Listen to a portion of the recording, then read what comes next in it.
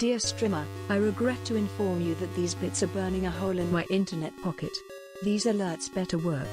I was promised if they don't, you will be hearing from my Rob lawyers. PPPPPPPPPP. Good morning.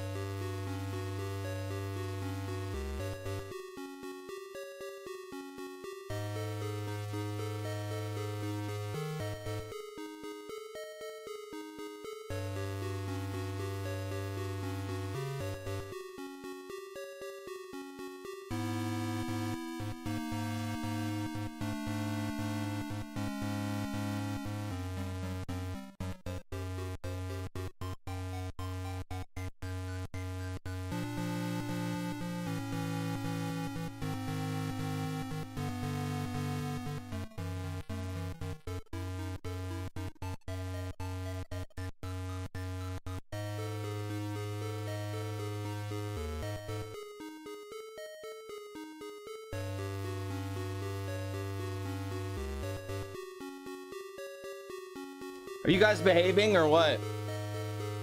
You guys better be. What Zelda song is this? Ooh, Oracle of Seasons. Oracle of Ages. Oh shit. Is this Outset Island? How you guys doing? Jungle Warfares, welcome back. The 12 months. Haley, thank you for the 200 bits. The alerts are on, right? Am I late for the seminar? Nope, we're gonna finish part 2 today.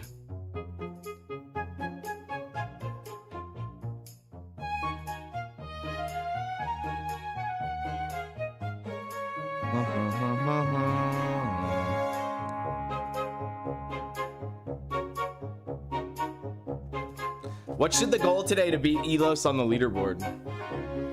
What should the goal be? Bitch gets naked and skinny dips.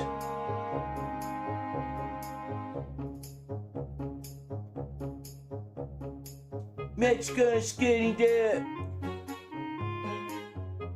When you gotta go, you gotta go. I don't know if they're on. Let's check. Here's my grocery list. Crescent rolls, white claws, coaxial cable, chuck roast, free Rob haulers, Sprite, box wine percent, frozen. Oh, you figured it out, huh? That's good, Haley.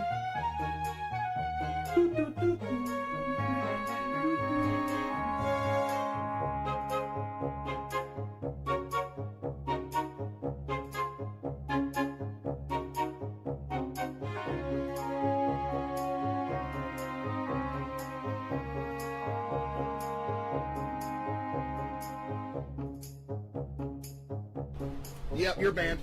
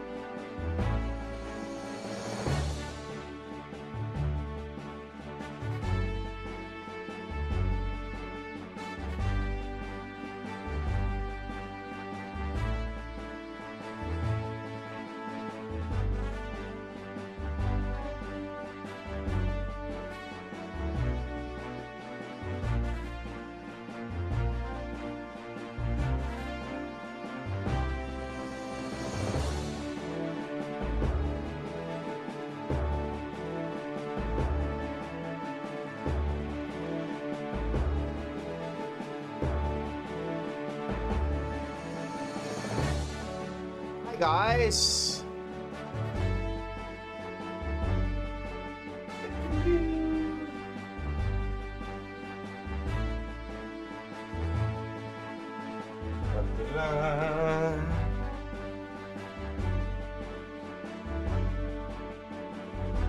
What are you guys scattering from?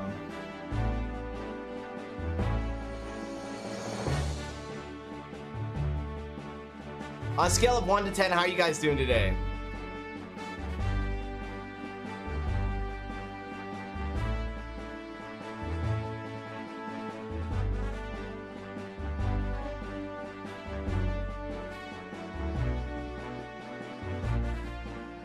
What music is this? This is Wind Waker. This is like Hyrule. This is like their Hyrule music. Hi Natsuke, how's it going? You guys ready to finish the seminar today? I am very ready to finish the seminar today. That was a lot of talking yesterday, and I'm about to do more talking today.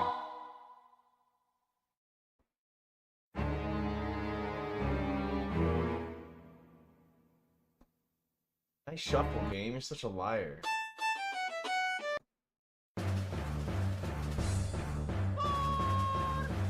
Hey Mitch, how's it going?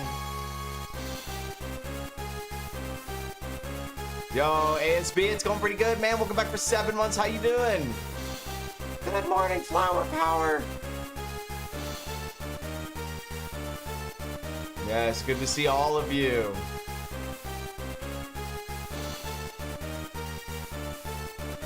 We cannot start. We cannot start the seminar if the hype train's going. So we let the hype train die. 0 hype trains.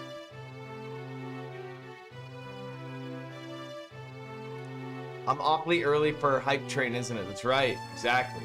Nice. It just died. What's up, Shiru? Shadow, what's up? For the Union. For the Is Union. there a hype train? Close. It almost started it.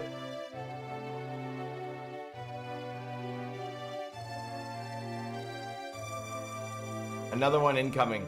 Well, as long as the hype train doesn't last like 40 minutes, so we're not sitting here like a bunch of idiots.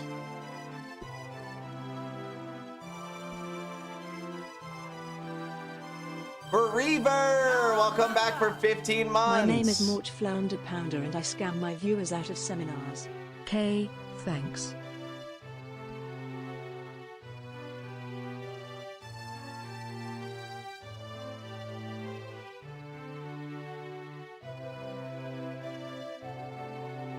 There you go.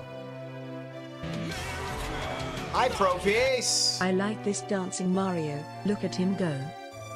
Look at the dancing Mario. Mitch, I practiced the pipe rubbing last night. Like in 1-1? Don't worry, Adam, I'm an idiot too. It's all about the pipe rubbing.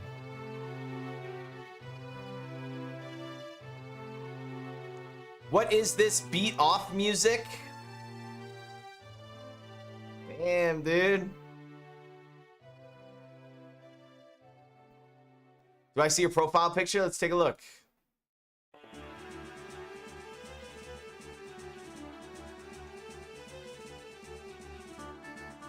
Guys, don't forget there's a prediction.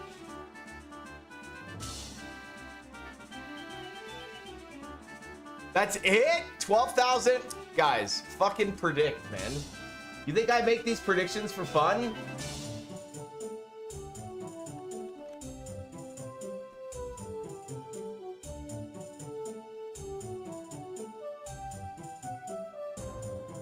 Try again, guys. Come on.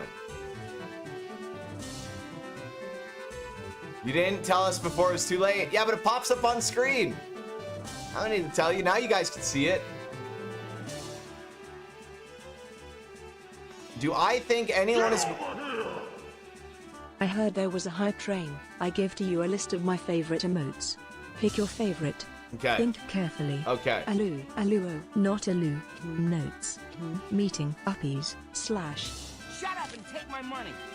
https:// I mean, I'd have to go with the Aloo there. twitch.tv/text equals bongo I'd have to go with the 20 Aloo there. peepo bongo percent 20 free rub haulers percent 20 peepo bongo percent 20 bongo percent.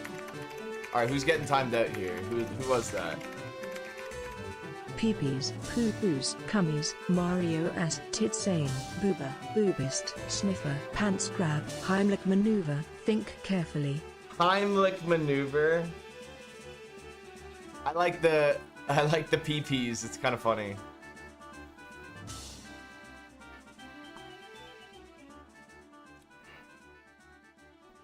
Baby prediction, baby points used. Yeah, get some balls, guys.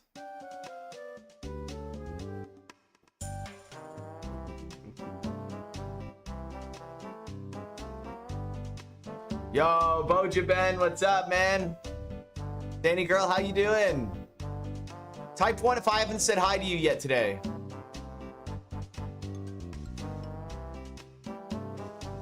No one stands against the Shredder. Akiyashi Yuki, 16 what up? months already?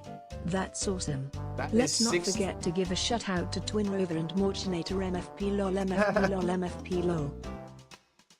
I get Twin Rover, but why Morchinator? Yo, thank you for the 16 months. Welcome back. Doing good today. Enjoyed learning some tips yesterday. Thanks for that. Don't worry, we're gonna finish off Worlds 4 through 8 today. We're gonna get it done. And then I'll finally have a full 100% tutorial / seminar / everything you need to know about 100% on YouTube. And it's gonna be great. It'll be one of the best 100% tutorials you can find out there. Is Cum Chest a mod? I don't think so. Yo, how were the games yesterday, Grumpy Dad? Did you have fun? You've never actually beat SMB 1, 2, or 3? Well, not beating 1 and 2 is fine, but you gotta beat 3. Oh shit, the predictor's in shambles. Predictor's in shambles. Oh shit, Shit, the dad brought it back with Bereaver. Yo, thank you very much. Why is that red coin over Coin's my the red face? Nice try, Force Kitty. No one stands Nice try. against the Yo, Shredder. Natsuke with Good the morning, 5. Orchard Chat MFP High. Will the hype train make it to level 4? Does this count right here? Yo, Natsuke with the 5. Is this level 4?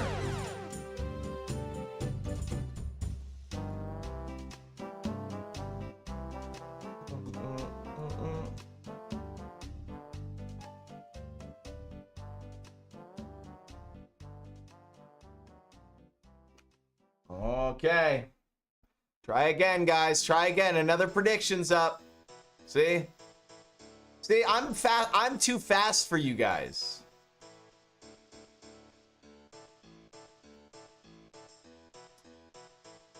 Yours didn't go off? Oh, I know why.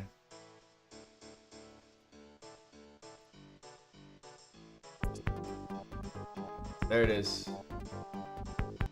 My sub can drink. Now yours would go off, Force Kitty. This chat page actually doesn't have sound alerts on it, but they're here now. I forgot to add it a while ago. Yo, Distant Plays, welcome back for 21 months with the Prime. Thank you.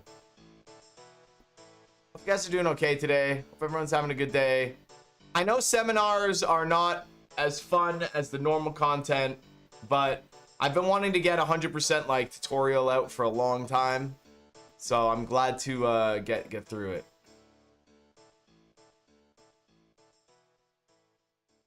Seminars are so fucking awesome. I'm glad you like, yeah. Insider Trading says, wait till the hype train is over to use your bits and subs or else. Insider Trading says we're not gonna hit level 7. Or we are. You want out, eat?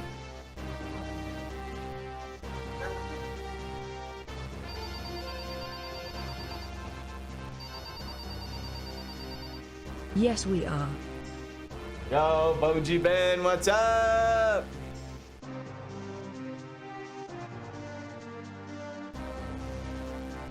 Bro, flood and earthquakes? That's disgusting. I can't start the seminar until the hype train's over. That's why I'm sitting here. I'm waiting.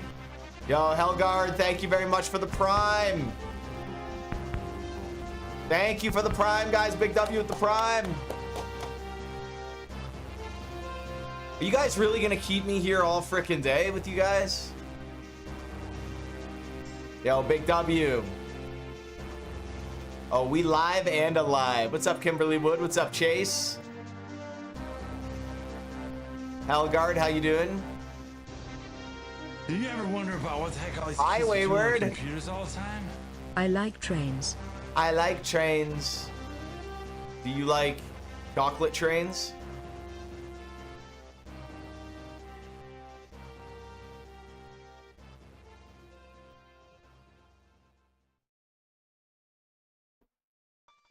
You missed Shay that does reset? No, I didn't. I called out Shay. Shay was the one who brought the hype train past level 3. Yeah, 7 months right here. I saw Shay.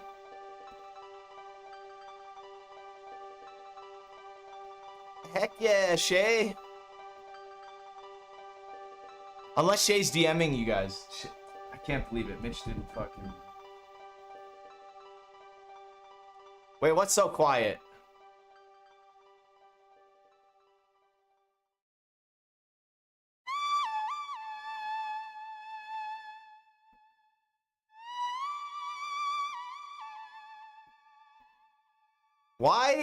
Why is it alerting bongo? Yeah, I will allow your bongo. Do I have to allow the multiple bongos?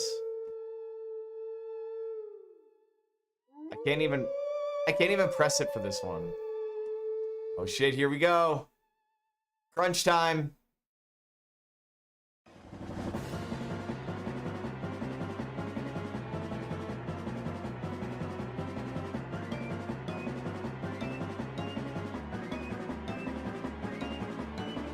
This fucking guy. This fucking guy right here.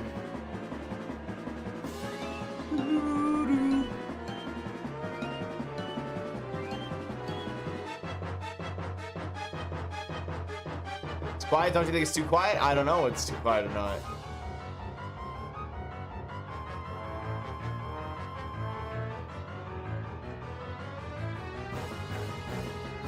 Still saw it. Well done. Very nice. Wait, why scam? Because I didn't let the ASCII go?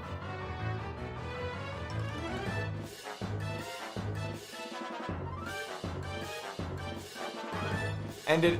Oh shit, the hype train ended. Yo, thank you guys for the hype train. Will we hit level 7? The answer is no. No, we will not hit level 7. The ASCII?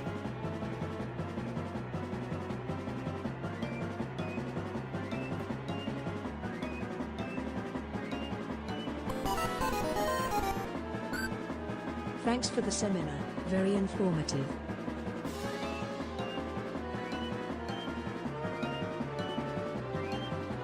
Whoa! Kimberly Wood with the $10 super chat. Thank you very much, Kimberly. Really appreciate that. We have the second part of the seminar that we're going to be able to finish today, which is going to be good. I'm very excited for that.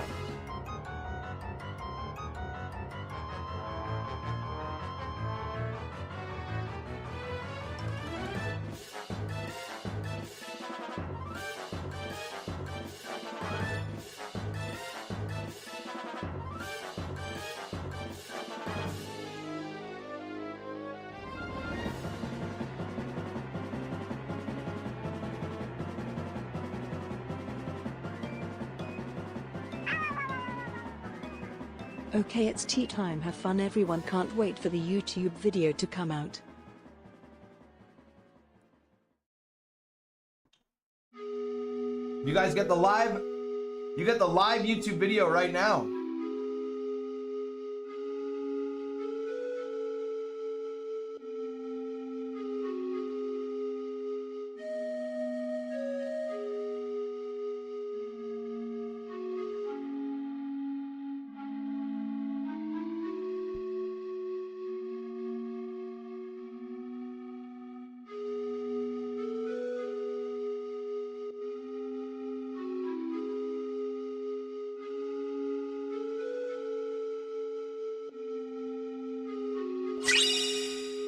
Is this a seminar on how to eat on stream?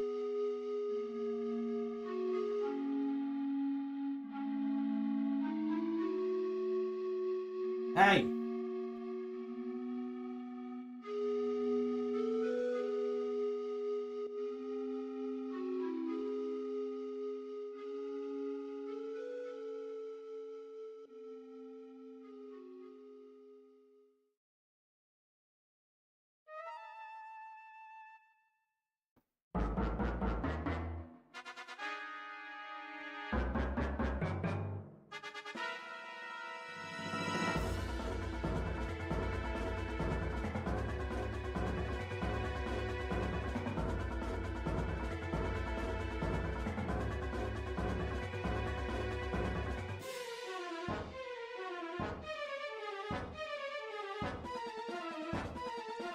Yo, Spectre, thank you. Grumpy Dad, thank you for the 1,200 bits, man. That's very nice of you.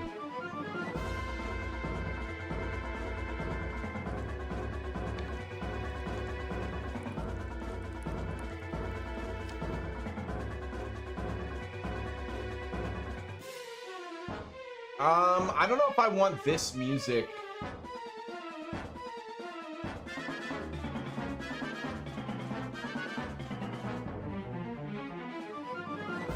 Maybe I should just go back to the Mario playlist.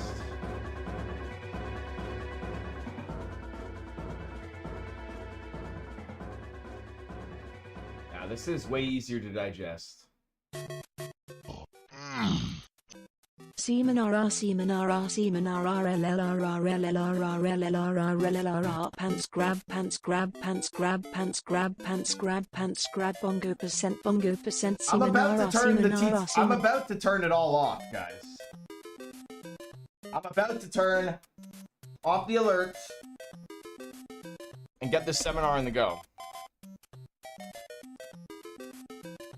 That's not scamming, Bereaver. You guys were. This is a Wendy's restaurant. No, you guys are I'm scamming about to me. turn it off. Good.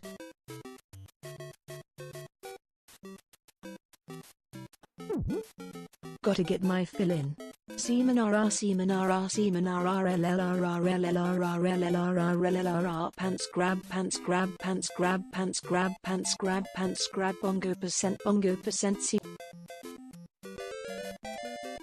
55 months, let's go. Best of luck on runs today, MFP love. No runs today. You're ugly, you're disgusting, I'm gonna kill you, give me $200. Come on, folks, respect the Seminara LLR.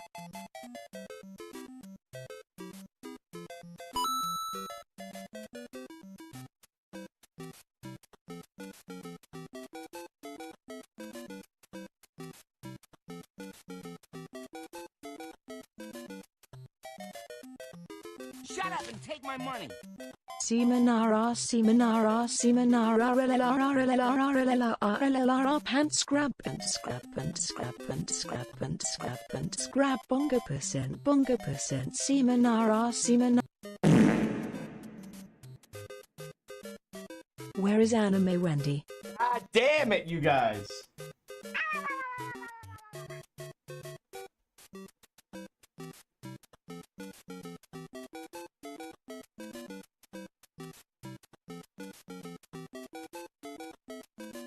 All right.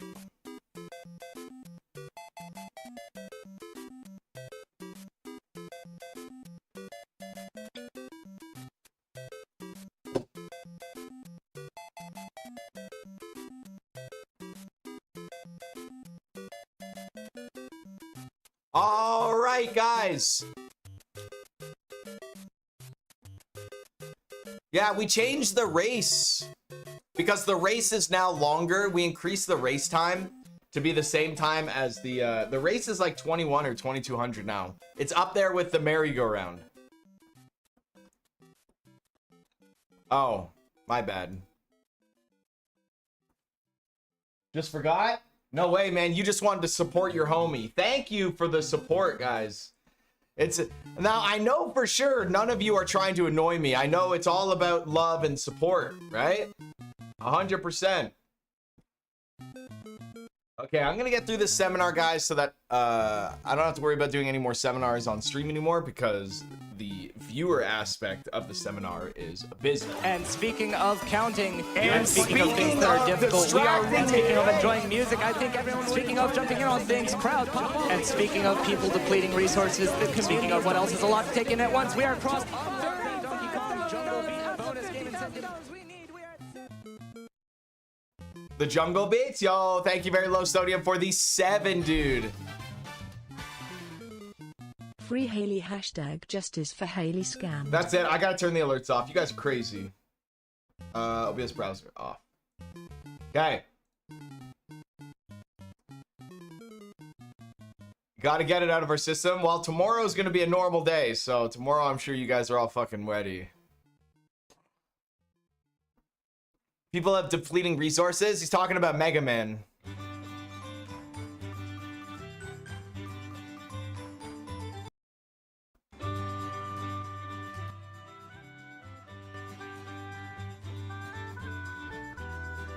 All right, guys. Well, welcome back to the second part of the Mario 300% tutorial.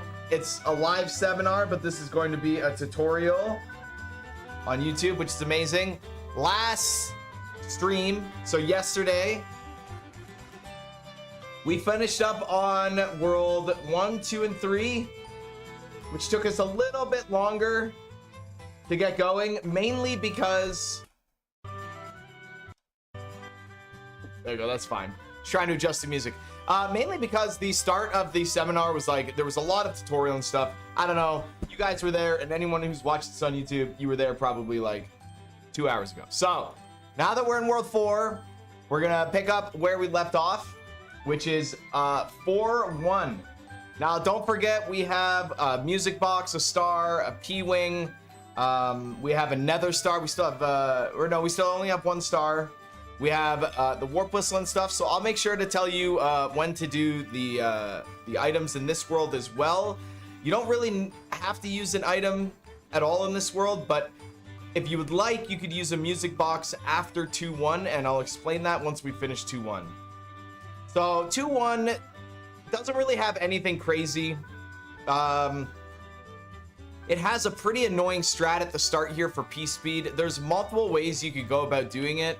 As you can see here, I grabbed the turtle shell, and you can, from a beginner standpoint, one of the things that I actually kept doing for a very long time in this game was grab this shell and use it on that turtle shell to get P-speed. Now, one of the main reasons why we have to do that is because for some reason, like, it's really hard to hit this Koopa with fireballs. It just so happens that it like ends up being really annoying. Like, he just jumps over them all the time. Let me see here. So grabbing the turtle shell will allow you to at least knock the 2 turtle shells together. But yeah, you just can't. Maybe if there was like a shoot turn back, there would be something there, like something like that. But no, whenever you spawn him, he does this jump first, and you really just can't hit him. So unfortunately, yeah, I mean, I really wish there was a way, but there's not. So grab the turtle shell at the start. It doesn't really matter what you do at the start here, as long as you avoid things. You grab the turtle shell, and then try not to land on this pipe when you run off. That can kind of like mess up your little P-speed here. Let me show you why. You grab this, if you like run off here, see how I built it too late. So you're gonna want to try to avoid landing on the pipe. Yeah, land right past the pipe. Boom, perfect, just like that. All right. Now there was 2 ways that I would go about this in the old days. Number 1 is like I would swim and then just go down here, and then you could just duck jump through here, and you can continue on with your path right there. Let me show you what that looks like there. I used to do that a lot. I mean, until like, you know, years ago. I haven't done it like this in a long time, but that right there is a way of doing it. It is a little bit harder, but it can be more effective if you use the shell strat, because the shell strat might not let you get up. You see how I just barely made it up this ledge? it might not be the best idea if you do this shell grab strat. Because depending on how you build your P-speed, like, I didn't even build it there. So, it can be a little weird, but I think it's fine overall. See, building it's a little late, and then now I gotta go down. So I would recommend probably staying lower, unless you got really good at the shell strat here, like turn back like that, and then you can get up very nicely. So if you're okay with a little bit of a turn back, I think it should be fine.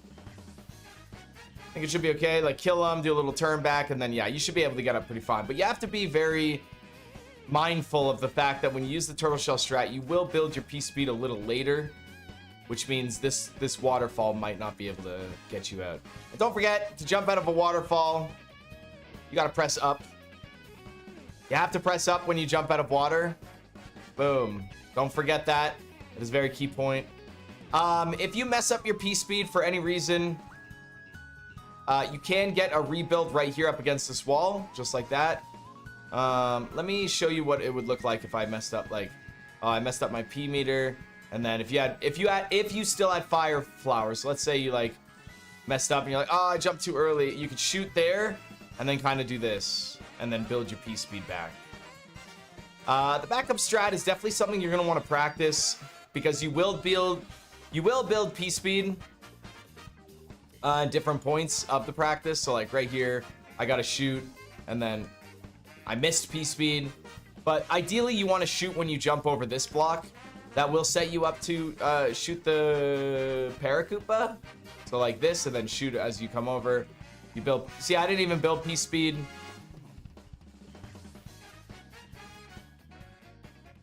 I don't know how I killed that guy, but yeah. So all in all, there's like a lot of little strategies here you can work on. You can practice up route, low route. I would say definitely get comfortable with it.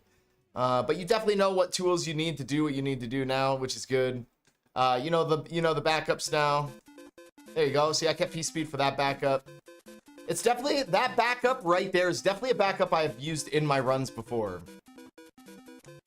I've definitely used that backup in my runs before. It's a very, very good backup in case you don't get P speed here. If you know you're not going to get P speed here, just jump over the Koopa. Just avoid it because you're not going to be able to shoot it. Everything in your brain is going to be telling you to shoot it because there's rarely a point in this game where you can't actually shoot an enemy. But yeah. So then there is the fast P-speed strategy, which works well. I've seen a lot of different runners do different things, but I'm going to show you what I do, and then I'll show you like one or two of the things that I see other runners do. Number one is that when you start the level, you're going to want to run forward, and you're going to want to do a full big jump to the second pipe. And this is going to be a little awkward because if you don't run enough, that's going to happen. You see how that... If I go like this and I land on this pipe, odds are it's probably going to mess up my P-speed. I'll give you an example. Like, I'll try and do it the way I normally do it, but without landing on that pipe. And then I jump, and then, yeah, see, I don't even make it there with P-speed. So just an example, like, again, trying to do this how I normally do it, but I missed my pipe jump. I just shouldn't go for it. I got P-speed barely, it just didn't work. It's pretty risky in runs. So ideally, you're gonna want to do a full big jump and land on that pipe right there. And what that's gonna do is you're gonna start your P meter here, and when you land, it's gonna continue, and you're gonna be able to go. This red turtle shell is a little bit of a tricky shot. Like if I shoot like a little too late or something, odds are I am gonna crash into him.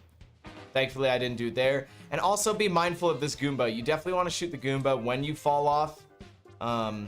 When you practice it, you'll notice the mistakes you're gonna make. Like there, I shot too late, and that shooting too late like messed up everything that I'm trying to do. So you want a full big jump, shoot early, and then you, like I said before, landing on this pipe is really bad when you do the grab shell. So in the faster strategy that I do, again, you want to tuck yourself as close to this. So you jump, shoot. Don't shoot too late, as I just did. That's a good example. Shoot. Big jump past the pipe, and you should be golden. That should be enough to get you. It will take a little bit of practice, and if you don't already do stuff like that, this one's going to be really hard to incorporate in your run because it doesn't save that much time over the turtle shell strat. it really just saves that little turn back that I just did there, and then I get P-speed a little bit later. So it's probably like a 40 frame. I'd probably say anywhere between 40 frames to a second time save, which is pretty good. But you're getting a little bit more of like the tricky dicky strats, especially in the tournaments and stuff like that. If you're not comfortable with something like this, I would just go with the shell grab strategy. I probably have done that in previous races and tournaments and stuff like that, but at least you have the option here to know that there's something else. Now, I'm not going to be able to do it properly because I don't have it practiced, but I've seen other runners like Maiba do like a turn back right there and then kind of side jump off. I'm not sure who developed it, and I'm sorry if other runners do it too. I've just recently seen Maiba do it, and I was doing that before too when I was trying to practice. It's essentially just the same method as like the P meter like manipulation, like where you do the turn back, like how I explained in 3-2, where you like do turn backs to like let the P meters timer, you know, tick down, stuff like that. So I think I've seen like something like that, and then they build it. You're gonna have to play with it yourself. There's a lot of different ways, but I have my way, and my way works for me. And then there is one other strategy that is incredibly, well, it's actually not that hard. I don't know if I can remember it. And turn back there. Oh, there we go. I got it right there. Okay, so I'm glad that's logged in. I'm glad that's logged there in this 100% tutorial. There's one other very fast strategy where every other strategy I showed you, the Koopa Shell and the fast strategy, gets P-speed right here.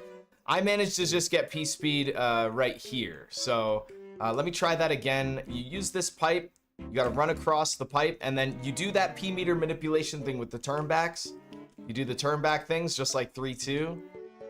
When you jump, you want to land right on the edge of this. You want to land as early as you can, and you're going to want to do a turn back shoot and then turn back off of this pipe as well. So it's going to be a double turn back here. See, I jumped. So that might not have worked because I jumped, I probably landed like right here on this pipe, or it may have worked. It depends all about like your subpixels, your momentum. There you go. So something like that.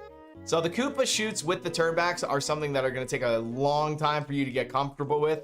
It's very hard. I don't really do this in runs right now. I was doing it for a while, but I stopped doing it because I kept messing up door 3. I was like adding too many tricks to my runs, so I was rarely here.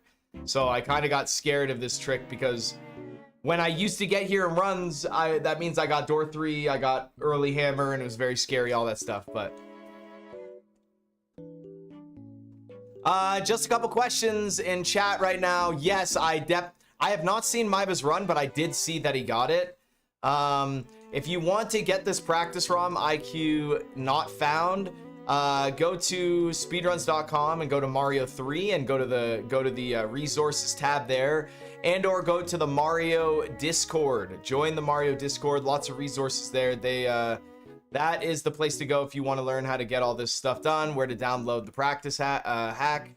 And you have to have a copy of Mario 3 to patch it, so you're gonna have to learn how to patch stuff. Not overly difficult, maybe annoying at first. I hated understanding patching and stuff whenever I was getting into this stuff, but not too hard. Any other questions? I don't see any questions. Okay, so back to it. So with that being said, that's essentially this level. I'm going to show you how one of the best ways to do this level I find is the most comfortable.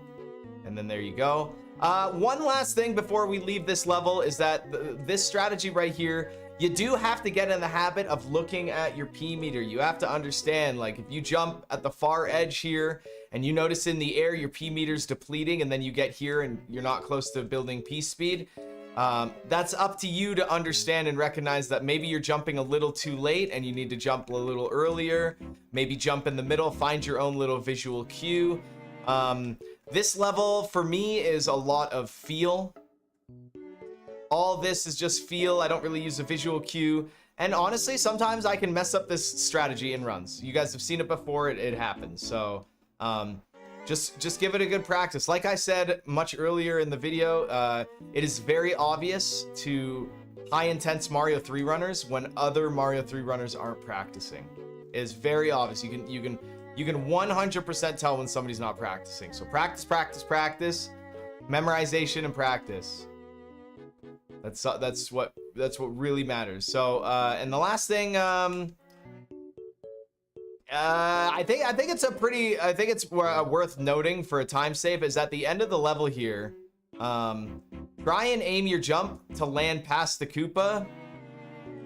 You want to land past the Koopa and into the pipe here, so you keep your P speed on the other side, and that can actually save you some good time. So let me go ahead and get this over with, and then we'll move on to the next level. Luckily, the next level's not that intense. Couple things for you guys to know, and then yeah, so you jump from here and land in the pipe. Now, because I landed past the Koopa but I didn't touch the ground, I get to keep my P speed on the other side. It's very awesome. All right, so in 100%, when you beat 4-1, if this Hammer Brother right here moves in between 3-3 or moves in between 4-3 and 4-2, so he's right here, you can music box before you fight, or sorry, you can music box before you do 4-2. So that when you beat 4-2, you go past the sleeping Hammer Brother, do 4-3, and then you can go back and fight him. I'm not actually sure if it's really all that much faster because the other Hammer Brothers are still moving on the map. You're not putting him to sleep to like eliminate the Hammer Brother movements. You're putting him to sleep so that he doesn't run away and come over here and get all mixed up with some bad bros over there. You don't want him to get mixed up with a bad crowd, right?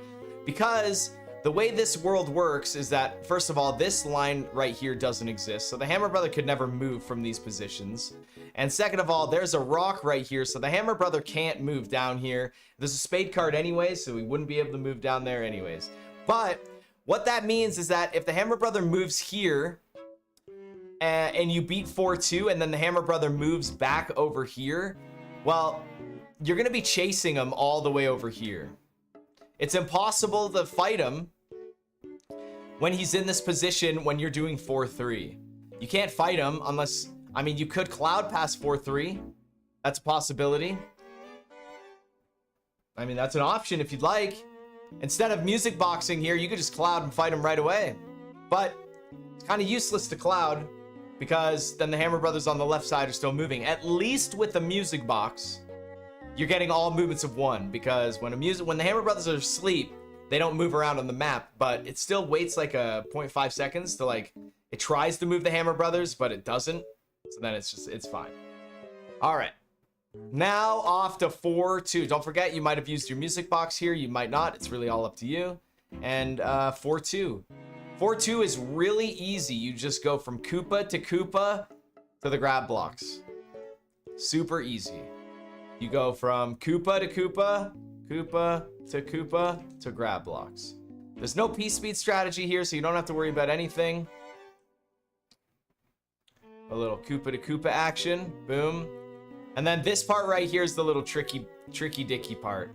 There's going to be a piranha plant right there, and then there's going to be a piranha plant right there. If I don't grab one of the grab blocks, right, and I shoot here, I can either jump over him like that and continue on, or I can just kind of jump and shoot him. So I could build P speed and then jump and shoot like that. But we don't really want to do that turn back. A turn back's not that fun. That is a good backup, especially if you miss the grab block. Like if you come here, you go to grab the grab block. Oh shoot, I missed it. Yeah, jump shoot, turn back, jump shoot, or you can jump behind him. Either one of those two things are fine. They're really kind of just like, they're kind of just like, they're like the same strategy. There's not a big difference.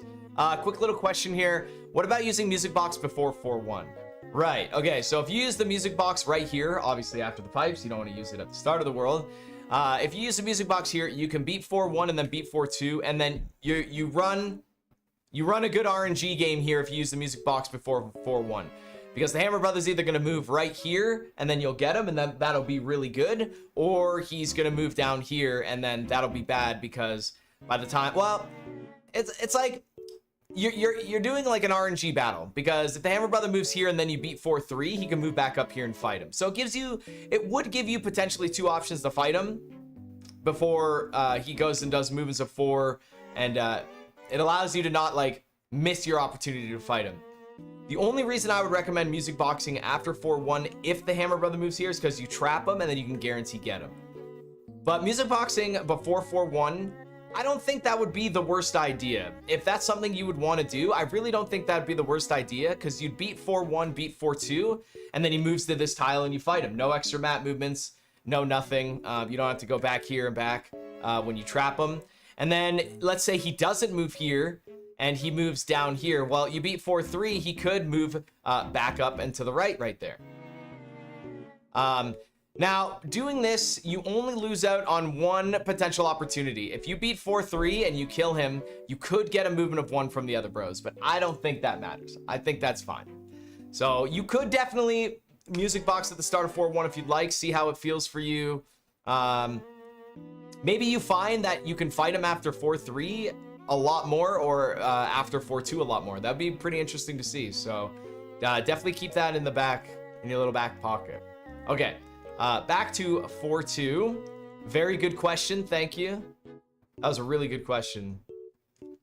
So we got our little piranha plants. You can jump past them. You can shoot them. However, you're going to want to grab the grab block here. The grab block is going to be easy because when you jump off of this second Koopa, I would recommend to try and work really hard to land as early on this block as you can. But like, not like this. You don't need to try so here, but I'd say something like this, so that when you run off, you actually grab this block. And if you don't grab that block, you have the opportunity to grab the other 2 blocks. See, you don't want to jump and then try and grab that block. That would just be silly. You don't want to try and grab the last block. You want to try and grab the first 2 blocks. So you jump, and then grab the block.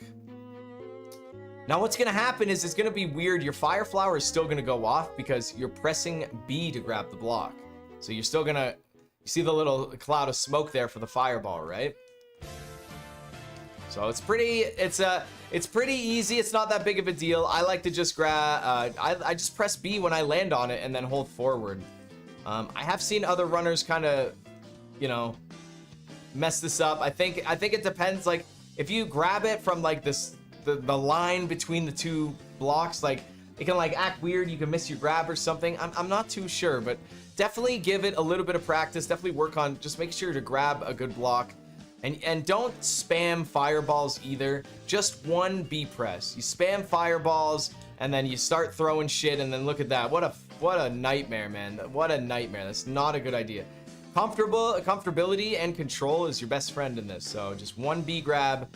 Be confident. Be comfortable. You can grab it. And then now, with that grab block, you might be wondering, well, I don't want to use it on this because then I still got to do the turn back. There is a little trick that we do in speedrun land, and that is called despawning. And what's going to happen is that when you land on this second Koopa, you're going to press B and A at the same time. And by doing that, you're going to kill this second Koopa right there. And by doing that, you're going to create a little bit of lag, and you're going to despawn that piranha plant. Okay? Now let me show you. A lot of people think we do it for fun, just like, oh, you killed him, it's so silly. No, it actually serves a purpose. You kill the hammer, you kill the red Koopa, boom, to despawn him, and then now look.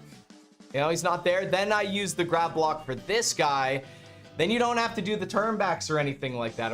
It really works out perfectly. It's very optimized level. Grab your grab block, and then boom, and then go ahead. Bob's your uncle. Okay. One other thing too is that you can see you got a cheeky little fish right there by the question block. Right here. You see this fish here? If you jump too close to here and potentially like on the question block, that fish is going to pop you up and you're going to build P speed later. So just be cautious of the kind of jump that you do past that question block. Let me show you. Okay. Luckily he didn't jump. It is going to be random at times. So you're gonna be like, that never happens to me, Mitch. It's fine. Well, maybe it doesn't, but until it does, you're gonna be like shit, and you're gonna lose time for no reason. It'll be a waste, like a useless time loss. It'll be silly. See, I almost landed on him there. But just keep an eye out for that. As far as visual cues, the only thing I can give you is the one visual cue that I like to use. Oh, it just happened, and then I built P speed. So you jump up here, right? You jump over this and you go under, and then you go up through here. You can duck jump here. I would recommend a duck jump here just to be safe. Duck jump will either lose you 1 or 2 frames depending on how much you duck to lose your speed, or if you just frame perfect duck jump, you don't have to worry about it. Everything's fine. But I duck jump because I have definitely hit my head here like that and then ran into this, and I'm just sitting here like an idiot. Just be cautious of that. But I'm pretty sure my visual cue is, of course, the lines in this block. Of course, this little crack right here will be your best friend as well. I use that for a full big jump, a security blanket jump. Okay, I go over, under, and then boom. Lands you right on the cloud. Full big jump from the cloud, you go right into the pipe. Now, if you mess up anywhere in the level, like let's take an example. Let's say I'm like, oh, I'm scared, I'm slow, I'm scared. Now that I've gone slow and scared, my jumps aren't gonna line up as well as they used to. Boom, I didn't even make it there, all right? So if you're not, if you're copying a lot of my jumps and you're like not making the cycles are off, it's not because my jumps are failing you or my visual cues are. It's because you might be doing extra turnbacks here and there. The level is not going to be free for you if you start going slow. So keep in mind the cycle, because the level's going up and down the whole time. It works on a timer, obviously. So clearly all the strats that I do are based on if I'm potentially holding forward the whole time. It works out great. Boom. Awesome. That level's done. Sweet. Then the Hammer Brothers asleep, and then we go to 2-3. 2-3 is a level that I can't help you with. This level is all execution, memorization, and skill. That's it. I mean, I could show you some of my visual cues. Number 1, jump over this guy. You want to run forward, you want to jump over him or jump under him. That's going to come with practice. You're going to want to go into the side pipe. You can go up here like this to the clouds and then go in there, as long as you don't touch the ground. And see how I keep my P speed? As long as you don't run along the pipe. Let me show you what happens if I were to run along the pipe, like using this strategy. I don't know if I ran along the pipe. No, I didn't. I need to be bad at this game to do this. There you go. So I ran on the pipe there, and now I don't have P speed. I did rebuild it, but I don't want to take that chance. I never want to take that chance. So you could go to the second pipe if you wanted. It is a time waste. Obviously, it's a time waste from entering the pipe from here to entering the pipe from here. That's obviously a time waste because I'm spending more time getting into the same place. So I would recommend practicing. Sometimes this guy jumps and then just jump over this guy. That guy, it'll be easier to enter this pipe. It'll be easier to enter this pipe right there if you actually shoot the guy. I don't know why. It's like more comfortable. You shoot him, you don't land on him, and then yeah. So make sure to try and actually like hit the pipe and go in the pipe before touching the ground. That way, just like that. That way you preserve your P speed. See how I still have it. I have to make sure that I jump because I'm coming from a dead stop. And that's why when we come down this pipe, you see us, you see most runners, they'll land and then they'll jump. It just preserves your P speed a little bit better. I'm gonna try and create another save state here. See if this guy like doesn't jump or something. Maybe he just always jumps. I don't know. I can't remember. But I feel like sometimes either way, you build P speed fast enough to do both things. Very easy to react to him. Very easy to react. He jumps like right away. And then you just go in the pipe. So I'm going to create a save state here. So if I hold forward here, I might get P speed back. You see that? See, I'm not jumping or anything. I'm just holding forward. I get P speed back. But if you get some weird shit going on with Mario 3, sometimes you'll hold forward and you like won't build your P speed back. What if your controller drops an input? Blah, blah, blah. I don't know. I think it's definitely happened before. So I like to just jump at the pipe and then build it. Okay. Okay, so build P speed. So you can do this, and then I jump on this far right beetle. I just do a small jump on the flat ground here, and then it goes me up to the coins. And then I think you can do a full big jump from the coins. I think you should be fine. I think, let me see. Yeah, full big jump. And then I like to do a small jump at the edge of these brown blocks. You can literally do whatever you want. Right here, you can even jump and hit your head on the ceiling and then bounce back down on them. You're gonna have to play with it yourself. Not everyone is gonna be as good as small jumps as I am. And I like the small jump here because I like to do swag fireball shot. And I'll show you what I mean. But you can essentially probably just, you can jump anywhere you want. And by showing you that, because I never jump anywhere I want, I always jump in the same place, I'll show you that, like, yeah, look, I'll jump right here. Look, oh, okay, I made it. You know what I mean? Like, do whatever you want. Like, I don't care, right? That doesn't matter. But I like to jump on the edge because I like to do a double fireball shot right here. Right there, because I find that to be fun. One shot is going to hit the question block, and then the other shot is going to miss it. And that's my, like, little swag shot. With the volume on, you can, like, actually hear, like, you can hear, ooh, hello. You can do that, too, if you wanted. Look at that. Run right off. Look at that. Whee! See that? Yeah, you see? So you see how my swag shot works? I love doing those swag shots. One fireball is going to hit the question block and bounce up, and the other fireball is going to go past it. And it creates like a cool little bouncing effect. I don't know why I'm showing you this. It's not important. But anyways, so I like the side jump. I like the side jump off this guy. And then I like this medium jump over this guy. You can try and utilize hills as much as you want. Gotta watch out. No big deal. Just small jump, side jump, medium jump. Sometimes you hit that Koopa, but watch out for that. I'm sure there's a better way to avoid it. I'm just used to what I've been used to for a long time. Be very conscious of this guy, this Spiny. If you jump too early to get over that Koopa, you will hit the Spiny just like this. See that? I tried to jump way too early. I hit the Spiny. So try and run down the hill just a little bit. There you go. So I used to, a very long time ago, I used to side jump. I used to double side jump both the beetles like this. Not a good idea. I finally got out of that bad habit. That was like my 2012 bad habit. So very long time ago. And I finally got out of it. It's just something that I developed a long time ago, and it just was not beneficial. What you want to do is you want to bonk your head on this ceiling. Bonk your head on this ceiling when you get here, and it'll just line you up so beautifully. Look, bonk your head, boom, boom. Okay? Bonk your head on that ceiling, boom, boom. You'll get it, no, boom, boom. Bonk your head on the ceiling, boom, boom. Nice. Little head bonk, boom, boom. Very easy. Now, this Spiny is a little bitch. You see what I do is I normally duck jump past them. You run two risks. Number one, you duck jump up into him, you take damage. That's very bad in World 4. Not many fire flowers in World 4.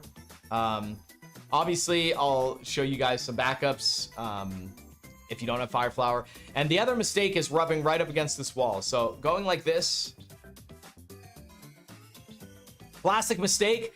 I have no idea why I didn't take damage there. I have no answer for that. Apparently, I didn't take damage. Okay, I mean, maybe it's the practice ROM. I have no clue. I highly doubt you would avoid damage there. There we go. So if you do, by accident, take damage there, okay? If you do take damage like this, you can just run forward and get your P speed back. I would recommend doing a duck jump out of that little pocket there, because that little block there is kind of a nightmare. Okay. So bounce. You could turn back and then do something here. I've seen Maiba and other runners actually like do that.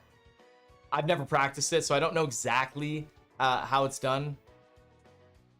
There you go. I think it's something like that. I think he does a jump, turn back, shoot. And I bet you the reason he does this is because he got hit so many times. He got hit so many times doing this. He probably did that so many times where he got fed up and he's like, I'm creating my own strat. So yeah, you can do that. You can do it. You could just look. It looked like you could just do a turn back and not even shoot him. Look at that. There you go. So you could just do that if you wanted.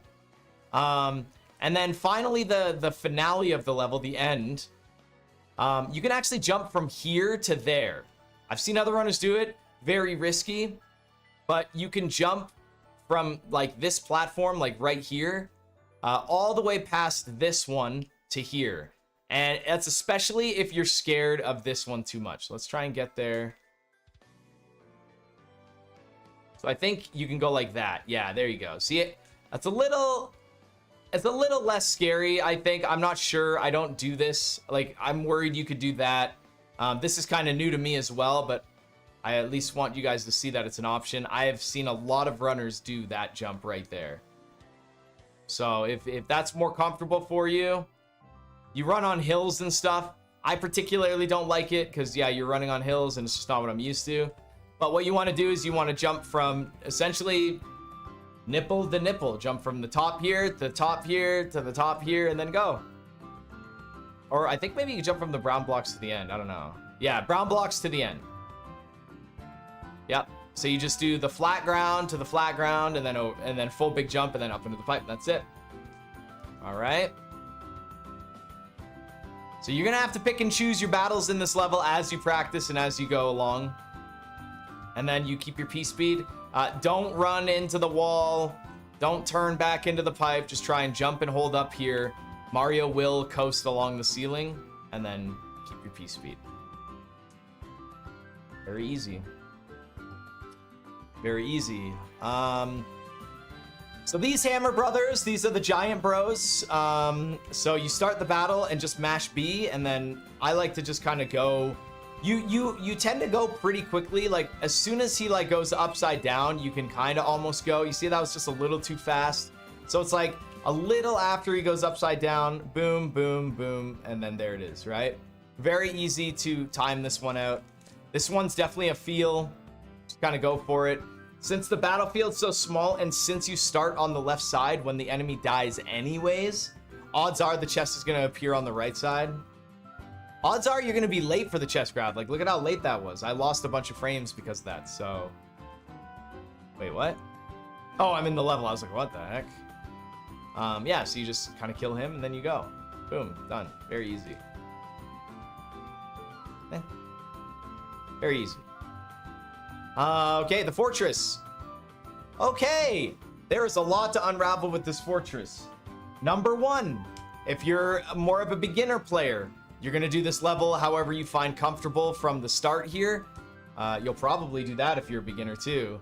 But for most beginners, you just P speed, drop down, P speed jump, and then go into the pipe here. Go into the pipe, you come down here, you got nothing to grab. There is a fire flower. I think there's a fire flower backup grab here. Yes, okay, so if you lose fire flower, you're very nervous. There is a fire flower back up there. You jump up and the level's essentially over. Now, to give you guys an idea, a lot of people are like, you know, how much time does that save? Let me show you what that, I don't know how to do the basement part fully optimized, but I will give it my best shot. Okay. We'll go down here. That was pretty optimized, and I got P. Yeah, you're not gonna really do it much better than that. And I kept P speed. Okay, let's see how long this is. Okay, that's good. So we'll see how long this level is. I've never actually timed that, and I think that was pretty close to as good as it was gonna get. About 29 seconds. So let's compare that to like top tier strats. 29 seconds, 6 frames, so 29 seconds. Yeah.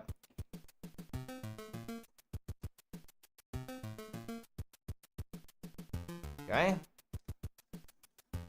No, come on, man. I missed a fireball there. All right, let's try it again. This is all about how practice works, guys. It's all how practice does it. Very nice. Pretty much did that the same way. There we go. Okay. So 29 seconds versus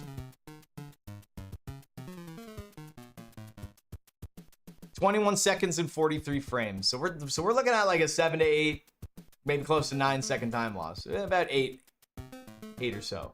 That's a lot of time loss. That's a lot of time loss. So, I mean, now let's look at this though. Let's look at this. Let's say you're playing a little bit above your league, trying to play with the big wigs, right? So let's say you're not as good. Let's say you should be taking the bottom route and you end up taking this path. Now watch this. Oh, shit. Oh, no, shit. Oh, I gotta wait. Oh, man, come on. I gotta wait for him. Oh, come back here. Go, and then... Oh, no, I got damaged too. Man, I should have taken the basement. Shoot, I should have taken the basement. Well, that is exactly what's gonna happen if you're not prepared for the upper path. Look at that, 33 seconds. So, if you're gonna play out of your league, you're gonna actually lose a lot more time by making just a couple subtle mistakes. But I took the top path, right? So, be smart with like what your abilities are. So, you can save a lot of time. Now that we got the two routes out of the way, one's clearly faster than the other, and now you're kind of figuring out which route you're gonna want to take. If you don't use a star on the Boomerang Bro in World 2, you can actually use one of your stars in this level. And what's really good about this is that if you do the P-Speed strats with a star in this level, which it's totally... Using a star in this level was normal in the world record speedrun attempts until, you know, like... It was until like 6 or 7 years ago. But this game has had a speedrunning life since 2010, so for a long time, using a star here was normal. So definitely use a star here, especially in a race or a tournament. Very good idea to use a star here. And if you go fast enough, what's good is that you can actually kill that thwomp right there. Don't jump out of that pocket there. The idea of showing you this is to show that the fire guy right here, this fire guy won't be able to hit you, and you can jump up into this thwomp, and the thwomp won't be able to hit you. That is honestly the benefit of using a star here. I would recommend using a star. And then there you go. I'm not really giving the best examples because I have to like teeter on the side of doing this slow. There you go. There you go. Okay, so step number 1. You saw that I jumped a little too early right here, and I managed to get rid of this. So that was good. So use the star in case you don't execute this little one-tile jump perfectly, and it killed that guy. So you didn't lose your fire flower, which is really good. I'm glad I was able to show that. That shows that it's like good. And then I want to try and jump early into the thwomp here to show you have enough time. It's going to be a little hard here. Oh, shoot. Oh, shoot. Well, either way. Either way. I'd use the star here. Trust me, it's going to help you. Okay, so one of the cool things is that if you use a star here, there is a very advanced strategy up here with the, right there. With the, what do you call this? Like the little lantern, the flame or whatever. Using the flame, you don't have to do a turn back down in this hole like that, because normally when you run, you have to do a turn back here because you can't just hold forward, right? If you hold forward in that section, you're just gonna, oh, awesome, that's where I want to be, right? No, you need to do a little turn back here. So if you do use the star, there is actually a really funny strategy where you can like do a duck jump and then duck jump and then go all the way down. It will save you time, actually. It's kind of... I don't do this because I don't have a star here, but there is a little jump down there. I'm not going to go into too much detail, but you could definitely play with it yourself. Now, here's the last part. There is a section here at the end that is very annoying and very difficult, and that is the duck jump that I was showing you guys. So right here, this whole section right here is incredibly difficult. Number 1, you don't want to be Big Mario when you go up. It's much better to duck jump like that up into the pocket. And my personal recommendation is hold duck jump throughout this entire area. So hold duck jump here, here, here. Never let go of duck jump.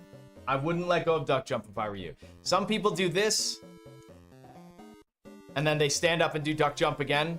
I wouldn't do that if I were you, because you could do that right there. If I was holding duck, this wouldn't have happened. Oh, dude, we did like 100 tunnels yesterday, Wampy. Yes. This is part 2 of the Mario 300% tutorial. I'm doing seminars. We got from World 1 to 3 yesterday, and now we're in World 4, and we're gonna try and finish it today. Yes, I would get into the art of constantly holding duck jump here the whole time. There, I let go of duck jump a little bit, but that wasn't really my fault. That was just like how the controller works. Sometimes you let go of duck for like 1 frame here, but it doesn't matter because the next frame was going to be a duck jump anyways because I was holding duck. You see how that works? So the issue with this section that makes it very hard is that if you duck jump and bonk your head too early on the left side of this block, you're gonna either A, you're gonna hit your feet when you come down, or B, you're gonna hit the fire guy. So let me show you what happens. You see that? I bonked too much on the left side of this block. You wanna jump into the right side of the block. See how I'm jumping into the right side of the block now that I miss it? See, I'm jumping into the right side of the block, which is scary because if you jump too much to the right, you're gonna actually jump out of the hole and it's gonna be a disaster. Like that. That sucks because you're already full sending, right? So it's like,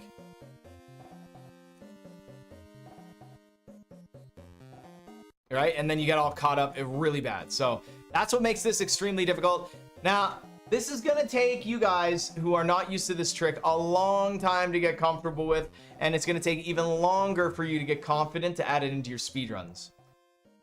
Okay? All right. Now, luckily, there's some good tricks here. I have a really good strategy here that no one uses, not even myself, because I don't care to use it. I'm very comfortable with what I do. But what you can do is you can duck jump. You can duck jump into this 1 tile gap, hold down, and then hard press forward. That will actually slide you past the fire without having to do the jump strategy. So let me show you. I'm not gonna jump. See that? You see that? And I think more runners are gonna be prone to using this in the future. But I don't jump, just hold down and then hard press forward and you'll actually slide past everything. And let me show you again. See that? Make sure to press forward once you come out of the 1 tile gap.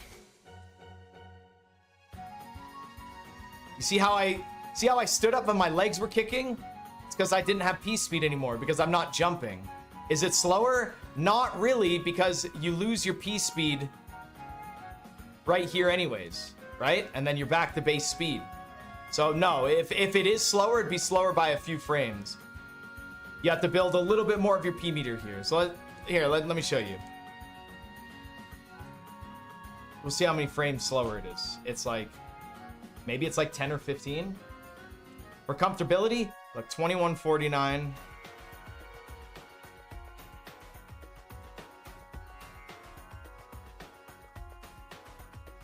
That was actually really good though. What I just did was really good. Would I get 2149 or something? Look at that.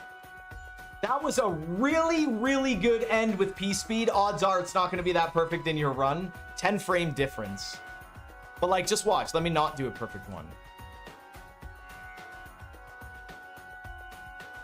Look at that. You see, you do something like that. But I mean, you could do that the other way too. Let me make it more comparable. Something like that's pretty good.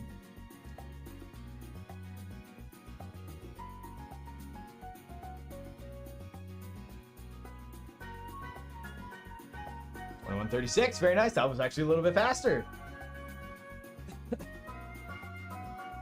Very nice. So I'd say it's still worth it.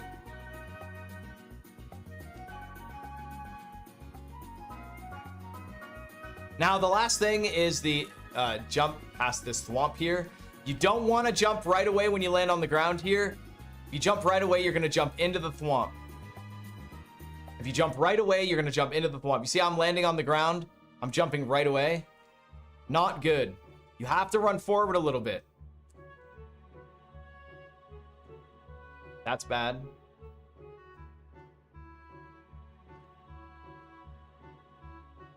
Hold on. I think if you have a star, you can actually do the jump out strat like that. But if you bonk your head like that, that'll be really bad. All right. That's essentially it with this level. I'm not going to go into too much detail because this section right here, overly complicated. This is going to get you everything you need to know for this level. There's only one last section, and that's like the thwomp part here with the skip. And obviously, there's two strategies. One, you can jump past the thwomp and go. I would not recommend it, but I will try and show you what it does look like here. Let me not be bad here. There you go, just like that. Now that's on video, so if you do want to learn that, make sure to pause it, frame advance, slow it down so you can watch how I do it like that. If not, you just need to spawn the thwomp and just kind of wait for him and then go up in that little crease. You be very cautious of that little crease there. Be very cautious. You bonk your head, you're fucked. But there's a lot of room here. It's not as tight. You might even see Mario's body in the thwomp. Like, look. Mario's body can be in the thwomp a little bit. See how I'm touching the thwomp? See that? So there is a little bit of room there.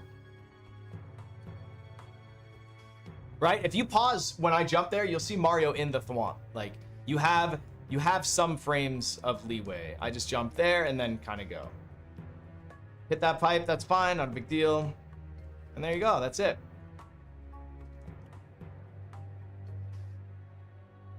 Very easy.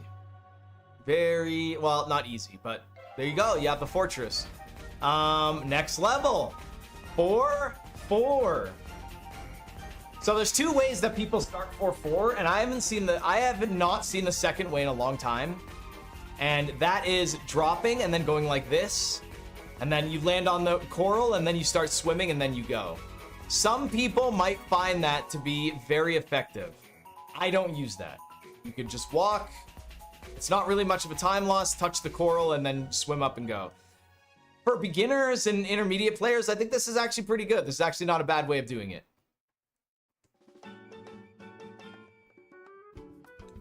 It's really not that bad. Just give it a little walk. And then go. It's not faster, not really slower. Maybe it is slower. I'm not sure, though. I don't do it. What I do is as soon as you start the level, you jump out of the water, and then you just gotta kind of gauge it. You want to be out of the water for longer, which is why I don't like this strat. The Lakitu is responsive to your movement, and if your movement is slow in the water, he's gonna be slow to react to you as well, right? Makes sense. So I would say, boom, jump out of the water, start swimming up the top, wait for him to get close, and then jump. If you do it that way that I just showed you, you enter a world of inconsistencies. And that's just the harsh reality of doing this level. Not much you can do about it, but you're never gonna do the exact same jump onto this ledge, ever. It'll never be the exact same. You're gonna swim differently, you're gonna jump differently, you're gonna jump at a different frame. You just gotta kind of go. Once you get comfortable, it'll start to become easier. But this is one of the bigger levels that are a little bit harder to master. This is a big tricky dicky level that not many people like. I don't particularly like this level. It's got some hard things behind it. So it's about a medium jump from the Lakitu. To get your P speed, it is very precise. I think the furthest you can land on the ledge is maybe right there. Right there or right there. I think you could still get your P speed if you land on the ledge. If you're landing right here, you're not getting P speed. Anywhere from here to the right, you're not getting P speed at all. It's just ain't gonna happen. Bro, what is this Lakitu right now? So yeah, make sure you always want to land in this little general area to get P speed. The further to the right you land to get P speed, the further to the right you're gonna have to push it. Right? This P speed's not free, and it takes a lot of work to make sure you get P speed no matter what jump you do. No matter what jump you do, you're gonna have to get P speed. When you look at my feet, you're gonna see that, like, look, I'm even gonna swim further here. See, changed how the jump was. That really sucks. You really don't want to mess it. I personally prioritize getting up there more than I prioritize ensuring that I guarantee P speed. But whenever I'm up there, I always try and guarantee P speed, if that makes sense. Like, when I start this level, all I care about is making sure I get up there. That's all that matters. Please get up there. Please get up there. Now that I'm up there, okay. I'll do everything in my power to get P speed, and if I don't, I don't. If I do, I do. It's not a big deal. But getting up there is much faster than trying to get up there and missing. So like, oh, that sucks. Look at this. Oh my god. Oh my god. And now you go up top, you're like, oh, is there any Lakitu for me to jump off? I mean, maybe you could do this one, I guess. That's pretty good. Then you jump out of the waters, you kind of go, and then, yeah, you want to stay at the top. You want to stay at the top. There's always going to be a cheeky little, yeah, be cautious of the end there. All right. Now we'll get to the second part of this level. Oh, and by the way, there is a fire flower here. I don't recommend ever getting this fire flower. I don't think you guys have ever seen a Mario runner get this fire flower. I would not recommend it. Number one, if you're getting this fire flower, you probably haven't killed the Lakitu unless you go like that, which you just took damage, so that's kind of stupid. So odds are you're probably not going to kill him, which means he's going to be shooting shit all over the place. Thankfully, that was okay, but now you have to go back down here. Not worth it. You might as well just stomp kill the boom boom. It's just a 2-second time loss. You know what? There's not even a boom boom that you're going to stomp kill because there's a fire flower in the fortress. Don't ever get that fire flower. I don't want to hear any excuses. Don't ever get that fire flower. Okay? Boom, jump up top. All right, so when you're up top and when you get P-Speed... Oh, that was so annoying. I'm trying to save state up there, so it's...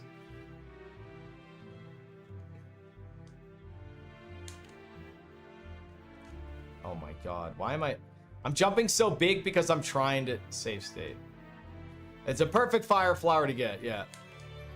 There we go, okay. Now I got P-Speed. So when you get P-Speed, just full big jump.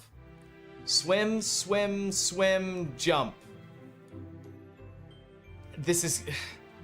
I did a full-on tutorial video with another Mario 3 speedrunner in the community, and I spent an hour and a half really digging deep in this level for him. But at the end of the day, a lot of it really comes down to a lot of feel. You're not going to land into the water every time in the same spot. You're not going to do every swim on the same frame. So this Lakitu is going to be in different positions. Ask any Mario 3 runner. It's just, this level is unfortunate that way. And it's mainly because the Lakitus are reactive to what you do. So it's going to be, he's going to be slower or faster at times. It's never going to be the same. So you get yourself comfortable with like a swim, swim, swim, jump. That's what I do. Swim, swim, double swim, jump. That's what I like a lot. That's my favorite. I do a swim, I go lower, double swim, jump. I love that strategy. That one's my favorite. Works really well. Swim, swim, double swim, jump. Works great. Jump out of water. So if you do that, you're going to want to swim, swim, double swim, jump. Then jump right out of the water onto the platform, onto like the brown block. You might have to be in the water for like a few extra frames just so you can like move forward. So like that. And then full big jump out of the water. And then right here, you're going to do that exact same super slide that I showed you in the fortress in World 3. Remember how, you know, half your body isn't submerged, you're not in water, but then whenever you duck, you are in water. So you're just going to want to run and press down. Just like the fortress. Go swim, swim, double swim, jump. And a swim, jump, full big jump, swim, jump, duck slide, swim, swim, swim, and then go. Now, if you're really fast, like how I just was, you don't ever have to worry about that last Lakitu snipe. You don't ever have to worry about that. However, if you're just a little too slow, let me show you. Swim, double swim. Let's say you do this, and then it's like... And then you're a little slow there. So let's see what that Lakitu Spiny does. Oh, look, he's right in my way. What a surprise, right? So if you're getting hit by the Lakitu, if the Lakitu's doing like really weird shots, remember, it all has to do with your speed. He's reactive to what you do. You go faster, he's going to do something different based on that. You go slower, he's going to do something different based on that. Swim, swim, double swim. I have myself set up to make sure that I try and do the same thing every time in this level so that I do not have to worry about it. If I get a bad super swim, it's possible that he does shoot, but I was ready for it. See, I knew that my super swim off of that ledge was slow, So I was ready for that Lakitu, the little Lakitu snipe. Really likes to snipe you. That was a little bit faster. I should be good again, but I'm gonna stay cautious. All right, let's say you don't get P-Speed. You don't get P-Speed. He's gonna be slower, but try and do the same thing. You're gonna have to gauge your jumps just like that, and then jump out of water, and then, yep. And then it becomes the same thing from here. He's gonna try and snipe you, all depends on how slow. Not getting P-Speed is very similar to the P-Speed. This jump is gonna be a little different. And because you're a little further back, you're gonna be further back from the swims here. You're gonna have to do like 2 or 3 extra jumps. And then everything else is gonna be the same at the end here. Lakitu might try and snipe you, he might hit you, might not. You're gonna have to work with that yourself and see what you get. Now, this pipe is another pipe that I've explained before, where if you full big jump, you can maximize your frames rather than getting P-Speed, but then doing a turn back anyways. Let me go ahead and show you. Like that. So you're gonna wanna like full big jump, just like that, and then you should be able to get a mushroom. I got a star because I'm bad. You gotta make sure you hold forward just a little bit. I'm not sure why it's giving me a star. It might be a practice ROM. It really shouldn't give you a star. It has to, I swear, it has to do with the practice ROM. It should not be giving you a star. I swear to God. There we go. We got a mushroom. I'm not sure why it's giving you a star. I don't want to hear it, guys. I don't want to hear it. I don't want to see it in the YouTube comments. Yeah, there we go. Should be giving you a mushroom, so we're good. Just like the other pipes. Nice star. Okay, that level's done. Very easy. Now, in the 100% route, what Hammer Brothers do I go for? You go for the Hammer Brothers that are the fastest to kill. So if this Hammer Brothers right here, obviously you kill it. But if there's a Hammer Brother right here and a Hammer Brother right here, that's tough. Hammer Brother right here versus Hammer Brother right here. I might panic and get this Hammer Brother because I know the other Hammer Brother is going to do movements of 1 after, right? If the Hammer Brother's here, he's going to move here or he's going to move here. If he moves here, after I beat level 5, I can actually just go up and Cloud 6 and grab him and then do 6. So this is going to be where these two Hammer Brothers are going to be really up to you. And it's almost, I don't want to say it's going to be different every time because sometimes it'll be the same as what it was before. But for the most part, it's going to be different. And you're going to have to get used to where the Hammer Brothers are. So a good example is that if you like, because you rotate the screen, right? You can't see them right here. If you rotate the screen and you see a Hammer Brother right here and right here, well, yeah, just go down, fight this guy. And then if he moves down to right there, fight him. And if he moves right there, just go up and fight him and then do the levels, right? Yeah, I'd say do the levels, okay? Now, one very easy level. This level is very easy. I like to jump here. And then I jump to the next block and then just do a turn back shoot. Find that turn back shoot to be very effective, just like that. And then just run off and land on the green Koopa. Like you literally just hold forward. And then when you land on him, just press jump. And then full big jump and then jump the question block. Very easy. Dude, it's so easy.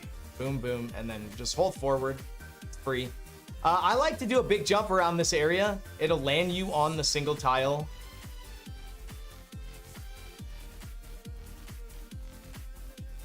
It'll land you on the single tile right here. There's nowhere really for you to jump. I'm not sure if you can make it onto the cloud, but I'll see if you can. No, I didn't. Full big jump couldn't land me anywhere, so I could only jump shorter. So yeah, give yourself a security blanket to land on that one tile. Whoops. Give yourself a little security blanket, land on that one tile. I'd say like the middle question block. Boom, yeah.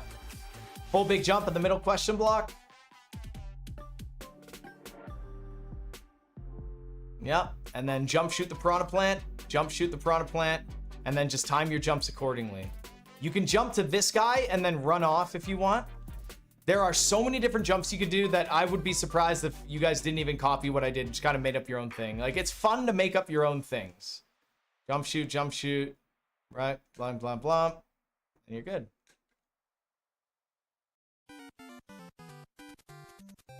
And because there's no P-speed with this strategy, there's really nothing you have to do.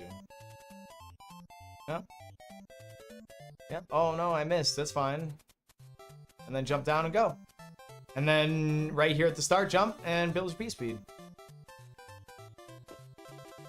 Oh, no, there's P-speed possible here. I just haven't got there yet. All right. So remember, just jump, hold forward. This level is hold forward simulator. You can hold forward the whole time. You don't ever have to do a turn back until the end. Right there, that's your turn back. Well, aside from the turn back at the start, but I explained explicitly, like jump, turn back, shoot. So that goes without saying. Okay, so there is an incredibly difficult P-speed strategy that I have to put in this video, just the log that it does exist. It's a lot of P-meter manipulation, and the secret behind it is like try and use this dot right here as your visual cue to do like a full big jump with like a shoot. And you want to shoot in the air to hit this piranha plant right there, that piranha plant. And the goal is to land as early as you can on this pipe. So let me show you what that's going to kind of look like. So right at the dot, full big jump, shoot. There you go. That's essentially the start of the P-speed strategy in this level. You want to jump, shoot, and then, yeah, you want a full big jump pretty much at this dot, maybe a little bit before. What's going to happen is you're going to practice it yourself. You're going to jump here, and you're going to not make it to the pipe, and you're going to be like, okay, now I know. So it'll take you like, look, if I jump here, clearly didn't make it to the pipe. So you use the dot as like a visual cue of like a good place to jump, and then you do like a turn back. Once you've gotten comfortable with landing on this pipe, this is going to be the hardest part because this part's going to vary depending on where you land on this pipe and how your P-meter builds. You're never going to land on this pipe in the same place every time.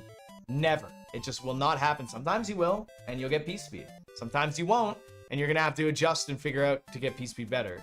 But essentially, how you land on this pipe, you're going to do a turn back off this pipe to do the P-meter manipulation like preserve, and then you're going to run just a little bit to build a few arrows, and then you're gonna jump right at the cusp of this. Like you wanna jump right at the cusp. Then you're gonna want a small jump probably around right here, right at the crack, just so you land right on the cusp of this. And then you should be able to get P-speed and run and land on this, and then you full big jump to the cloud. Let me try and show you guys exactly what it'll look like. It's very difficult, so it might take me a little bit. So you see how my P-meter didn't build from the pipe? So that lets me know, like, I got some pipe work to do. So it didn't build again. So now that I know it's not building, I'm kind of adjusting myself. Now it's not building. You got to make sure you do a good turn back. Right? If your turn back's too hard, if your turn back's too light, the P-meter's not going to work. This is in the 100% world record, but you don't do this in warpless, so I don't need to worry about it. So there, I almost did it. What happened was I did the turn back. If you go back and rewind and frame in advance, you're going to see that the turn back off the pipe after what I just did was very nice, but I jumped a little too early or a little too late right there. So the P-meter decreased. This doesn't look very consistent because you're judging this based off of the 5 tries that I've been showing you. And I'm not very practiced with this because I do warpless, not 100%. Don't use that mentality, what that person in YouTube just did, guys. Just because it doesn't look very consistent right now, doesn't mean you can't practice it and get consistent. Ignore what that person just said. That's not a very good mindset when approaching things and practicing. Okay.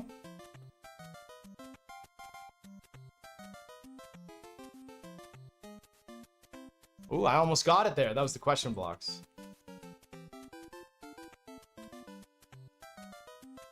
There we go. We got P-speed, and there it is. So now that it's logged, you guys can go back and kind of dissect essentially what I did. So at the start, what I was doing was I was doing too much of a light turn back, and now I'm doing a little bit more of a harder turn back, and it's much better for the pipe. There, we jumped a little too late at the question blocks. There we go. We jumped again. We jumped a little too late at the question blocks. Bump, dump, dump. Yeah, I did way too much of a turn back.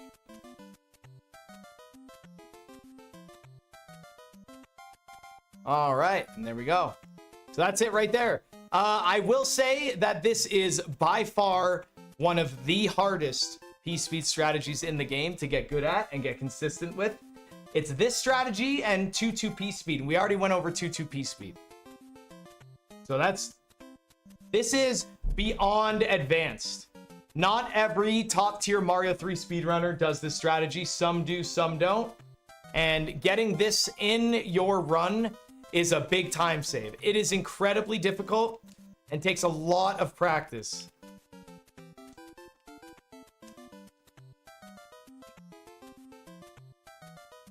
Let's take a quick little drink of water.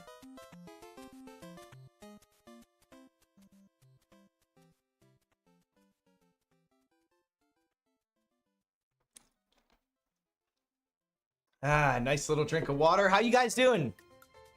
Is everyone holding out okay? Is everyone holding out okay? You guys enjoying this? With that being said, there is literally nothing else left to show you in this level. I could show you the jumps when you get P-speed, but I really don't think anyone's going to be working on this. Like, essentially, you want to jump from here to the cloud, and then you got to kind of find the rest of your jumps. Ooh, that was pretty close. I should not spend much of my seminar working on this level. I don't even play 100%. I'm just glad that I got it logged in and you guys can see it. When I go back to 100%, we can talk a lot more about it, but other than that, there's not much. Holding up for a hero? Bro, that's 200 subs. You want that hero, bro.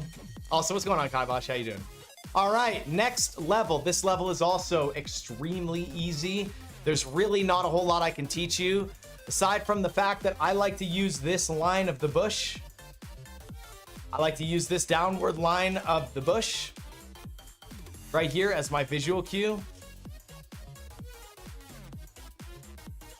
to do my fireball press.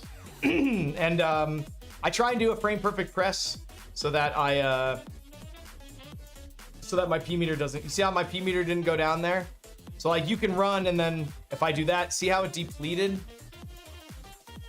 See how I got it? So I get my P, you can get your P speed by the time you get to this guy, or you can get your P speed right here. There's two different ways. All depends on how well you do your fireball shot. See how much earlier I got it?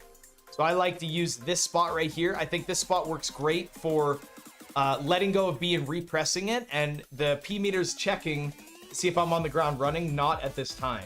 So I'm not slowing down.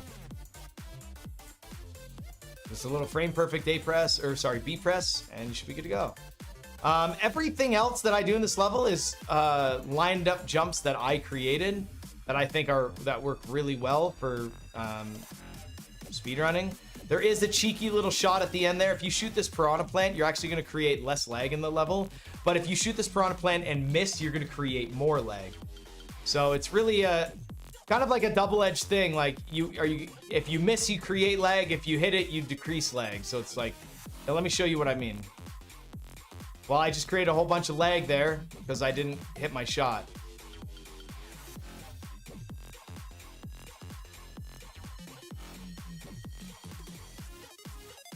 I'll try and hit my shot here. Okay, there you go. I missed it. It like flipped into the pipe or whatever.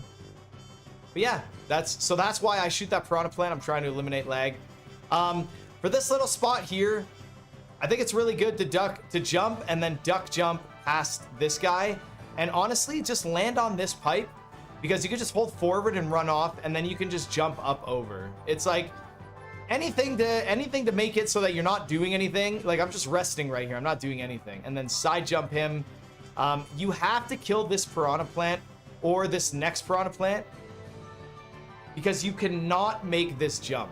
You can make it from there, but like there's no, here, let me create a save state. I shot a fireball. There's no, like, I can't go from that Goomba like this. I can't make it, right? I can't, it's too much.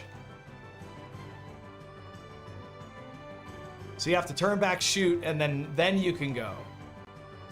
There's like, I honestly think there's like hundreds of different ways for you to do this. Some people do this right here where You can do that. That works. Yeah, that works. And then you go over.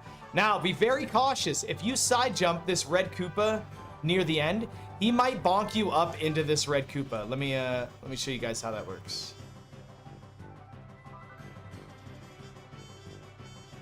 Well, I mean, you could double side bounce. That's kind of funny.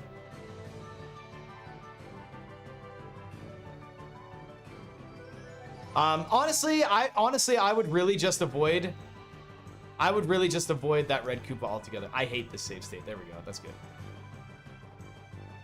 I would just jump over him. I would avoid the save state, I'd avoid that Koopa at all costs. Because like you could do a small duck jump or a side jump off of him, and yeah, see that? See how dude? He's such a bullshit red Koopa. I would just avoid him if I was you. I would just go over him like that, and then bounce off that guy, and then just take it to the end. Now, if you lose your fire flower, remember the worst part about being under here is this. This sucks. That's why you can't just like, you can't just go in and over and then like around. That you'll hit the block. So if you lose like your big, you can't get over. You might, like, depending on where you lose, like if I lose it right here, I might be able to just do this. Okay, that's fine. Like if I lose it like right here, I can't go here. I'm gonna take damage. That's really bad. So let's say you lose it right here. You have to land on him and wait for this Koopa and stay on the left side. Avoid these blocks, okay? A good visual cue is this cloud, okay? The right side of this cloud is the final Kaizo block, invisible block right here. Stay on this side of the cloud or line up with the cloud's eyes and you should be safe. So let's say you take damage here. You're like, no. Okay, you gotta wait for the Koopa and then you're good to go. You see? That's why you see any runner do that strategy when they take damage. They want to stay on the left side. And I think that's a great backup. If that doesn't work, if you take damage later, you could just do that. Yeah, just take your time, practice the level, find your jumps, and know your backups. Yay! The tournament is a speedrun tournament, yes. All right, Fire Flower strategies. Right away, this level, I see everyone does these stairs different. Not everyone, but lots of people do these stairs different. Lots of people do these stairs the same. Doesn't matter. What matters is what's comfortable with you. I see some people jump on the bottom stair here, and then they go up like this, and then they go to the top. Hold on. Probably something like that right there. Some people like that. I like to go to the second stair from the top. I like that one a lot. Gives me a good turn back. I'm sure some people go to the middle stair. Why not? Maybe some people go to the very top stair and then do a turn back. Who knows? I would not recommend going to the top stair because the turn back jump you're gonna have to do is not gonna let you like hit the ledge early here and capitalize on your run distance. So either probably the bottom here is kind of nice. A lot of people like that. Yeah, as you can see, it clearly works. And I like this one. As you see, it clearly works. Well, it didn't work that attempt, but. Okay. The only thing I really need to discuss with this level is the inconsistencies of these stairs. Your turn back on these stairs are not going to be the same every time. And like where you jump from the block is not going to be the same every time. Like I said before, sometimes they'll be the same, but not all the time. Things are going to happen differently based on a 60 FPS game. You're not always going to land here. You're not going to land there. So based on where you land is going to determine like your turn back. Maybe you're nervous. You're on a really good run. So you do kind of like a thick turn back here. That turn back and that jump from the stairs is going to change how well you build your P meter. Okay. So sometimes you're going to do something perfectly and your P meter is going to decrease in a spot you don't want it to. And you'll actually end up not getting P speed here. It's just something that happens. You got to practice and play around with the level to get a feel for it. It'll happen to every single runner, and as you watch speedrunners from this moment forward, you're going to see all of us mess up this level in a way that we like didn't actually mess it up. It's just the way the P meter works with the jumps in this level. Sometimes it'll decrease when you don't want it to, and that's just the way this level works. This level is very consistent though. This level is very consistent. You learn a specific few ways, and you pretty much have the level down. Okay, so it's not so bad.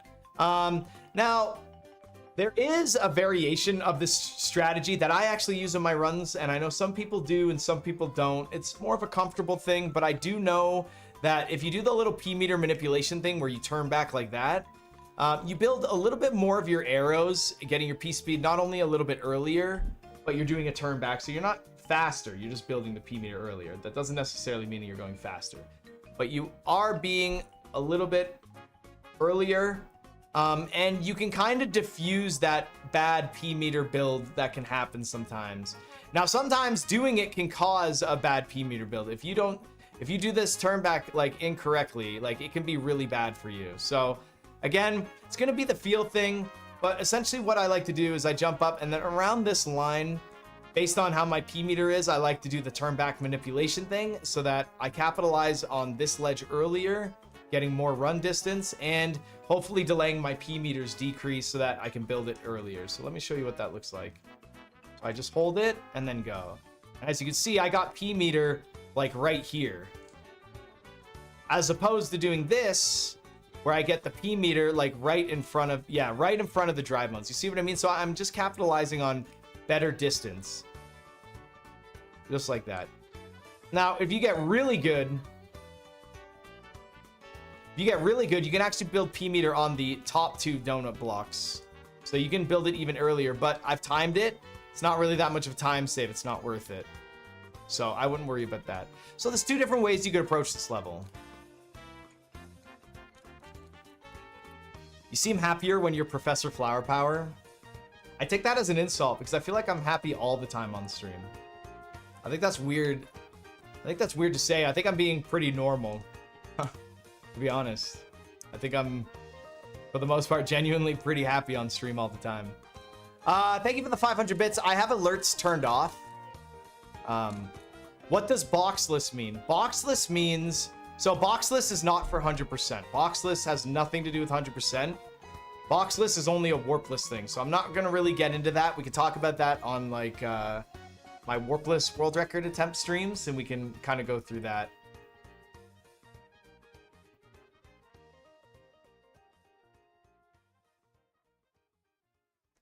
Oh, you need me to... Well, I can't fix it because it's on their end as well, man. Like, the fishing game's fucking garbage. The fishing game is pure garbage. I mean, we could try and reset it. It's just gonna crash again because it's shit. Okay. Luckily for... Well, I gotta take a drink. Luckily for you guys, when it comes to boss patterns... Thanks anyway. Don't worry, we're gonna get a new game up and going. We're gonna get fishing going. We're gonna fix it all. Don't worry. Don't worry, Senpai. We got you hooked up. We'll get you with something better. We're in the works with something better.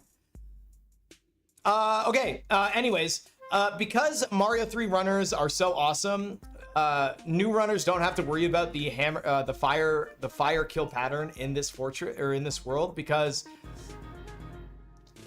as long as the last level you do is the fortress in this world and you just hold left and go to the castle, you're gonna get the same boss pattern every time. It's gonna be really easy. Lucky you. Don't make 5 or 6 your last level.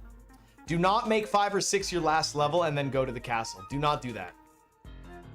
Do not do that. Make your last level the fortress, and then when you beat the fortress, you get a movement of 0 because all the Hammer Brothers are dead.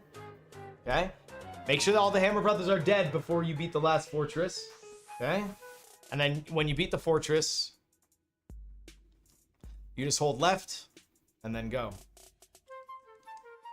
Nice.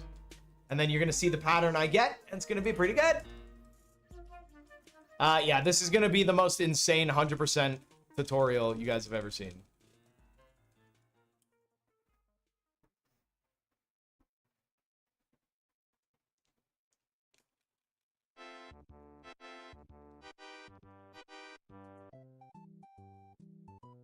Forgot there were 3 hammers in World 4. Yeah, there's 3 hammers in World 4, yeah.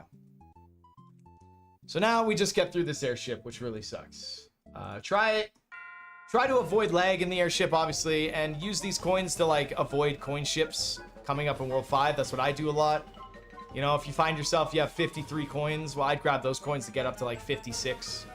Stay away from the 55s and the 66s and stuff like that. Now, you could go from, like, if you have 53 coins, instead of going to 56, you could go to, like, 60, but I'd rather go to 56 than to go to 60, because 60 is closer to 66 than 56. So you need more coins to get to 66. I wouldn't go to 69.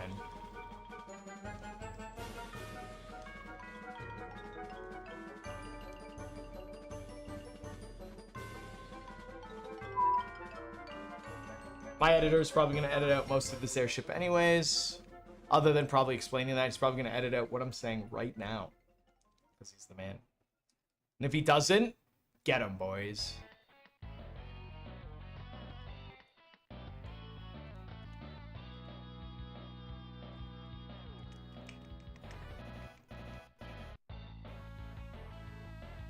I'd say for the most part, just copy what we do in this airship. Now, as long as this practice ROM isn't like weird or anything, the boss pattern is going to stand still, and I'm going to be able to shoot 2 fireballs the moment I enter. Let me see. It should be standing still. No, he jumped forward. So this practice ROM sucks. Something weird happened. So you're gonna have to practice it yourself. I'm not going back through that airship. I don't know why he. Well, hold on. Maybe I entered weird. Let me see. Yeah, he should not be jumping. It's got to do with the practice ROM. I think because the Hammer Brothers are on the overworld. Okay, hold on. I think it's very important that you guys see what I'm talking about. So what I'm gonna do is I'm gonna go to the other practice ROM.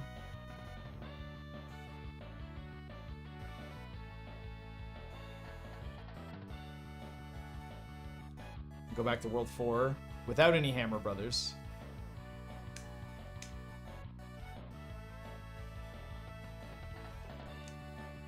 We're gonna beat the fortress, and then we'll do the airship. We'll do it like authentic, like as if... Oh, that's a great example. You see, no matter what I did there, the P meter did not build. That's just how it happens, guys. The P meter said, nope, I don't like you. It's definitely a random thing. I guess I didn't kind of go over these jumps, but I don't really have any visual cues. You essentially just want to side jump off that dry bones, and he's going to get you up there. It really is just a practice thing. You get P speed and with practice, side jump on him, go on the block, and then you can just run off that ledge. Because I just did it, you can dissect the video, slow it down, and figure out what you want to take from it. Okay, so no Hammer Brother movements, hold left. And then there you go. So now, unless that flashing there is like causes an extra frame delay, which I don't think it does. Dun, dun, dun, dun, dun. Unfortunately, we have to go through this airship again. But I won't explain anything, so my editor can just edit this one out. So we'll just sit here.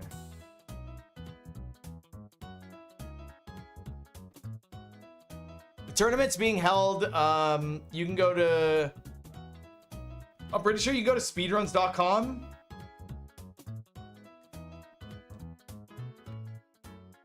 Let me answer that question after this auto-scroller, so my editor can just edit this whole thing out.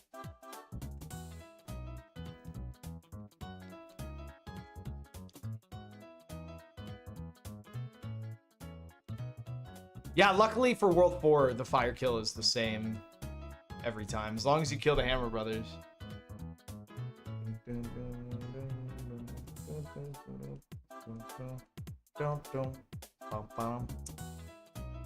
Oh, I really didn't want to have to do this airship twice.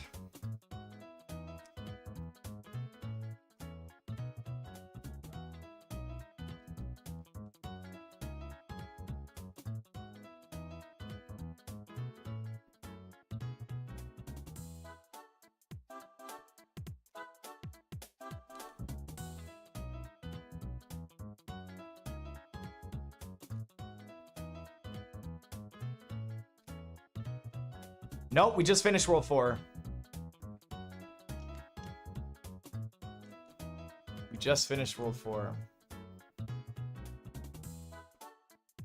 Dum, dum, dum, dum, dum.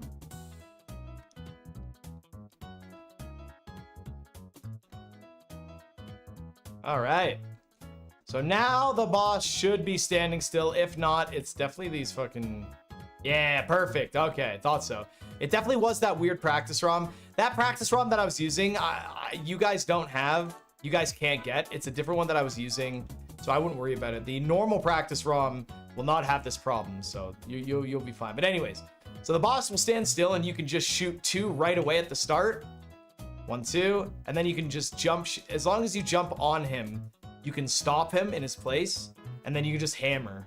So shoot 2, and then you can just kind of jump at him, and then just hammer at him. I'm dumbing it down because not everyone's gonna mash as well as me. What I like to do is shoot 2 and then jump and shoot 2 before I land on him, so I got 4 in him. So I like to mash right here, then I jump and shoot 2, and then I land on him, and then he's dead. And then I can go for off-screen one grab. But you guys will not be able to mash. Not everyone's going to be able to mash that good. Maybe you can get 1 shot with a jump, and then that's still good like that.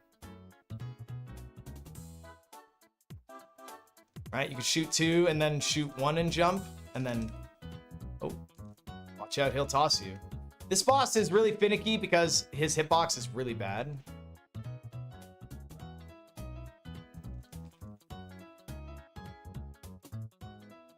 Ooh, if you miss a fireball too, that could be bad. He's always gonna jump after that first initial stomp. Other than that, you should be pretty good though. There you go. And that's it. That's the airship. Very easy. As long as you listen to what I said about the fortress going to the castle, he should give you that pattern every time. Thank goodness. All right, World 5. World 5 is actually kind of nice. Because World 5 is essentially pure execution. There is literally not a whole lot I can teach you about World 5, so I'm kind of excited.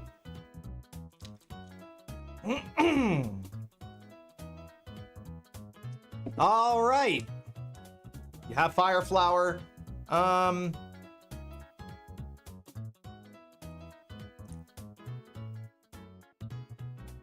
There is...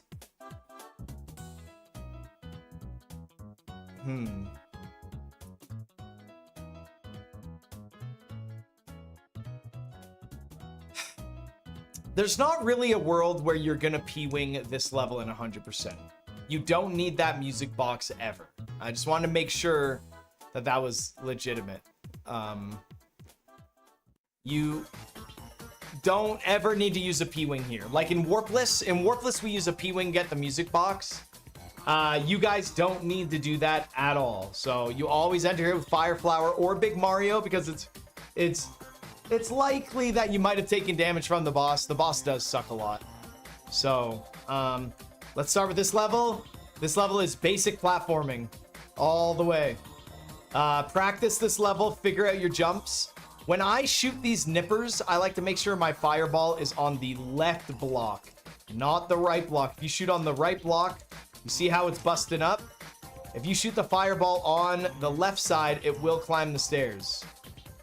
So I'm not saying shoot when you're on the left side. That won't work because the fireball is hitting this block. You want the fireball to hit this block. So like this, like that. See how it's climbing the stairs? That's very important. So you can do that kind of like right here, right there. Let me try again. And you obviously don't have to go fast. Right? See how that works? Very nice. Now there is a world where you only do it twice, like once there, and then you jump. You can jump from the second bushes all the way to the top. Okay? So you only have to shoot 2 fireballs. You technically don't have to shoot any fireballs. You could just do this, this, and this. A lot of people like to do that. I would recommend doing that if you're not comfortable with the fireball shoots.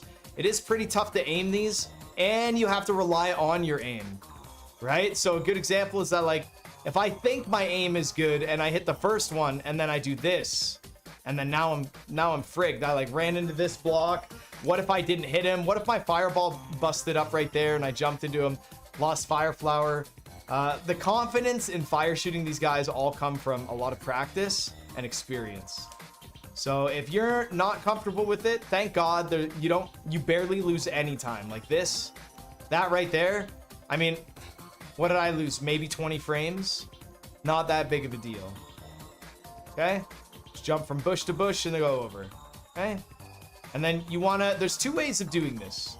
You can jump down so you're along like the edge here, or you can do a full big jump off the bricks at the end. And let me show you that. So I'm just gonna slow kill these guys to save state right here. So whenever you make it up here with however jumps you want to do, you can do a full big jump from these right here, land and then go. It's a little scary, right? Especially if you have big Mario. If you don't have fire flower Mario, this is like how you want to do. Like you take damage. Yeah, if you've taken damage, this is a great jump right here. Full big jump, full big jump. You just make it past everything. Okay, if you have fire flower though, you want to go quicker. You want to jump kind of like this. You want to do a jump like that. You want to jump down past this right here. Very nice. And I haven't done this jump down in a long time, but the closer you jump to like the wall, the more P speed you're going to get faster. But like, you don't need to cut it so close. You can kind of maybe find yourself a visual cue. Maybe do like a full big jump at the center of these questions. Let's see what happens there. Full big jump. Hey, full big jump works pretty well there. Look at that. There you go. If you full big jump, I had never even tried this before, but look at that. That works. Yeah.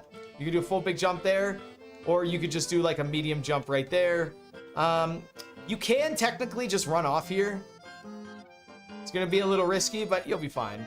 And then when you're about halfway down or so, you shoot your fireballs.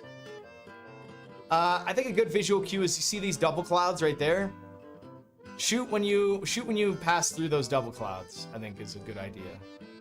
There you go. Yeah. Shoot when you pass through the double clouds.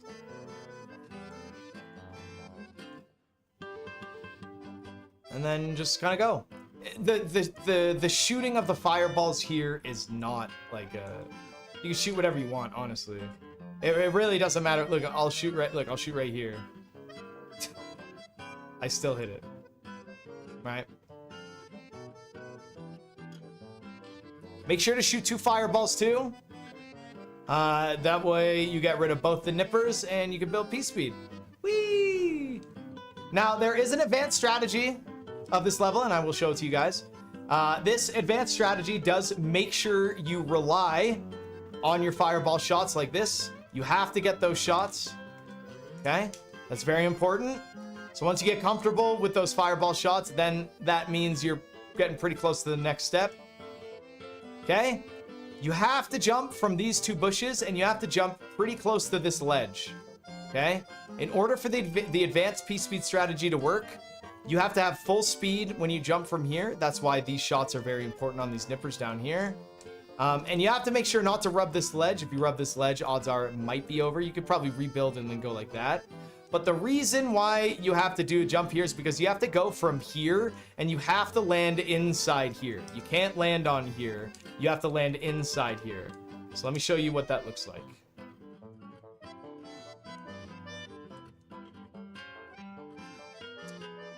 Create a save state there. See how I landed inside here? What I just did is exactly what you'd want to do. See that wall rub? Not good. That's why this is an advanced strategy. Okay? Now, when you land in here, you're going to want to do one of those turn back manipulation P meter jumps at the edge here. So like that. You want to do a turn back, and then you're going to want to do a small jump off of these onto these, and then you're going to get P speed right at the edge here. So let me try and show you guys what that is going to look like. Just like that.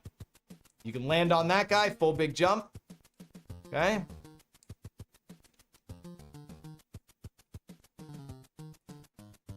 There you go. You guys have it logged a couple attempts. This one is a little bit of one of the easier, you know, if you miss it, you still get that jump right there and you're still fine. In terms of the P meter manipulation strategies, this one's one of the easier ones. This is one of the first ones that I ever learned when it came to like how to manipulate your P meter to get like P speed in weird places. So yeah, and that's about it for this level. Not a whole lot else. I showed you the visual cues of where you shoot your fireballs. I showed you guys multiple different ways of doing it. It's pretty good. All right, level 2, another extremely easy level. I love this level.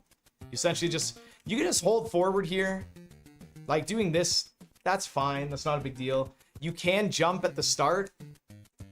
You can jump at the start and kind of like try and go up there, or you can just do a turn back jump. The only thing that I'd say look out for when doing a turn back jump is that if you turn back into the hill, you might accidentally press down. And you don't want to do that. So when you do a turn back jump, make sure your turn back is after you've left the hill. You don't want your turn back to be on the hill because you don't want to go like that by accident. That would be really bad. I normally do something like that. That's about what I do. The turn back jump after I left the hill. Pretty good. Perfect. Now, what I love about this is you can just hold forward and then land. Hold forward, let go of everything, and then hold forward right when you pass the last block. I mean, you can even hold forward here and then let off forward and land on that. Don't fall. Do not fall. I mean, you could do that if you wanted. You can just hold forward here and land on this second music note and go off the Koopa if you wanted. You could do that. It's a little slower. Right, if you look at where the Koopa is when you land on it.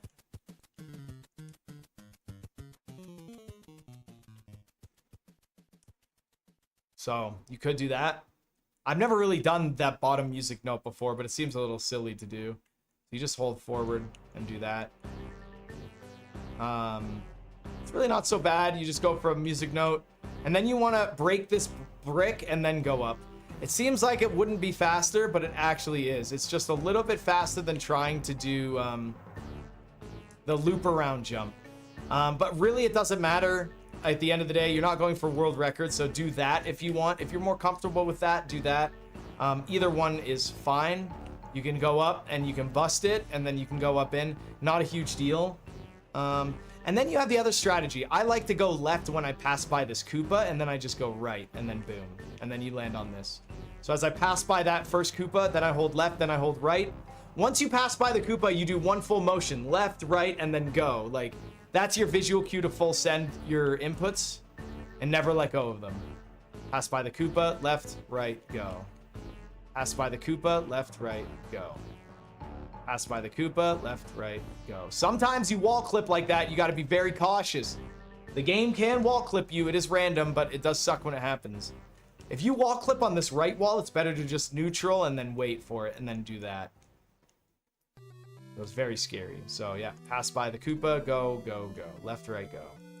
It's all one motion. Pass by the Koopa, left, right, go. If you bonk your head there, you can recover it like that. Not a big deal. It is a mistake that's going to happen to you eventually until you get comfortable. Yep, just pass by the Koopa, left, right, go. Go up, wall bonk, in. All right. Now it's 100%. Now you can jump up here by holding forward. It's a little annoying. You don't want to do this, so a turn back jump is your best friend. The turn back allows you to get the momentum and height you need to get up. If you just hold forward and jump, it's not going to work always. You're just going to waste time. And you need to get the momentum. So you can start off by sliding, and then you want to jump, and you want to land on the first Goomba. When you're practicing, that's going to be your trick. Land on the first Goomba. I mean, you could land there, but it's going to be awkward. There we go. Now, you can land on that Goomba easily by using this as like a ramp. Like, literally use the ramp. I'm pretty sure this is how they intended you to do this section anyways. So just pretty much do what they... Yeah. Now, if this happens to you, it's because you utilize too much of the ramp. Just kind of use it as like a ramp, and then go ahead and keep going. Yeah, so it's very easy. I don't want to spoil all the jumps for you guys because this is very fun to practice. This is a very cool section. Now, I haven't done 100% in a while, so let me find... Yeah, see, that's no good. I think you do want to jump earlier. I think you want to utilize less of the...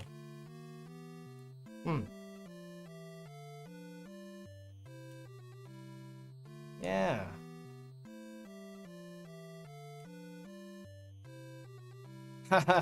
Imagine, dude, if you could just make it all the way across, that would be crazy. But you can't really make it all the way across.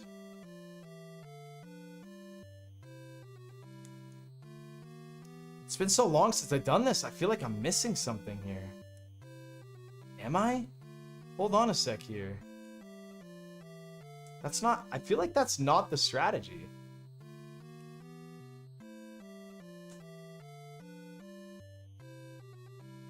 This looks exciting, though. Yeah, that's definitely not the strat. I'm pretty sure this is the strat.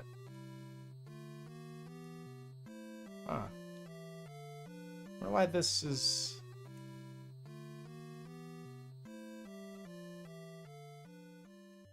I mean, I could edit this out. I'm not going to, though.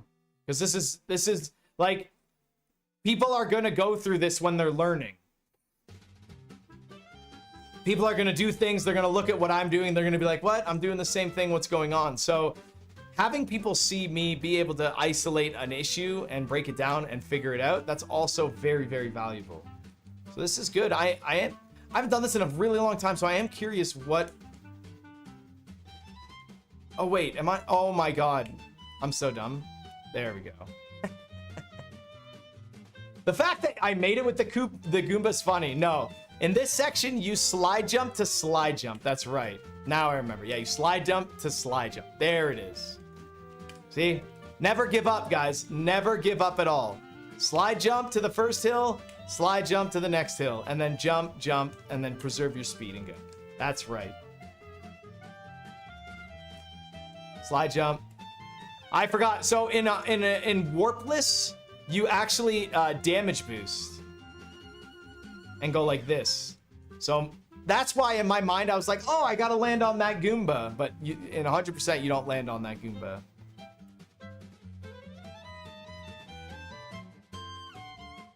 Yeah. Nice. Okay.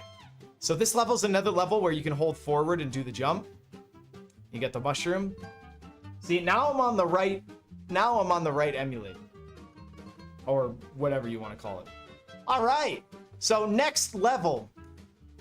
I would recommend doing the fortress first and then coming back. Mainly because doing the fortress, or sorry, if you do level 3, there's two ways you can do the fortress. You can go this way. Why in the hell would you do that? I don't think anyone would do that. Or you could go from here down to the fortress. But the problem with that is that from the fortress, where are you going to go to the Twisty Castle from? From here? Well, that's an annoying amount of movements. And where are you going to go from here? That's also an annoying amount of movement. So what you want to do when you come through the pipe is, I mean, if the Hammer Brothers right here, you could fight them if you want. You don't need to. If the Hammer Brothers right here and you're worried they're going to give you a movement of 4, then go ahead and fight them. That's not a big deal. It's not going to be the end of the world. But when you come out of the pipe, you want to do this fortress first.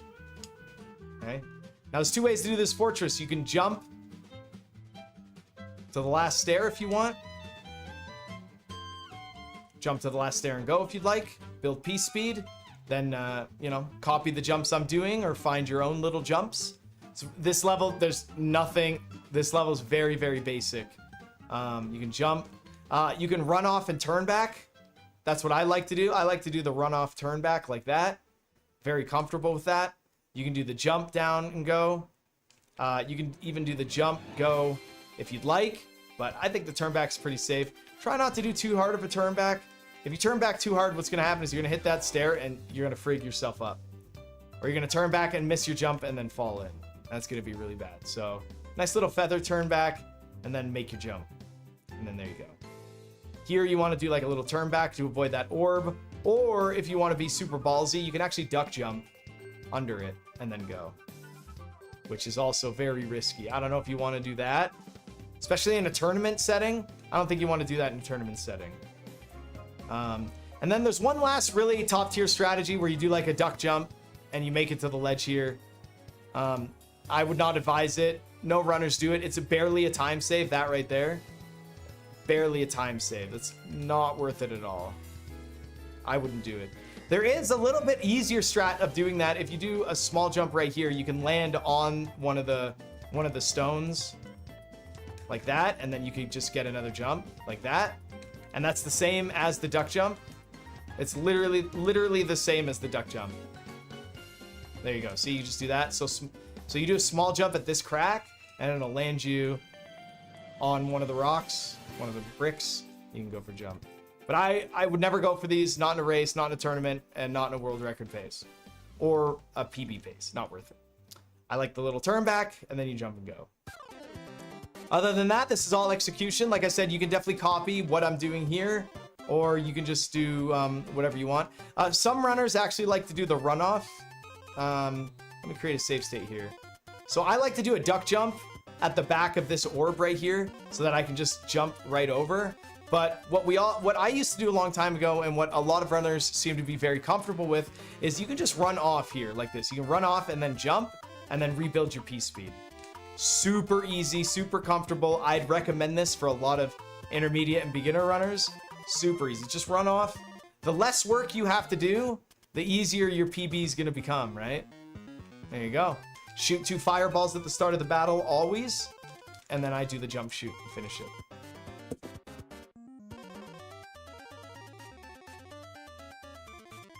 Yeah, dude. That's a good level. There's really not a whole lot to that level. There's really not a whole lot to a lot of these levels in this world. Not a lot at all. Except level 3. I'd say level 3 is one of the hardest levels in this world for speedrunning. Not because it's like crazy difficult, but you do go left in it, which is like awkward for some people, and some of the jumps are a little scary because it's like staggered ledges. It's like a ledge, a pit, a ledge, a pit, a ledge, a pit, so it's like hard. So let me go through it. First and foremost, the first thing you're going to want to do is jump into that pipe, and then you're going to want to just hold forward, and you're going to want to jump. Make sure to jump over this first guy. That first guy is like the worst, okay? He is the worst guy ever. If you land on him, he's going to pop you, and it's just like, just jump over him. Don't worry about him. When you jump over him, if you have fire flower, make sure to shoot 2 shots, and then you can build piece speed on the ledge. If you don't have fire flower, you're kind of screwed in this level. There's not a whole lot you can do. You can't fire kill any of the nippers. But what you could do, if you're really desperate, you can use a star. A star will help you. If you go fast enough, you go in the pipe, you have your star, jump over the Goomba, and you can damage these guys and then get piece speed. If you don't have fire flower, right? And that works great. So that is a great backup if you don't have fire flower. Use the star, and then you can pretty much still get piece speed. It'll save you a lot of time. It'll save you a lot of time. So I would definitely recommend doing that. So again, jump, jump. And then this is where you build your initial piece speed. And then after that, you're going to kind of have to make up these jumps as you go. This jump's pretty tough here too. I like to do a full big jump at the cracks. Obviously, I always like, I love the visual cues of the cracks between blocks. So like right there, I do a full big jump, and then I do a medium jump. You have to do a turn back jump, and then a full big jump off those. So full big jump, medium jump, and then full big jump off these guys. And then this little section right here is interesting. You can get into the pipe like that without touching it, but I touched it there. But you're gonna rebuild it on these right there. So it's really not a big deal. A lot of runners focus too much on the pipe at the end of this section. Don't worry about it. Like, look, I'll just run up and land, and I'll go in there. I bet I'm gonna build it back here. Let's see. Well, I suck, so I didn't build it back. And you guys might suck too. It's a very possibility. You can jump into the pipe, keep piece speed, lose piece speed, but you're just gonna build it back anyways. Let's create another save state. Full big jump. You can hit this wall and come back down. I see a lot of other runners do that. Hit that wall and come back down. That way you enter the pipe perfectly so that you just keep P speed, right? Like I said, it works the same as vertical pipes, right? Or horizontal pipes. Like as long as the first thing you do is enter the pipe, when you touch it, you'll keep P speed on the other side. I don't normally do this wall rub, but it definitely does work. It's a good strat. Look at it. Yep. Oh, look, I clipped and lost P speed. Will I build it back here, though? Look at that. I built it back anyways. So, as a runner, stop worrying so much about this stupid pipe. You can run into it like that and then enter it. It's perfectly fine. Boom. You're like, almost no matter what you do, as long as when you land... Well, you don't want to lose P speed here. That'll be really bad. If you lose P speed here or take damage, you're not going to be able to get it back. But most of the time, if you have P speed when you get to the pipe, no matter how you get in the pipe, you're always going to at least build P speed back here. It just works really nicely. See, I clipped, I lost it. Jump up on these blocks. I got it back. So, pretty good. What I like to do, though, is I like to just jump up and hold turn back and just go right into the pipe as early as I can. Either I keep it or I don't. Doesn't matter to me. It takes a while to build your momentum back anyway, so it's not even really much of a time loss. Okay. Now, when you get into the pipe, though, there's going to be some tricky jumps. Me, personally, I like to do a small jump at the crack of this line.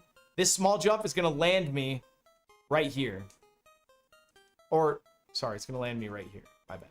It'll land me right there, so watch. I'll do a small little jump to that right there, and I'm going to want to land on that little block. I think ideally it might be better to do a smaller jump at the edge of this block. Landing on a 2-tile section is always better than a single tile. Now with P speed, you're always going to be able to run across these holes. I mean, if you can do it without P speed, you're obviously going to do it with P speed. But if you want to prepare yourself up for potentially better success, I'd say right here is pretty good. Let me take a look at that. So like, I like to go right here because then I full big jump. I like to full big jump off this guy. So I small jump onto this, and then I run to here, and then I full big jump. And I think it works pretty great. It's what I've always been comfortable with. See, and the idea is that if I overshoot this jump a little bit, well, I'm going to land here, and I'm going to be able to run anyways. So it's going to work out great. You could do like a full big jump if you wanted right there, and then full big jump there. I would highly recommend not doing a full big jump here, because you might not have your P meter build. You might need to build it and regain it about right here. Full big jump, and then I jump from here. I jump from here. Like the full big jump lands me here, and then I jump from here to the bushes. And then when you're at the bushes, you do a jump turn back shoot for the piranha plant. And let me show you what that's gonna look like. Small jump, big jump. Jump to the bushes, turn back, jump shoot, and then you get on these guys. When you get on these guys, it's going to be very easy. You're just going to full big jump pretty much right here at the other crack. It's very lenient. It's not going to be like a, oh my god, I didn't jump at the crack. Jump shoot, full big jump, run across, jump. You're going to want to jump not on the blue block there at the end. You definitely want to jump at the double tile like how it is here. And I'll show you what that's going to be like. Turn back jump, full big jump. Jump at this line here. It's super safe. You got the most room ever.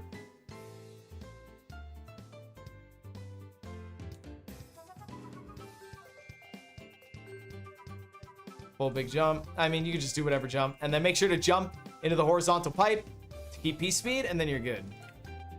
No, there is a way to do it without a turn back. I have not done it in a long time, but let me show you guys that you can do it without a turn back.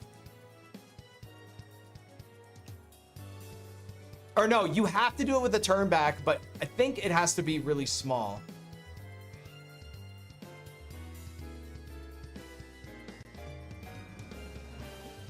Let me get a safe state closer to there. There we go, something like that.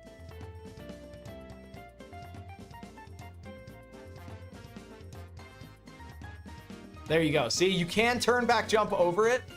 but it's so risky, it's not worth it. You do not want to lose your fire flower. So doing the fire flower is perfect. Small jump, turn back jump shoot, full big jump at the crack, double platform jump, and then go. You do not want to do a full big jump at the double platform. So right here, don't full big jump there because you're going to land into the spiny. Full big jump here, small, small, full big jump, and then just do like a medium, and then medium. Very nice. But yeah, you know, you could totally turn back jump over this piranha plant. It's just really difficult, and I don't think it's worth it. Yeah, it's just not worth it. There is a fire flower here in case you need a backup. So what I like to do is I like to shoot him and then you'd grab it. Right? Because you have to remember, if you don't have your mushroom, you'd have to do this and then maybe do like a big turn back over. Or you could do a pipe rub like this. This is what I like to do. And then you can grab it like that and try and go. There's many different ways. You're gonna have to find something that works for you. I would not, like, look at that. That's like obviously a pro strat. I wouldn't recommend side jumping the pipe like that. You're just gonna take damage again if you're not perfect. And you don't have fire flowers, so you're not gonna be able to shoot them.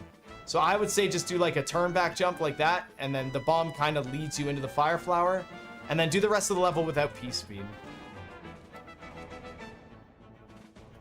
Big turn back jump. Maybe go in between the little fireballs there, and then you'll have fire flower, but you won't have P-speed, and then you can build it right there. Yeah, and that's pretty much it.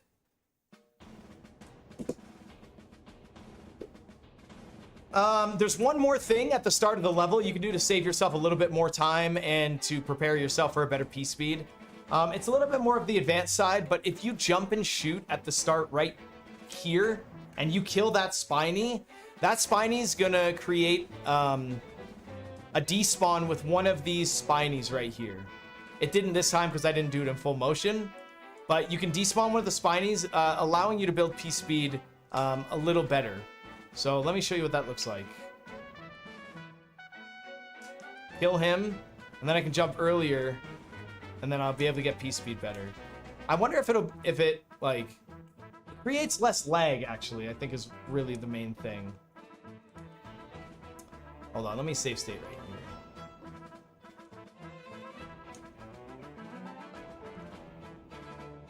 Yeah, it creates less lag. You see how it didn't lag at all? Whereas if I don't shoot it, I gotta shoot 2 fireballs, and then there you go. You see? I generated lag. So it's gonna avoid some lag for you, which at the end of the day, it's gonna be good. Is today the last day for signups?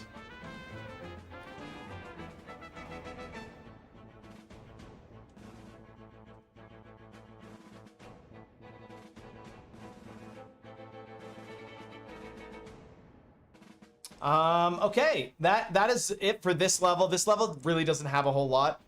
There's not a whole lot to it. All right, the Twisty Castle. The Twisty Castle is good because either you have an extra star to use here, because if you use a star here, you can actually go through this level without having to worry about these orbs here. You get P-speed and you can just jump right in. It's really nice. However, if you have P-speed with a star, and you mess up one of your jumps and lose P-speed, you actually won't be able to enter the pipe because you cannot enter pipes when somersaulting. So let's see. Oh no, my P-speed, I messed up. Like, I have to wait until the star runs out. So be cautious of that. Be very, very cautious of that. You have to make sure you get up in that pipe. Yeah, that's a very nasty thing that can happen. Just give me 1 second right before we get into the next level. Give me a sec.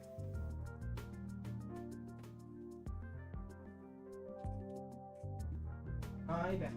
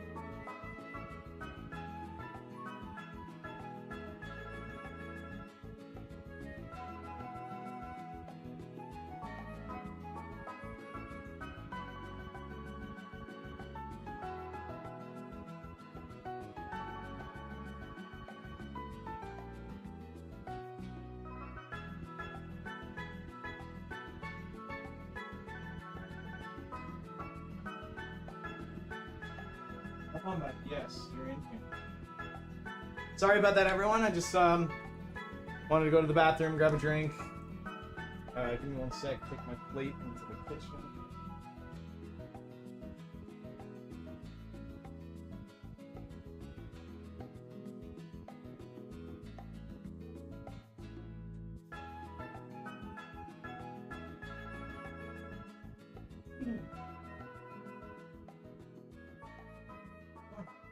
Come on.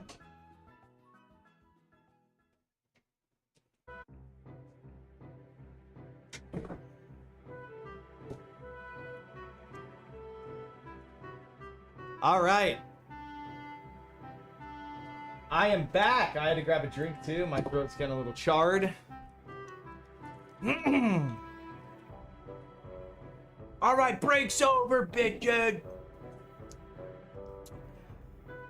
Okay.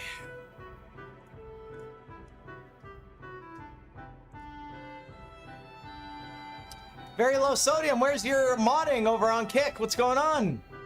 Wow. Don't worry, I got it, guys. You should be scattering over to your mod section. Okay, let's get back into the seminar. We still got a lot to take care of. All right. Now, Twisty Castle. We went over the star usage, but if you don't have star, I personally like to duck jump at the start there. If you... Oh my god, get this out of here. If you don't duck jump at the start here, you might go like that, or sorry, you might jump too early and bonk, and that could be really bad. You might bonk here, that could be really bad too. So duck jump kind of helps a lot. And then you want to build P speed, do turn back, and then wall rub. And then now that's the only difference in the Twisty Castles. That's it. Is a star versus no star. Without a star, you want to kind of just turn back. I think I see runners just do a turn back off the ledge there. I do a jump turn back. I honestly don't think it really makes that much of a difference. As long as your momentum and speed is still kind of the same. Second part of the Twisty Castle, just do some jumps. Watch out for that thwomp. I like to do a duck jump here. Yeah, I always like to do a little tiny duck jump there. If you have the star here and you do the first section really well, the star will actually kill that thwomp, and you don't have to worry about it. But here, we don't have a star. Duck jump, duck jump. And then I like to use this pillar right here as a visual cue of when to jump up and get in the pipe. Very easy. You just kind of boop, boop, boop, jump up, go into the pipe. Yes, find yourself comfortable, Mr. Bad. And then go up into the pipe. It's really not so bad. It's kind of easy. Ah. I would say the hardest part of the Twisty Castle is the pipes.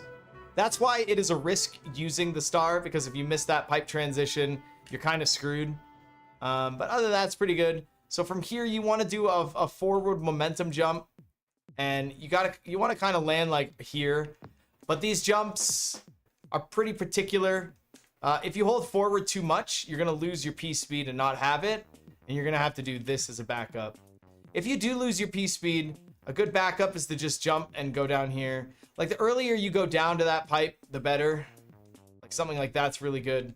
I don't think, well, you could do like a big jump like that, but you run the risk of hitting the second pile driver. So you could, like, that's pretty good. That's not so bad.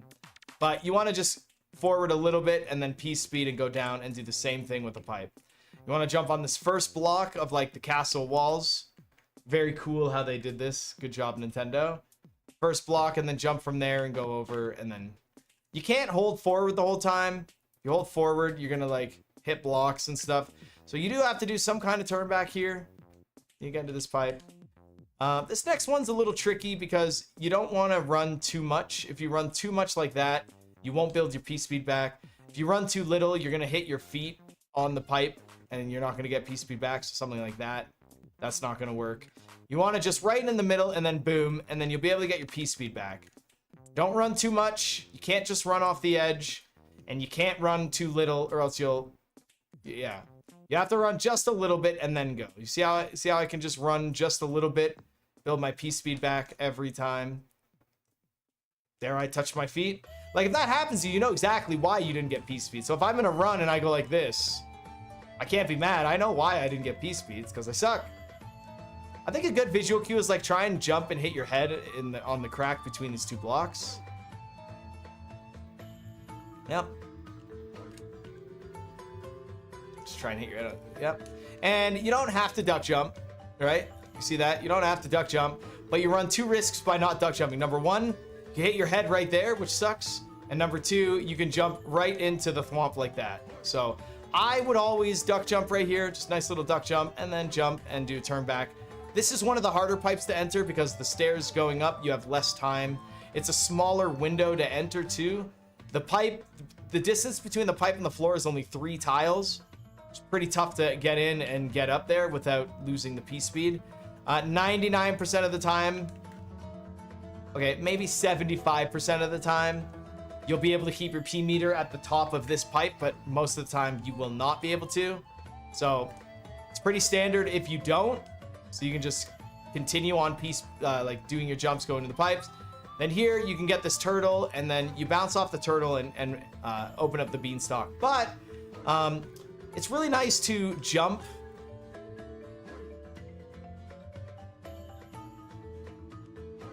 Well, I'd say about 75% of the time I fail the P speed. So 25% of the time I'd probably say I get the P speed.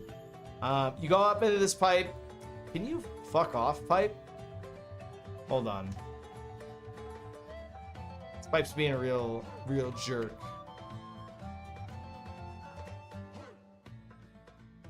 Okay, when you go into this pipe, okay, I'm gonna save state. If you don't duck jump, you run the risk of hitting your head on this block. Like, you don't want to do that. That sucks.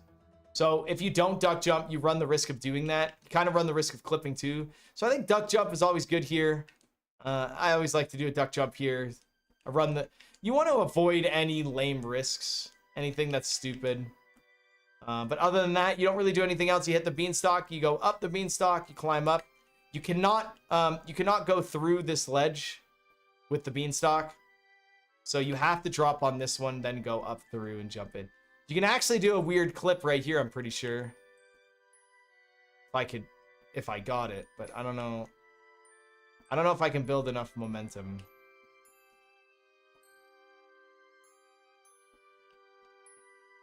I don't know if I can build enough momentum. I mean, I'm sure I could. But yeah, you can clip into the side of the pipe and actually get in. Doesn't save any time. It's just a stupid little thing. One cool little trick about the vine is that when you let go of the vine above a ledge, Mario will just stand on it. I don't know why. So if I'm phasing through this ledge and I Mario, if I let go of up, so I'm just tapping up, and then I didn't actually like move off of the vine like that. I just pressed up, and then when I got to like a flat ground, Mario stopped. So it's kind of nice that the vines work like that. So instead of doing like going off the vine and going like that, you can actually just climb up the vine, let go of up like that, and then just jump up. Much, much better. It's way less sloppy and it's way less friggy around. Like here, I used to do this and then I'd go off and then go up into the pipe. And that it's not something you really, you don't need to do. You don't need to work that hard to get off the vine. You actually just let go of up and then you go up. Very nice. And that's it. That's the first half of World 5.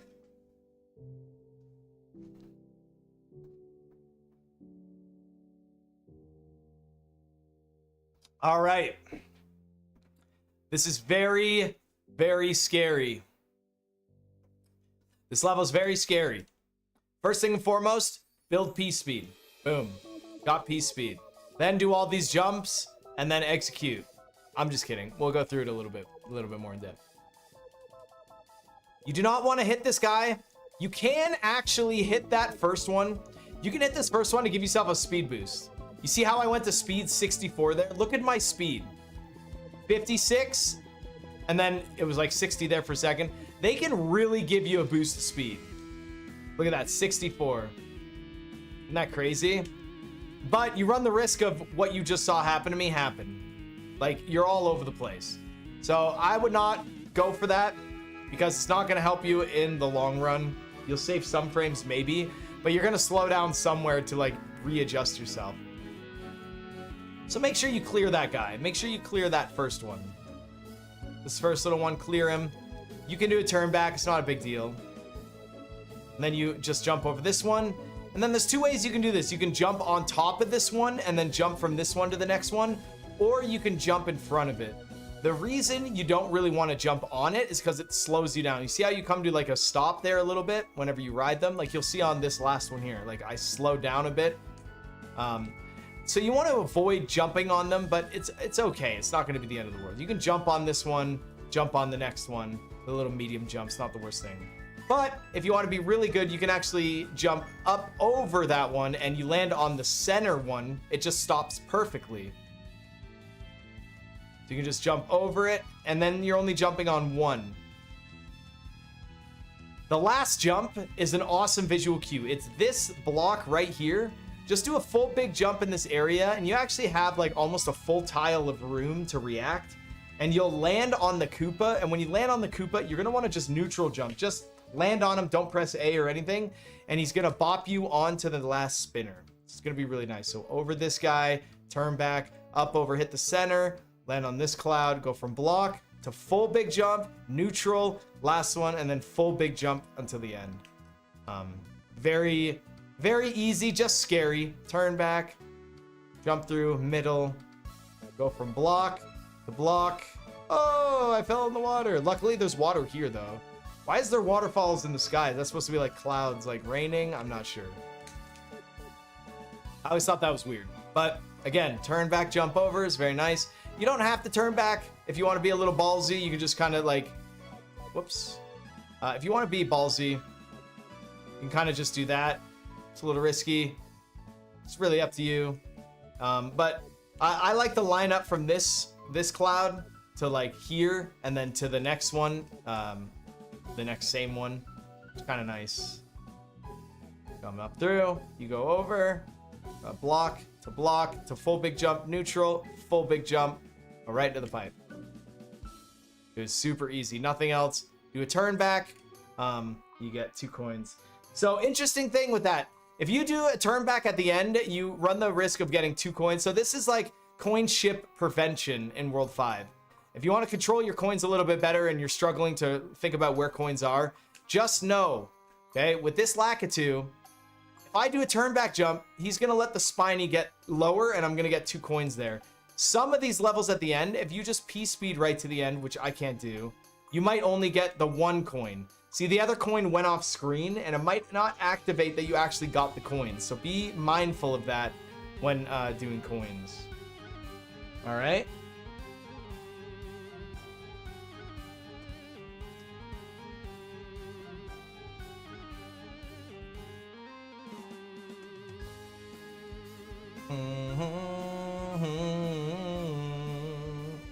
All right.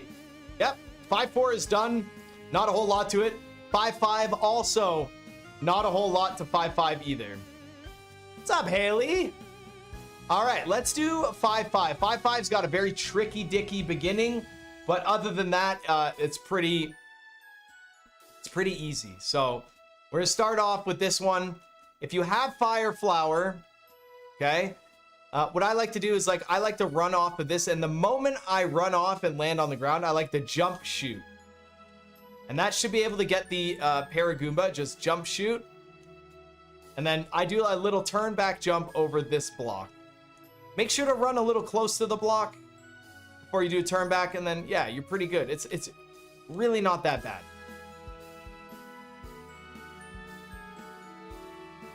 Boom. See that? Little turn back. Make sure to jump right when you land. The reason you jump right when you land is because it lines you up to land early on this block right here, like right at the front, so you can maximize how much run distance you have. Okay? And as you can see, I bounced my fireball off the brown block. That's okay. That is definitely okay. But I'd say more on the right side you'd want to do it, right? You see how it's like hitting it? It like worked and then didn't work. I would rather shoot the fireball right here. It's possible to work while shooting the brown block. It might not work. I'll try and make it work. Like maybe right there it'll work. Nah, maybe I would just avoid it. I don't ever hit the brown block, so I don't recommend it then. But try and shoot your fireball right here, because it will bounce over all the time, every time. Every time. Very, very consistent. Jump, shoot, turn back, jump. It's so easy. Very easy. If this isn't working for you, I can see what could make this part really hard is that I do run very close to this block. And what will happen to a lot of people who aren't as comfortable as me, they'll go like this, and then, yeah, you're fucked, right? You're kind of screwed. And that's not something you want to have happen. I'm very comfortable with Mario, so I'm very good at running close to ledges and stuff like that and not hitting it. But another strat you can do is hold left at the start, and you'll drop down right here.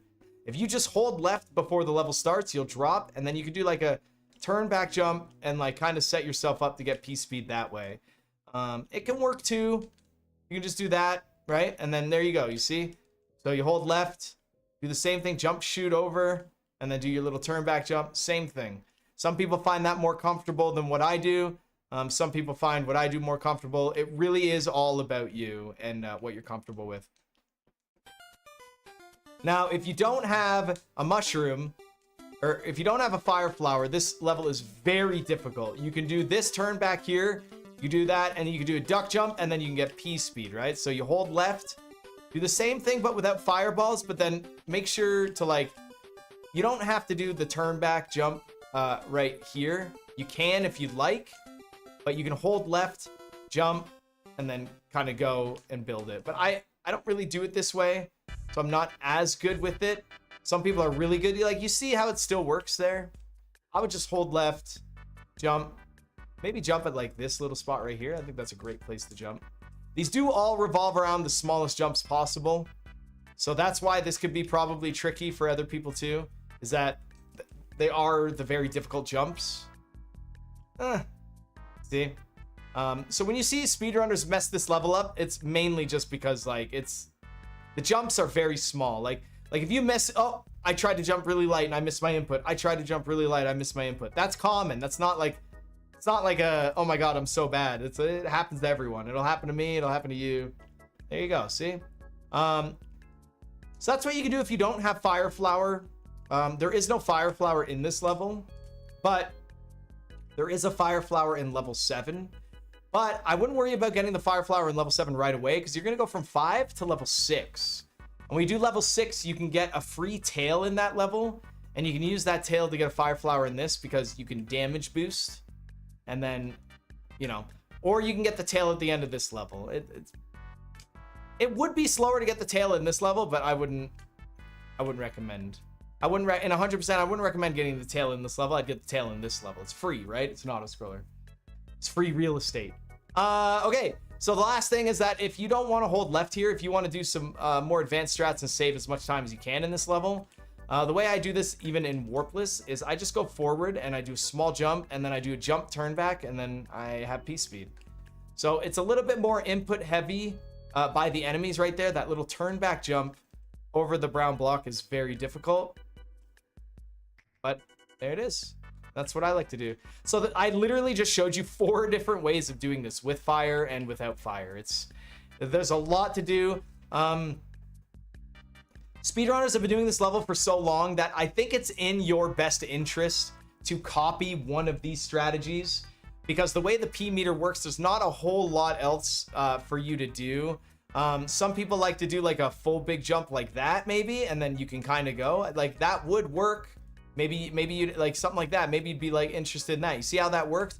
The only problem with that is that you have to now control your full big jump. If you move forward at the start here and then do it, well, you're gonna be kind of screwed. So you're kind of out in the wind there. You're making it a little hard. If you hold forward and then jump when you land, you're gonna probably be at the same spot every single time that you do it. You're not gonna be out in the wind, and you're not gonna. Oh my God! Look, I just got the Goomba stuck. That's funny. Never seen that before. But yeah. So I would avoid doing the full big jump, but some people are really good at it. So I'd say give it a try, and if you like it, you like it. If you don't, you don't. So there's 5 ways of getting P-speed at the start of this level. You're gonna have to pick one. As far as that goes, There is one backup. If you end up not getting P speed, you can get your P speed back right here. Boom. Unfortunately, if you get your P speed back there, you cannot make that jump. There's something weird about the momentum there that you haven't fully built yet. So let me show you by example. So if I have P speed here, I can jump at the edge and I can make it all the way to here. I can make it from here to there. I have full speed, it just works. However, if you don't build your P speed and you mess up, let's say, oh, I messed up my P speed, right? And then you go up here and then you rebuild it here. You just, well, I made it there actually. So I must have done like a pretty good build, but trust me when I say this, it's going to be awkward and for some reason it's not going to build. I'll try another save state here just so we can see. There we go. Perfect. See? Like it doesn't. That one worked. You really have to push it to the edge of speed. I think essentially is what you're going to have to do. I would not trust this backup to like get you over. It's okay because there's a way around it. Like look at that. You didn't make it.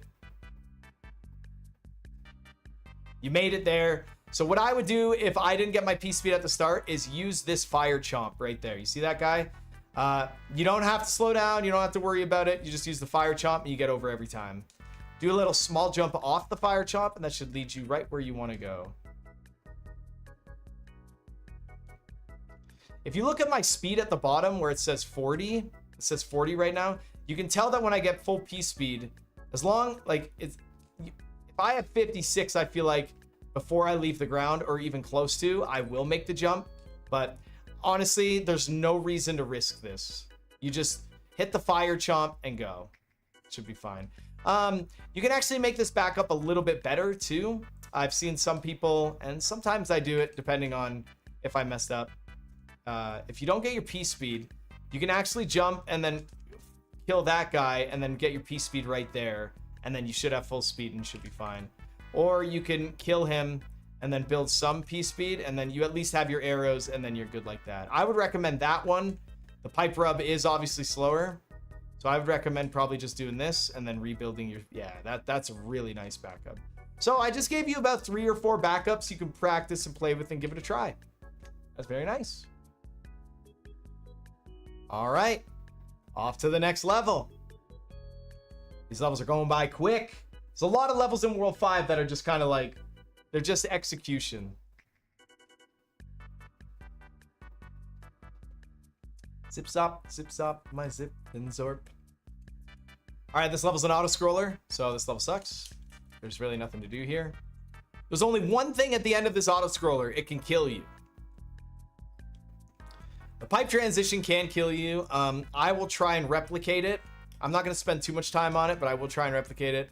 There's not really any lag in this level, so there's really nothing for me to explain. This is if you've lost your fire flower, this is where you can get your leaf back that's free. And then you use that leaf in 5-7 to damage boost. And I'll show you that after this. I will show you that after this. There's actually a P-switch here, I think, that some people like to hit. I don't know why, though. Some people like, you can hit it, and then you're like kind of safer on the ground here, I guess. Right, I guess you're safer, but I don't really hit it. If you stand right here, it's free kill. Right there on that guy. Right at the end there, you never have to be scared. Stand on this, free kill. He'll just fly up into your feet. Okay, let's see if I can get the death here. So if you hold forward into the pipe, sometimes it can squish you and you can die. I don't know if it's sub-pixel dependent. Sometimes when I try and replicate it, I can't.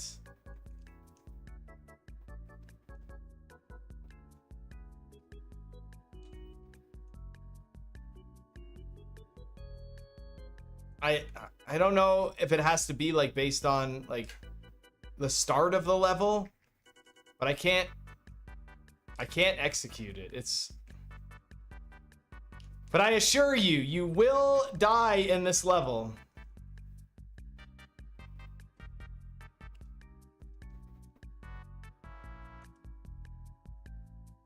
Well, you can't fly to the end because you start in this section of the level. There is no end. You can't get to this point unless you want to. Oop. Yeah, I'm sorry, guys. I can't replicate it because like it's got to be like a sub-pixel or a sub-speed kind of thing. I don't know how to cause it. Yeah, maybe if I go like full speed. Oh, there you go. I got it. I just died. See? There you go. So you gotta watch out for that. That pipe can kill you. I think I have to go like full speed into the pipe.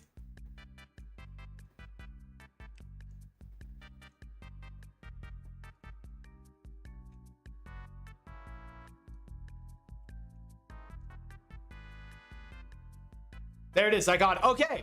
I kind of understand how it is. You have to have high speed when going into it and it like pulls you in, but I think it could still kill you.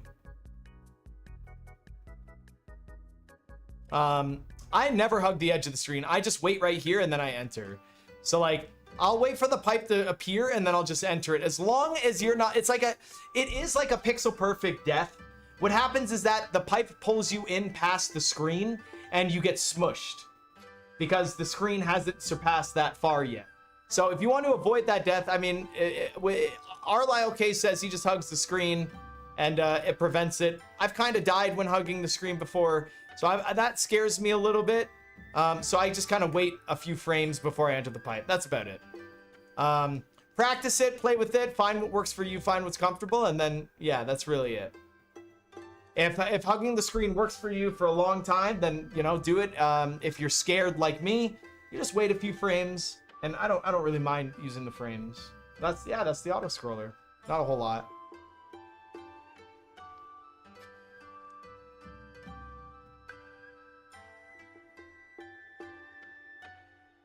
You'd be a screen hugger. Okay, so let's say you lost your fire flower and you have the leaf here.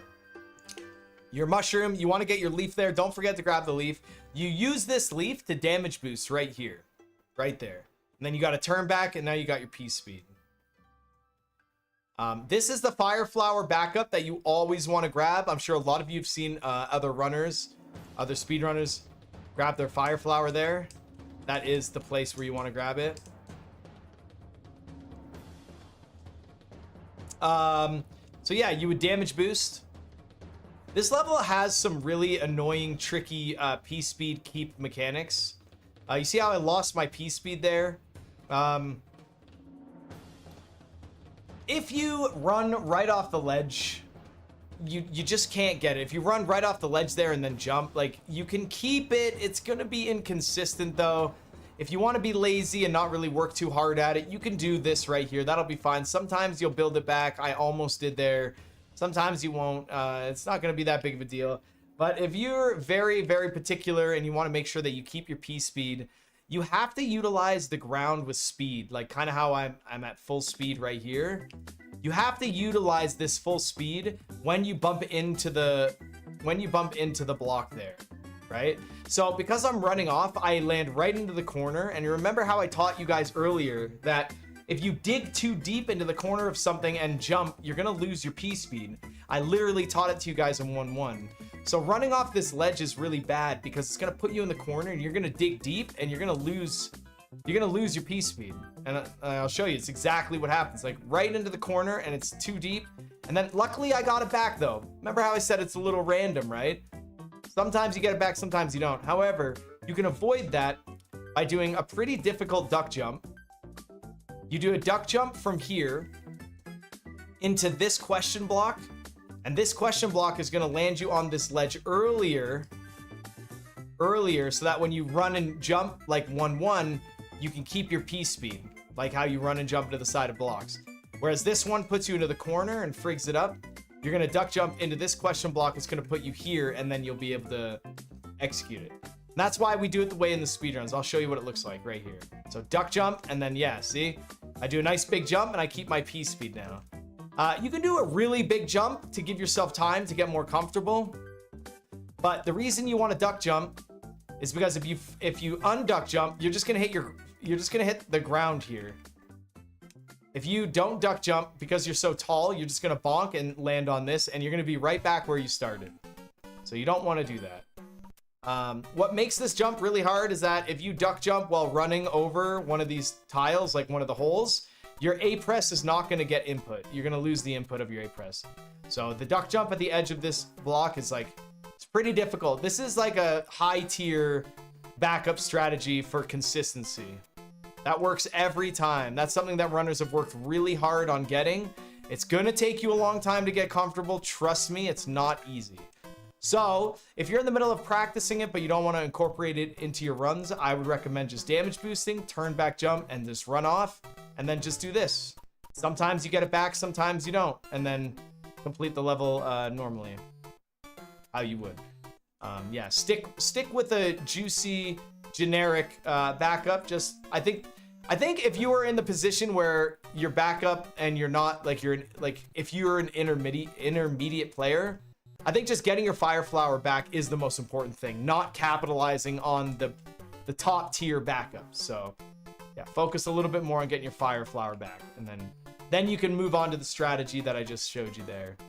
So I would stick with just running along the ground and then just grabbing this. You'll get comfortable with that too. It'll be nice. Okay.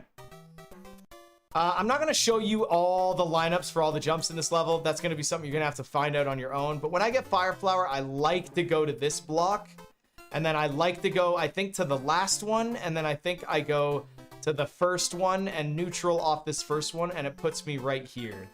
Then I go from right here to the pipe here. And then when you're on the pipe, you can side jump that one. And it lands you, and you full big jump with the side jump. And it'll like land you essentially like where you want to be. So let me show you guys.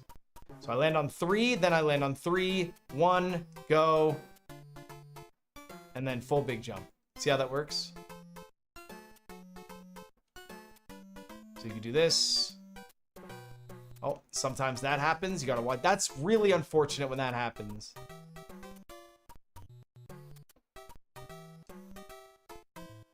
So you damage boost, turn back, run across, jump, grab, jump on blocks. Don't get P speed. You don't get P speed, that's fine. Still kind of, you just this level's very easy. Just like you just go forward.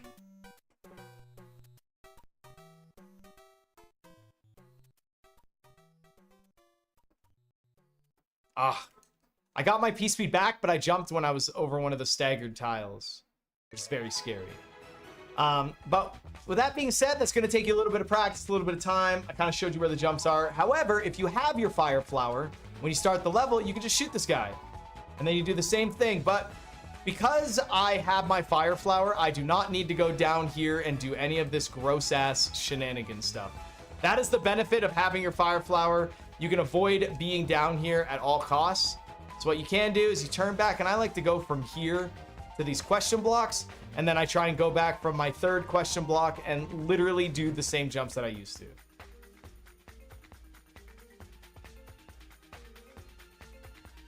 Okay, so if you want to make life a little bit easier for you, you can actually full big jump from this pile driver, this leftmost pile driver. You can full big jump from him all the way to the pipe if you want. So right here, and then boom, full big jump all the way to the pipe. Now, I did all frame perfect jumps, so I lost my PB. That's very scary. And full big jump right to the pipe, side jump, don't do anything, hold forward, don't do anything, hold forward. Very easy. Wait, I actually think you know what? These first question blocks, I actually think that I would... No, I didn't small jump there. There's no way. If this turn back jump at the start right here, if this turn back jump is giving you trouble, just wall rub. Just like 1-1, just wall rub. There you go. It works in all the ways. It works if you have mushroom or if you have fire flower. Just go like this. Yeah, no big deal. What's the big deal? It's not a problem. Very easy. Very nice. All right, the fortress. Yes, if you duck jump at the edge of this block, you will get Jesus clip. It is subpixel. Yeah, there he is. Yeah, there he is. All right, I can't do a tutorial without doing the Jesus clip. So my subpixel is my coin count right now. As you can see, whenever I move, the coin count goes crazy. That's my subpixels. So right now I have a subpixel of 9. I'm gonna try and go for the Jesus clip. You want to duck jump at the very edge of the block here.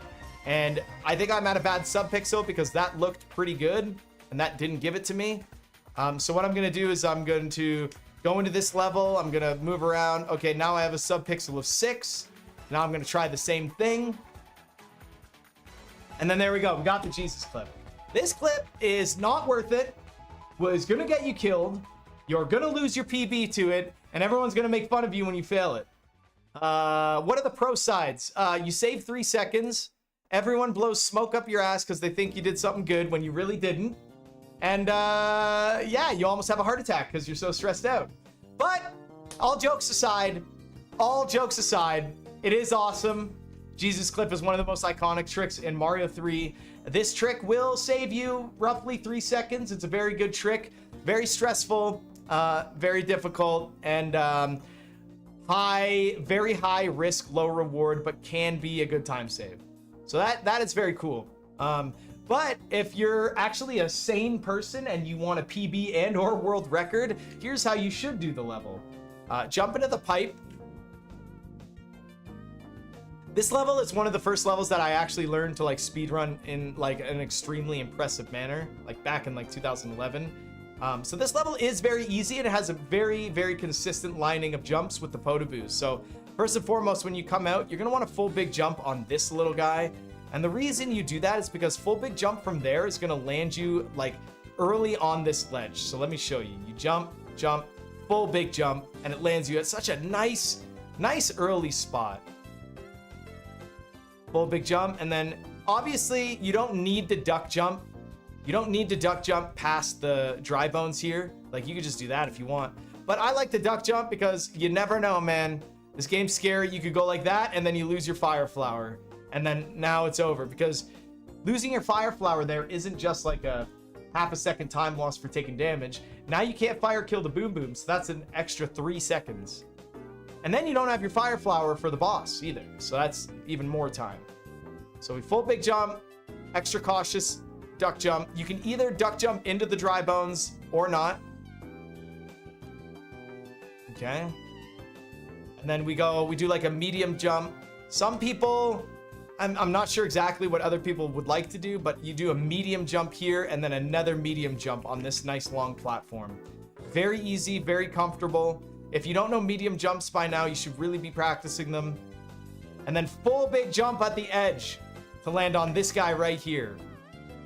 Not everyone does that jump, but it seems to work pretty well. If you full big jump too early, you will clip into the side of the ledge just like that and die. Full big jump at the edge of the ledge. Do not do that clip that I just showed you. That's exactly what will happen. Medium, full big jump, and then medium, full big jump, medium, and then into the pipe, okay? You notice there's a pad in there. Full big jump, medium, medium, full big jump, medium, full big jump, medium, and then go. The only reason I do a medium here is because you don't want to run into a Podoboo. Full big jump, medium, medium, full big jump, medium, full big jump, and then you could just go. But I would not risk running into that Podoboo. You will run into it. It will happen. I'm telling you right now, it will happen. So if I were you, I'd full big jump and then medium right after the ghost. And then you go. And then you fire kill him. All right, this next level right here, I am actually going to explain nothing in this level, and anyone doing a tutorial watching is going to watch what I do in this level, and you can do the exact same thing.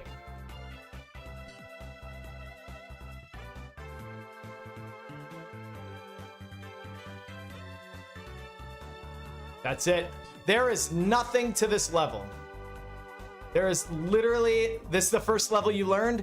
There's literally nothing to this level. When you start this level, you're gonna get P speed on the 3rd cloud. So that's 1, 2, and 3. And you're just gonna wanna jump from cloud to cloud. It's literally lily padding, leapfrogging, cloud to cloud. You gotta watch out a little bit. You gotta watch out a little bit for the Koopas.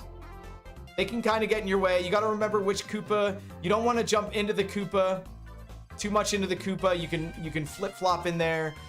You don't need to jump super high either, because if you accidentally jump too high off this Koopa, let me show you. If you go like this, oh shit, and then right, that Koopa will actually bounce you up into a cloud at the top. So really, really watch out for that. Just don't touch any of the Koopas. Just avoid the Koopas. This level will just take you memorization, and that's it. And then duck jump at the end. You have to duck jump at the end because of where the Lakitu is, and I'll show you why. I'll show you what happens if you don't duck jump. If you get to the end and don't duck jump, I can't believe that worked. I don't do that. I don't know why that's working, but don't do it. Well, there you go. See, if you jump too early. I think it's because I was jumping at the very edge of the ledge like that. You'll be safe. I wouldn't risk it. It's not worth it, because if you don't jump at the edge, you will get hit. So I would say definitely duck jump. Because when I do this level, I'm not trying to jump at the very edge of this ledge. I wonder if you could do like a... Yeah, see, that doesn't work either. So yeah, I would just duck jump at the end. And then right here, if you want to keep the P-speed momentum inside, like on a horizontal pipe, I do a small jump at the crease of these clouds. Works perfectly. Yeah. Just do a small jump at the crease of these clouds. Perfect. And then you keep P-speed when you go through. Very much done. All right. You don't need Fire Flower for that level. You don't need Fire Flower. That's not a lot of Fire Flower backups other than getting the tail here or here. I'd recommend here. Getting your Fire Flower back in this level. Losing your Fire Flower in this level or this level, I can't really help you out. There is no... there's really no backups or anything that you can really utilize to make it a whole lot better. So this next level is an auto-scroller. There really is nothing to this level. Not a lot. But I can help you manage killing these guys. There is going to be 2 fire chomps in this level. They are going to get in your way if you don't know how to manage them early on in the level. Luckily, I already have 2 shots to kill them. 2 ways to kill them very easily. The first one's coming up soon right here. I think it's right here. And you stand on the edge here. Yeah, see, there he is right there.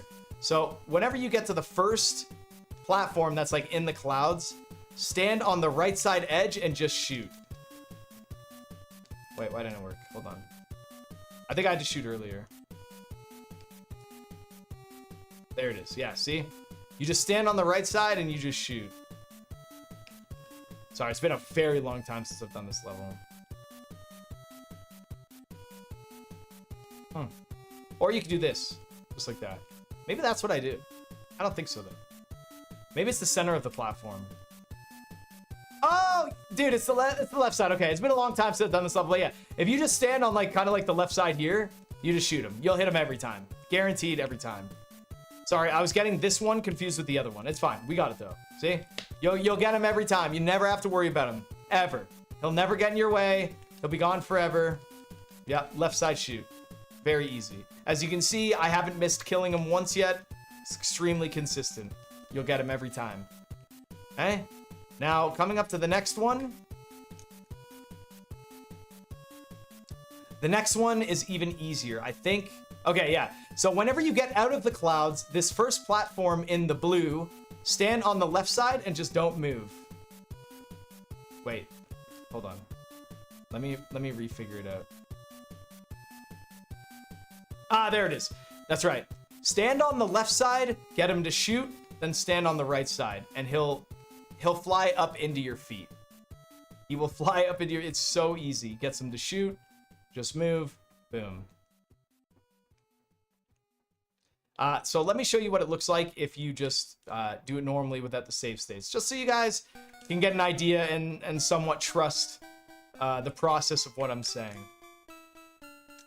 So we're in the clouds, right? Then we come out of the clouds. Then the first platform back in the clouds will be the first one. I'm very used to which platform it is. I don't really use the clouds as a thing, but this one right here This will be the first guy. Dead. Easy. I don't even have to try. Now I'm in the clouds. The first platform out of the clouds here. That one right there. Stand on the left side, get him to shoot. Then like move to the right side. He'll fly up into me. And then, the level's over. So easy. Very easy. Look at that. It's awesome, right? Alright, now, unless the Hammer Brother moved his way into this... If the Hammer Brother moved into here, you're obviously gonna get a different boss pattern because you're gonna go from here to here. But, oh, dude, I hate that this transitions because it changes the boss pattern. But for the most part, in 100%, you're probably gonna kill the Hammer Brother. If you only know the boss pattern from this level to the fortress, and the Hammer Brother is on this tile, you could just use a cloud before you do this auto-scroller, fight the Hammer Brother, come back, do this level, and then you'll get the boss pattern you know. So it really depends on what boss patterns you know and how effective you are with which variation you get. So I'm actually not going to go through the boss pattern for this one because this boss is like... This is like an annoying... But I mean, in this case, you would just need to learn two different patterns. The pattern for the Hammer Brother... The pattern for no Hammer Brothers on the map and moving from this tile. And the pattern of no Hammer Brothers on the map and moving from this tile. Odds are they're probably going to be very similar because they're just two tiles apart with no Hammer Brother movements. But for the most part, I think it'll be okay.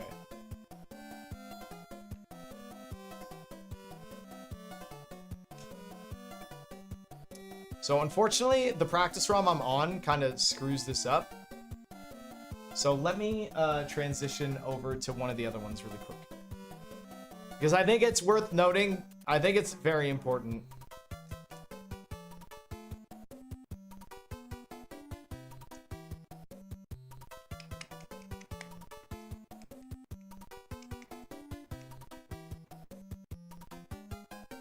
Uh-oh, it's looking like it's gonna do the same thing. It better not do the same thing. I swear if it does the same thing. No! What kind of practice ROM is this? Hold on, do I have another... Dude, why is it like this? Not an effective way to practice. There we go, I think I can do this. Hold on, let me see. You wouldn't have these practice ROMs. These are like my... These are my practice ROMs that are like...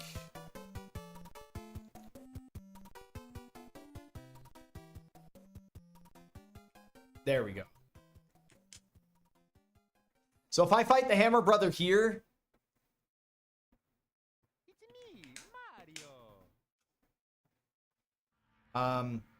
Well, I'm just gonna show you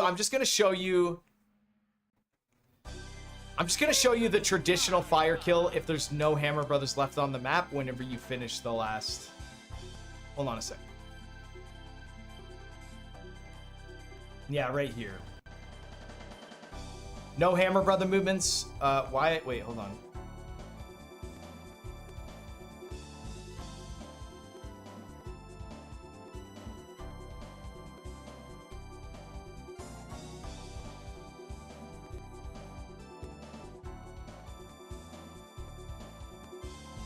Wait, I want a movement of 0.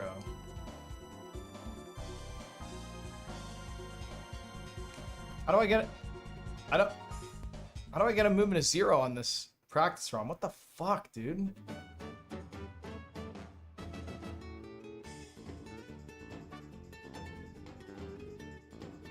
Why isn't 0 an option, dude?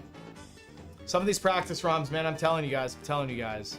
Literally, just get here authentically and save state on a EverDrive. Just like, this is so ridiculous. I can't actually show you guys. I don't know why. That's really annoying. Like, why doesn't it go to 0? I don't understand why it doesn't go to 0. I guess you'll never have a movement of 1. You'll never have a movement of 1, so I can't really show it to you. I'm not sure why it's like this.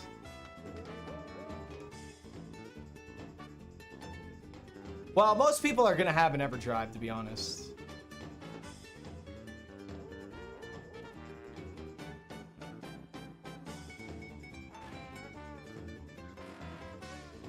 I can try this one and see.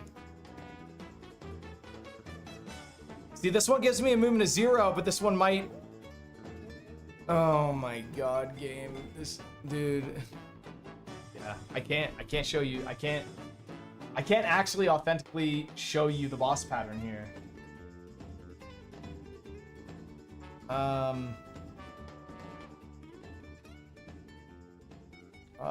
Let's see. See what I can do here.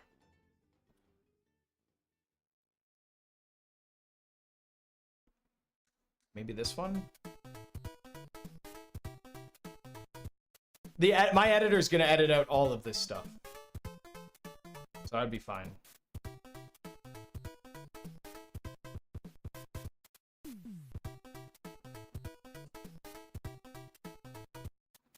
This one shows the RNG, that's pretty interesting.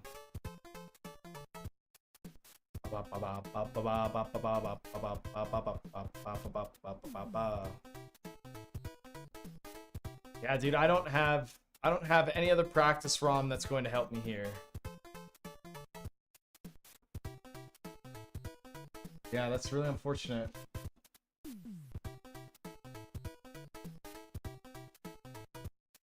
I don't know why the practice ROMs are designed that way. It doesn't really help. Doesn't really help me, so well, I guess the good news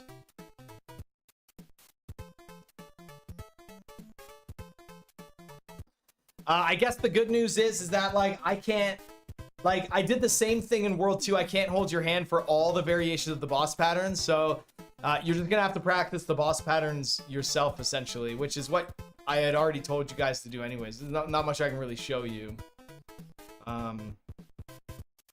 But I guess the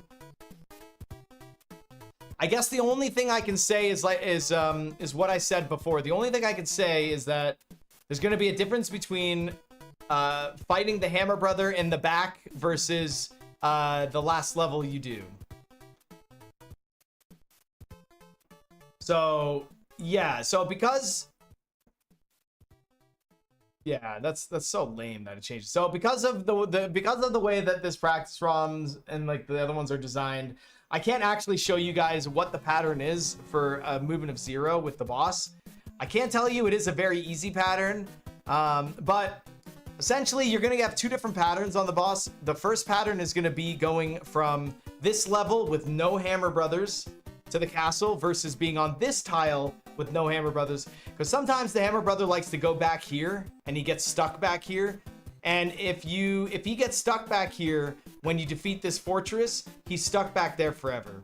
Now you can always make sure that you get this pattern from this level if you cloud kill the Hammer Brother and then come back and do this level. Then you're always gonna have a movement of 0 from this level, so you should be good. So that's essentially all it is. The auto scroll is really short, and there's a fire flower on the auto scroller, so don't worry about it. The auto scroller for the castle is easy. It has a fire flower. Getting the fire flower on the airship will change your pattern because that's time that has passed. So if you fight the Hammer Brother here and you have a mushroom, if you go onto the airship, grab the fire flower, it'll most likely be the same pattern as this because it'll be around the same time. So with that being said, we could just go to World 6, thankfully, because there's nothing else with World 5. I mean, trust me, when you get there, you'll be fine. Oh, a coin ship. All right. 6-1. 6-1 is very exciting, but also not exciting because the enemy's Patuis. Let me show you what those are. The Patuis are these guys right here. They work on a global timer that's also applied in the overworld map. I think they're just constantly running. Like they just have a global timer. I don't know what their problem is. They fucking suck. Sometimes they're good, sometimes they're bad. For the most part in this level, they are pretty good. If you enter this level, you can get P-Speed at the bottom here and jump shoot. And then so the problem with this level and teaching people how to do this level, there's so many different ways. There's tons of different ways of doing this level. Like, I could get P-meter at the top. I could jump, shoot, turn back, wait for my fireballs to kill him. I could get P-meter at the top here. I can shoot this guy. I can jump over this guy, wall rub. You know what I mean? There's just so many things. I could go at the bottom here, get P-speed, jump, shoot, wall rub, shoot him, then wall rub there. There's so many different ways of doing this. I could jump, turn back, shoot, jump over him, you know, wall rub there, a lot of things. What I like to do personally is go at the top, which is harder. What makes going at the top harder is that if you accidentally go like that, you're kind of fucked. P-speed's going to be hard. You might as well go back and then rebuild it because it's going to be difficult to build it. Or if you mess up, you can go back up, you can shoot this guy and then shoot that guy, build your P-speed right there, which is pretty good. It's not so bad. A lot of variations. The problem with this level though is that this guy shooting is going to be different based on how fast or slow you go, right? Because they got like kind of like a global timer. So you start the level. If you go right away, normally he'll always shoot. Start of the level, as long as you hold forward the whole time, he will always shoot. If I wait and then go, let's see if he doesn't shoot. He still shoots. I mean, they have two options, shoot or don't shoot. So it's odds are you can get a big string of him always shooting. Like, who knows? Is he gonna shoot here? Yeah, he shot there anyways, right? So like, there's only two things he can do. So you can see him do the same thing a lot of times in the row before he changes it up. But yeah, if you go down at the bottom, you're gonna have to do a pipe rub, which is gonna be slow, which is why I don't go down there. You're gonna have to do like a turn back jump, which is also gonna be slow. It's gonna change up. The size of your turn back is actually gonna change how this guy reacts, which sucks. You wanna try and be as consistent as possible, and the best way to be consistent in this level is taking the top route and just going. See, that guy moved to the right, and his patooey ball like went up and down. He didn't shoot it. He moved to the right, and then he came back to the left, right? So we're controlling them now. By doing the same thing, by us doing the same thing, they're doing the same thing. So I like to shoot and then turn back and kill him. And then I go to the question block. Very easy, very comfortable. Double shoot, turn back, go to the question block. Your turn back, you want to be kind of nice, because if you turn back like too late or early, you could jump into that piranha plant right there. So if I were you, I'd be very cautious about that. Double shoot, turn back, jump, and then land on this guy. When you land on this guy, you get to do a full big jump. It's very nice. If you don't land on that guy, you're gonna have some flip-flops you're gonna need to do. You're gonna be jumping, and then that pipe's too high to jump over. You're not gonna be able to like really clear him. And let me show you, like, you can do this. And then that's gonna be a little annoying, right? Because then you're gonna be close to these guys. If you do a full big jump over this pipe, by the time you land on the ground, you're gonna be like over here. You're not gonna have much room. A lot of people are gonna say, well, why don't you just fire kill stuff? Remember, with P-speed, you're faster than your fireballs. That's why I have to turn back at the start here. Like, if I start here and just shoot fireballs, you guys have seen it tons of times. You run faster than them. Look at that. You like, they can't catch up with you. So that's why you do bloop bloop. Bloop bloop. So now you do your little fireballs, wait, question block, full big jump. Then I like to go from that question block, and I like to go to this question block. And the reason I like to go to this question block is because I can just run off this question block onto here. It makes it for very comfortable movement. So watch, we're double shoot. See what I was talking about? You gotta watch out for that turn back. Everyone will still accidentally take damage there. You do a bigger turn back, you won't have to worry about it. So I do a duck jump there, and then I just run off onto this pipe. Bloop, bloop. Bloop, bloop. Double shoot. Question block, duck jump, run off, small jump, and then I like to do a small jump. You can go down here, but it is a literal nightmare. Because there's tons of guys down there. And like I said, with P-speed, you're faster than your fireballs. So let me show you. So like, you see what I mean? Like, you're just gonna have to do a lot of slowing down if you want to successfully get through back there. And especially if you don't have your fire flower, It's like you're not duck jumping over anything. It's just gonna be a nightmare. So if I were you, I would stay at the top. Everything about this level is like stay at the top.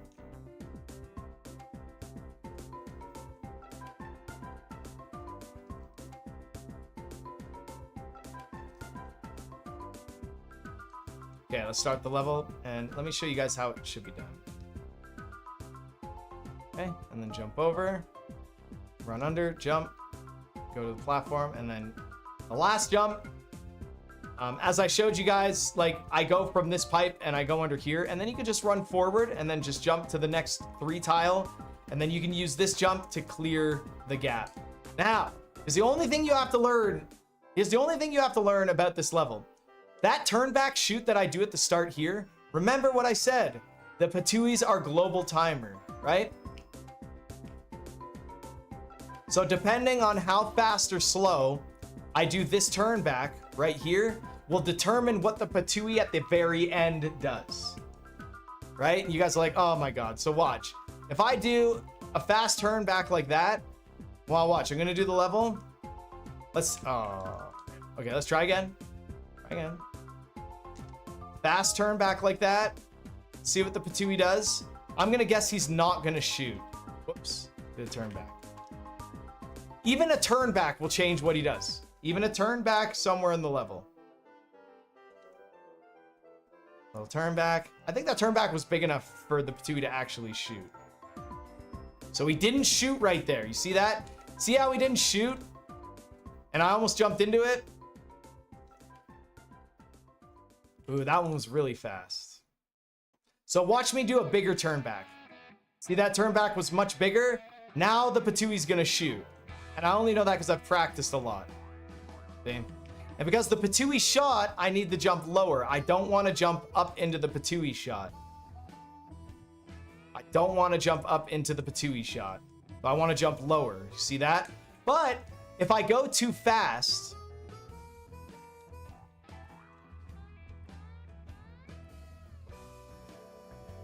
see, I went really fast there. If I don't recognize that I went fast, I'm like, oh, I need to jump low to go under it.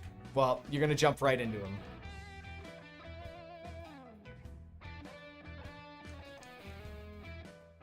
Okay, here we go.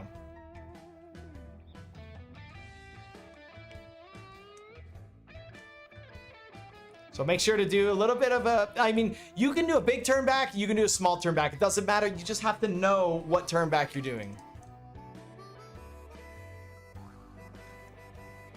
So that was a fast turn back, so I know the Patui's not going to shoot. So I'm going to jump a little higher at the end here to go over it.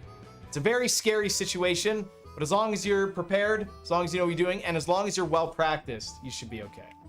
All right, next level. Boring ass auto scroller. Literally nothing to go over.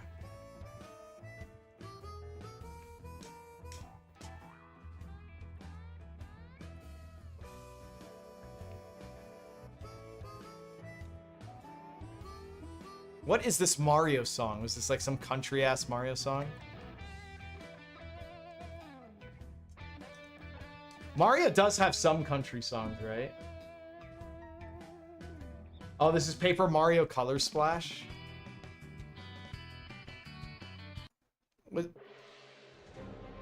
Was Paper Mario Color Splash Nintendo's like country phase? That's a very stupid thing what you're doing. I don't know what you're talking about.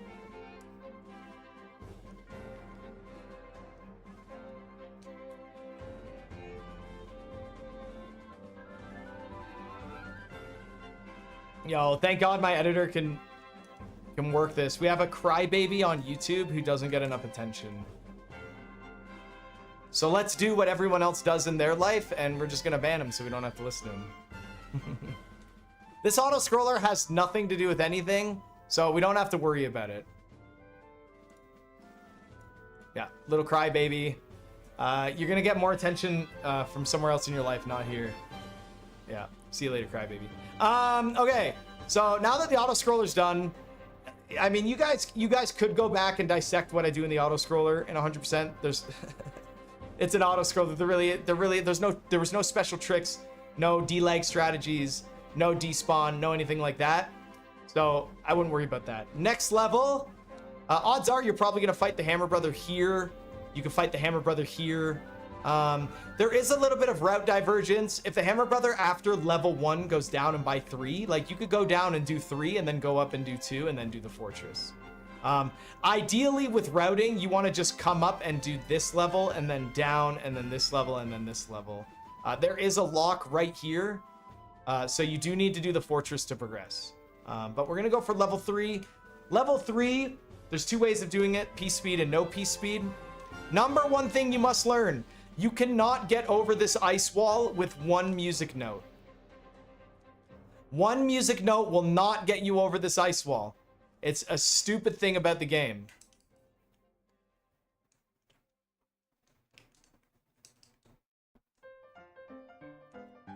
It just does not work. Can't do it. If you try and do this one, bro, what? Get out of here. Thank you. If you do the first music note, you can rub into the second music note, and that can also be very bad. See that? See how I like rubbed into it? It's just the way it works. I don't know why. You just like rub into it. However, if you use both the music notes at the same time, you will get enough height to go over the wall. And that's how you do it. You use both the music notes to get over the wall. If you don't use it, you will be able to get saved by this platform. This platform will save you if you accidentally try and do both notes and you only use one. Luckily, thank goodness Nintendo had the foresight. You will get saved. You will not die. So there really is no reason to die at the start, only if you like rub like that and then you kind of miss that. Like that was really close too. So the 2 music notes are the only way to get over the wall. And when you get over the wall, you just run on the staggered blocks. These staggered blocks can really mess you up. If you go to jump at the end when you're over one of the holes, obviously your jump input is going to get missed and you're going to run into this turtle. So what I like to do is make sure that I jump on this one right here. If I'm not going for peace speed, I'll jump whenever the coins are like beneath me. So boom, just like that. And then you just time your jumps for the rest of the level. Now you can't make this jump to here, which sucks. So you're gonna have to do a little scary drop. Like you can make it. That's not worth it though. I wouldn't risk it. There's no reason to risk it at all.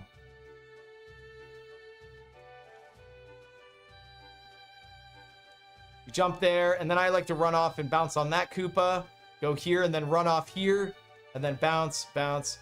But these are all managing your jumps. These are all things that you can learn on your own without needing me. I can't really hold everyone's hand all the time with like the jumps they make. So these are really good. Yeah, very easy. This level is scary because they are a lot of one-tile jumps. They are a lot of one-tile jumps. So you gotta be cautious about that. All right.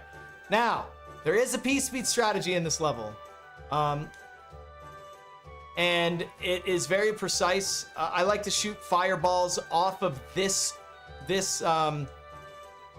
block right here. So while I'm running, I'm gonna shoot fireballs so that they bounce off this one right here. When they bounce off this, they're gonna kill this Koopa for me. So let me show you again. See that? Got the Koopa. And then I use that little red Koopa. I use this red Koopa to bounce me and get me right tight at the start of this ledge. And because my P meter kind of reset when I ran off this ledge, it's going to allow me to instantly start building my P speed.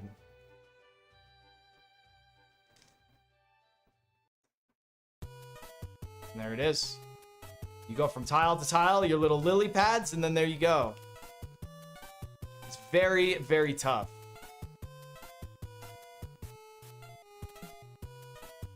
So you have to do a little jump off of this red Koopa. If you neutral off that Koopa, you're not going to go anywhere. Look, if I neutral, see that? But if I jump too high off of that Koopa, I'm not going to build the P speed as well. So watch, if I do this and then do that, well, I mean, I can go in the pit, which is really bad. So you want to do a little tiny jump off the Koopa. Just a little tiny, like, just like that. Little tiny jump.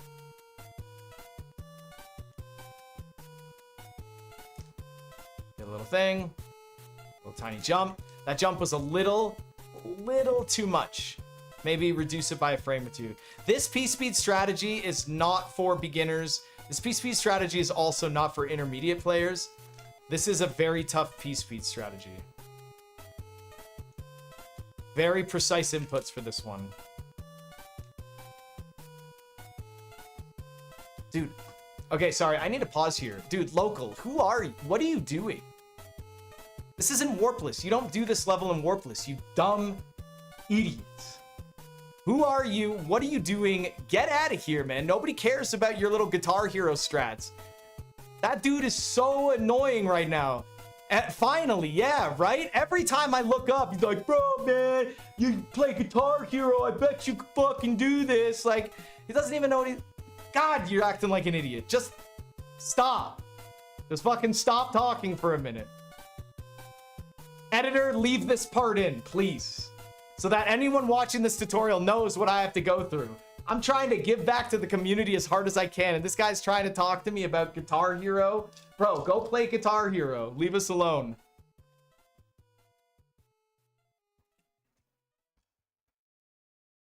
All right.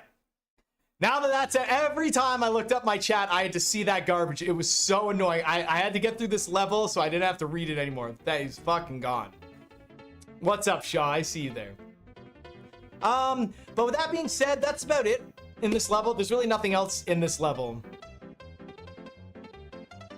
Really nothing else in this level. We went through 6-1, 6-2, and 6-3. Very nice. This is not, you do not want this to be a coin ship in 100%. You do not want coin ships in 100%. They are very bad. So this is just a placeholder for the practice ROM. It's not normally a coin ship. And you are in full control of avoiding coin ships. So you should be good there. Next level is the fortress. This level sucks. So if you want to be a big scaredy cat, which is totally fine, just ride this platform. If you want to be a big scaredy cat, that's fine. Just ride the platform. Nobody, you know, and if you're in a tournament, if you feel like you're behind, you don't want to make a mistake, just ride the platform. You'll be all right. You get a little mini auto scroller and a non-auto scroller. Okay? Just ride the platform. You're safe. You're safe. Now, when you get off the platform, you can literally just run off the edge, or you can try and like jump right off the edge, but you just run off the edge, you take the door. When you take the door, you can grab the star, but if you don't damage here, I don't think it's worth getting the star. You can just fire kill the boss. The star's not going to save you that much time, and you're already going through like little one tiles. So if I were you as Big Mario, I would just drop, I'd go through the door, I'd hold forward, and I would just keep holding forward here. And I'd go under, and then go over. And then, yeah, you just fire kill him. And then you're done. However, you can grab the star if you desire so. Because you're going through one tiles, it's very possible that when you grab the star, you kind of mess up your movement, and then you don't even get the star kill to begin with. So, this level was almost designed for you to like damage boost and do all the things that we do in the speedrun, because like nothing really works when you're Big Mario. So we'll wait for the star. So because I'm Big Mario, I didn't have my P-Speed there. Will I make it though? I just made it. I only had a few frames to spare. So I don't know, man. It's really not that good of an idea, but you're gonna be using a P-Wing soon anyways. So if I was you, I would at least like maybe damage boost right here or something. I don't know. It's hard. And then maybe damage boost right here. And then go up, and then at least you can grab the star, and you'll build P-Speed much faster because you're small Mario. Much faster.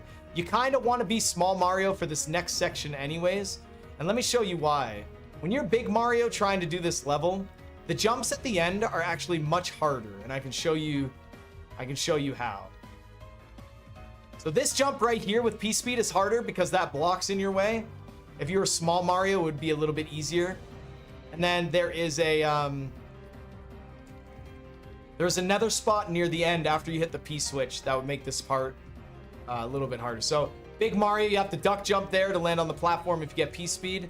Then you have that duck jump, and dude, it's a nightmare. It's a freaking nightmare.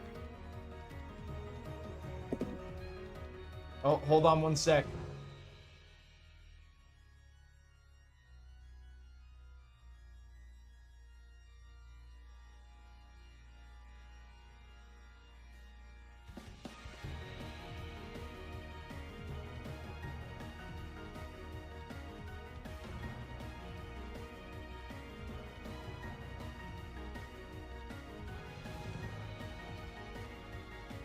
They got me, man. It said it was a valid number, and they're like, "Hey, we're with some charity. My ID number, blah blah blah." I'm like, "You fucking scammer." Okay. Now, where was I before I was? I am waiting for a phone call. So where was I before I was crudely interrupted? Oh yeah. Try and avoid doing 6-4 as Big Mario. It does really suck. Small Mario is much better. So in this level, what you're gonna want to do is that when you grab this coin, that last coin that I grabbed. This last coin right here, that one right there. When you grab that one, you're gonna wanna jump in the air to get ready to swing yourself over. You see how that swing works right there? You're gonna wanna jump and swing yourself. And that timing lines you up to not really have to worry about making it to the spikes. Like you make it to the spikes every time. Now what's gonna happen is you're gonna grab it, and then you're gonna miss your jump and you're gonna die. That is what's very scary about this section. That's what's very scary about this strategy. If you are well practiced, you should be okay. If you are well practiced, it's not going to happen often, but it will happen in some runs, and then eventually it won't happen anymore. So you will be good. See how I went? See how you could, like, I didn't follow the logic there, and it like kind of screwed me up. Wait for you to get the coin, jump, hold forward, then go. Okay? You just gotta kind of swing yourself. It's not that scary. It seems scary. Seems kind of scary. Not that scary. Boom. And then what you're gonna do is damage boost. You're gonna damage boost again. You're gonna try and jump. See how I like perfectly jump down? Ideally, that's what you want to do in like I'm the best in the world setting. But I don't think it's that big of a deal to get it perfectly. If you don't want to try so hard, you can wall rub and then just kind of jump down and then try and get yourself in the door. And then there's other P speed strategies where you can like frame perfect jump at this door, keep P speed, run along here, keep P speed. Those things are gonna come and go as you play. You're gonna learn some of them, not learn some of them. Like right here, if I almost got P speed back. And then yeah, just like the other route, you're gonna grab the star and then carry on. That's it. That really, you guys just need to understand the secret behind getting on this spike platform, and then everything else just kind of falls into place. Sometimes if you don't want to wall rub here and you don't make the gap, you're just gonna run off the ledge like that, and you're not gonna be able to like rebuild P speed in this room earlier, so you're just gonna kind of lose that advantage. But grabbing the star, like spike damage boosting and getting the star kill are like the most important things in this level. The most important things in this level. See how I got P speed back? They'll come and go, you know? You never know. So this level just has a really, really dangerous beginning, but as you get comfortable, it'll get better. I actually died at the beginning of this level last week when I was doing my attempts, and it's just something that hasn't happened in a long time, and I didn't get frustrated because it's just something that can happen. Just suck it up. You died there, you sucked, practice it, and move on and try not to do it again. All right, Small Mario. Sweet. 6-4 Small Mario. The first thing you're gonna wanna do, you do wanna copy what other runners do in this level. It is very important that you copy the beginning here. You do want to run off of this block, and then you're gonna wanna jump on this block. And there's gonna be two things that's gonna happen to you. A, you're gonna get P speed, and B, you're not gonna get P speed. So here, not gonna get P speed here. Okay? When you don't get P speed, there's two methods that you could approach. There's one where you can not do what I do, and you can run and you can land on this question block and then jump to this platform or the 2-block platform. I've been doing this level so long the way I do it, I'm not going to change, but none of you are stuck in your ways, so you can jump from there to there to there, right? And you can get this platform even shoved you over to the right a little bit more, which is kind of nice, right? The reason why that's a little bit better than what I do is because the way I do it is this platform right here, that's going to push me backwards. Okay, that's going to push me backwards. So it's like, it's going to make me go a little bit slower. So it's not as effective. Like, look, it pushed me back just a little bit. And I missed my opportunity to get pushed forward by this guy like this, like that. And that's because I got pushed back. So I went a little slower. So I would recommend new players, okay, if you don't get P-Speed, to jump up here and then jump here and then get that, yeah, that little boost right there. Okay, and then there you go. Whereas what I do is I would go under the block. Just been doing it for a long time. Maybe I'll switch it up eventually. But you want to go under here. That's what I do. And then I go up here and then I continue on. There you go. Okay. Sorry guys, I got a timeout local. He went over to YouTube and is being annoying over there. So we're gonna time him out over here on YouTube because he's being really annoying and he's gone from YouTube. There you go. Try Kick. I'm also live on Kick. Local. Try Kick and see how you do over there. Okay. So now that we got that out of the way, that is like non-P-Speed strategies and 2 different ways you can approach, like going over the question block here, which is a little bit better, maybe a little bit scarier. And yeah, I like to go at the bottom here, and then the jumps after this, essentially you activate the P switch so you can run under here and build P speed. And then I really like to run off this and then just go under and then make sure you land on these platforms and then you go up and over. This spinner is very, very scary. This spinner will deadlock you and throw you down to the ground if you don't clear it. Like if you run into it, it can push you down into the pit. It's really annoying. So when you jump over that pit, make sure to full clear it. And this is without P-Speed at the start. So I'll show you what P-Speed here is like. From here to there, run off, go to the next blocks and just try and clear that red spinner. Stay away from it. If you actually make a mistake and you don't get P-Speed at the end or whatever, and it's very hard to avoid that red spinner, just go over the top. Let's say like I missed P-Speed here. Oh no, I messed up, right? Just do this. Go over the top like that. That guarantees that you're not gonna die. And that's really important.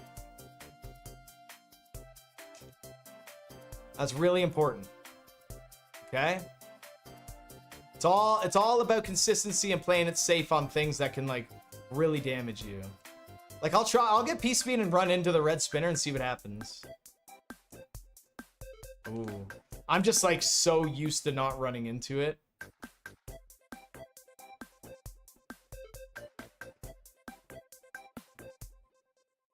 Oh, it's hard right now. There we go.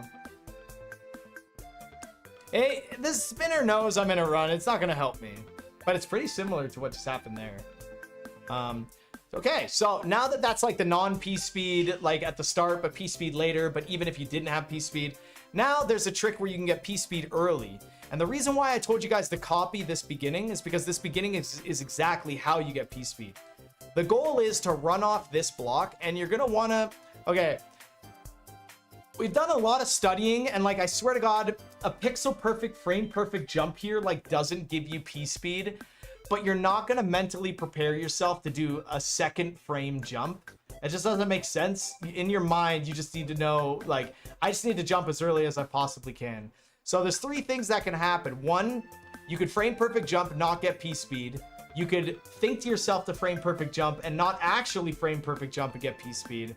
Or you could just get good at doing a 2nd or 3rd frame jump and getting P-Speed. It's really not so bad.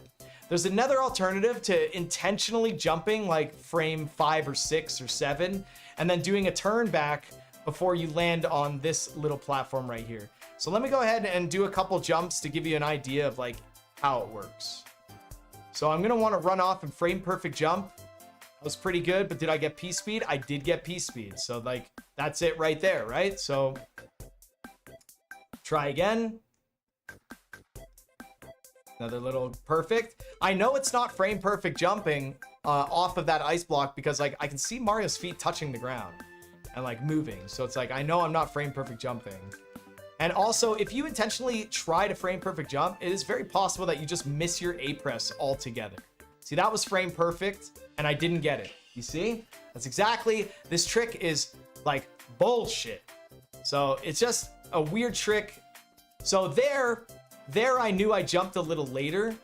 And the problem is you can't see my turn back because I'm off screen. So I turned back right there and I just barely hit the ledge. So it just like, just keep an eye out for how you're doing it. This is going to take a lot of practice to get comfortable. And again, with this P-speed strategy, you can go down here where I go, or you can go up to the question block. That's really going to be up to you. Depends on which strategy you adopted. I always go down here and then I P switch, and then all these jumps are pretty much the same as learning the P speed strategy from the other strat. It worked out great. Oh, you could intentionally hit the spinner to gain momentum, but I would not recommend it. Not a good idea. All right. We're on some pretty tough levels right here. I don't think there's a whole lot to dissect in them.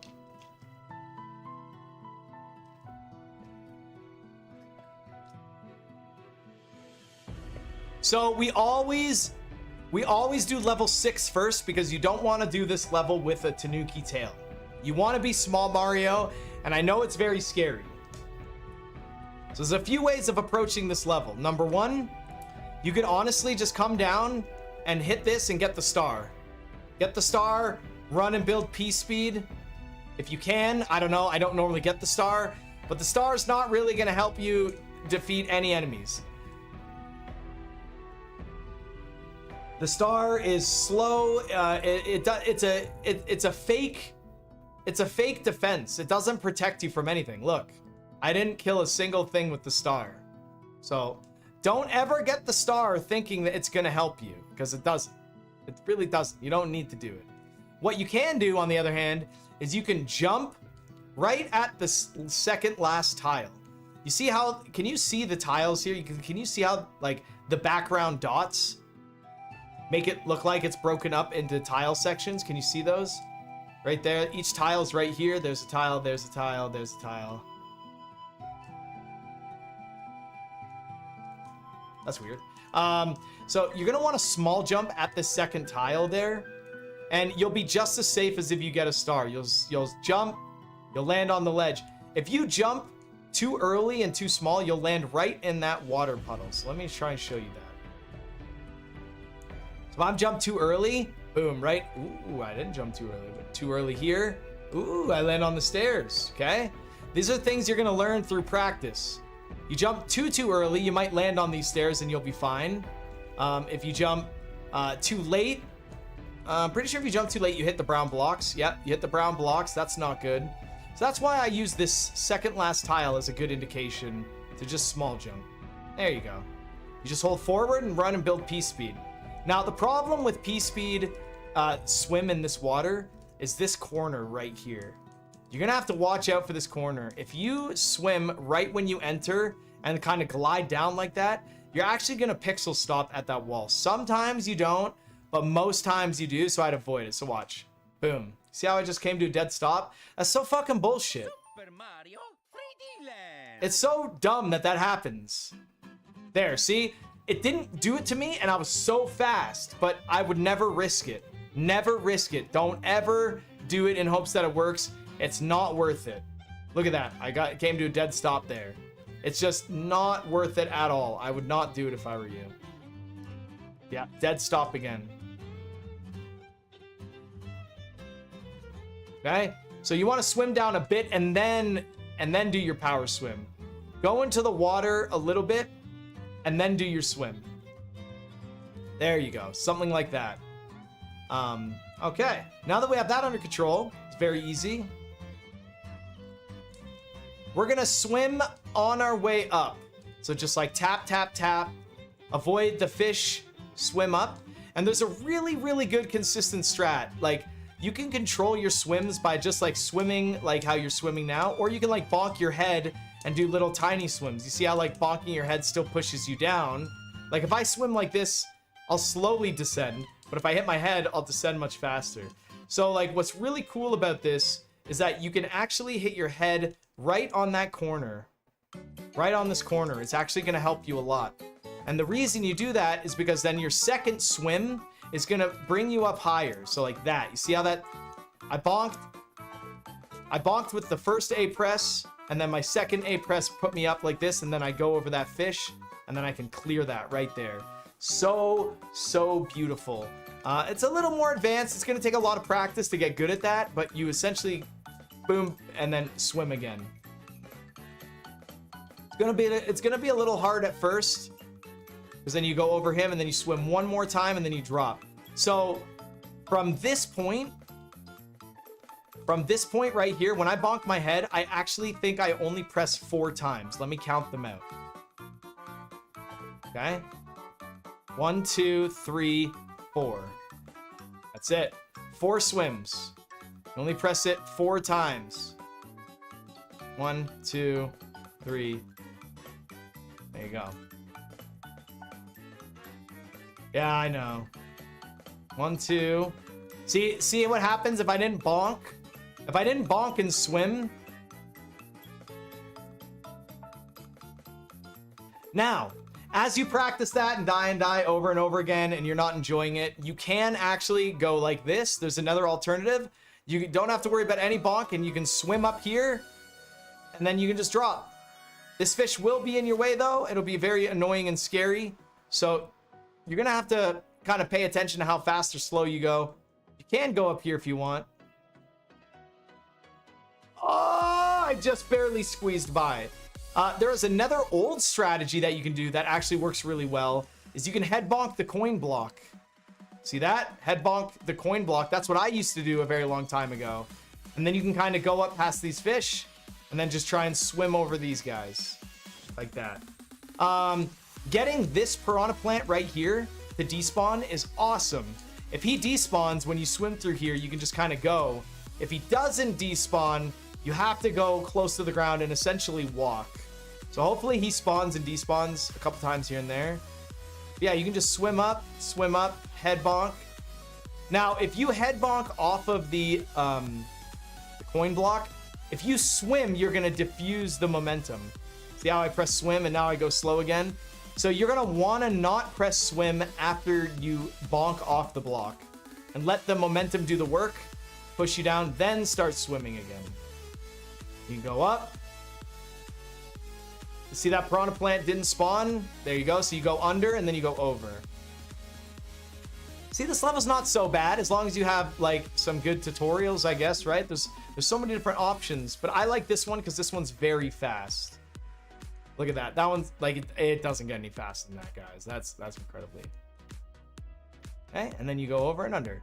So this part is really scary. You can hold forward the whole time when you come out and then jump up. Like you use that angle of the hill on the ceiling as like a good indicator of like jump up and over and then jump and then jump. It is very easy, but sometimes the spikes can be in weird positions. It's all about how fast or slow you do the level, and they're kind of scary. So I like to do a turn back, and then kind of jump.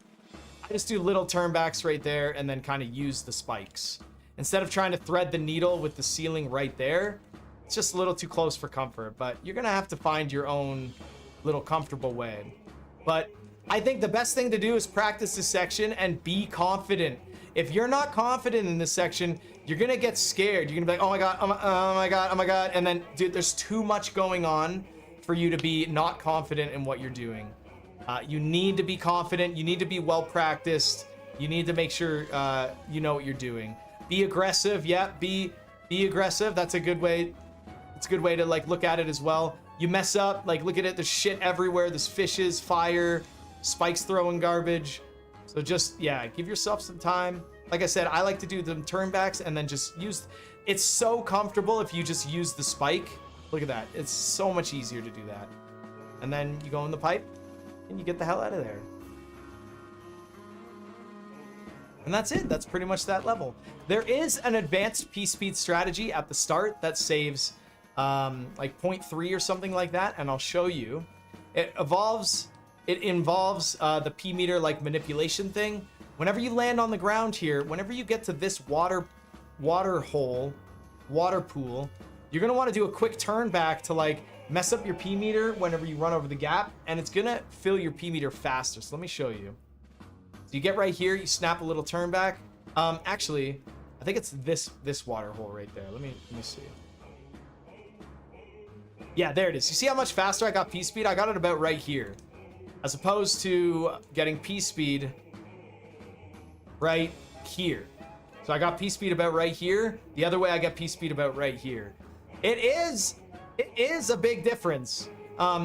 So the idea behind it is not necessarily like, oh, it's gotta be waterhole 2. No, it doesn't have to be waterhole 2.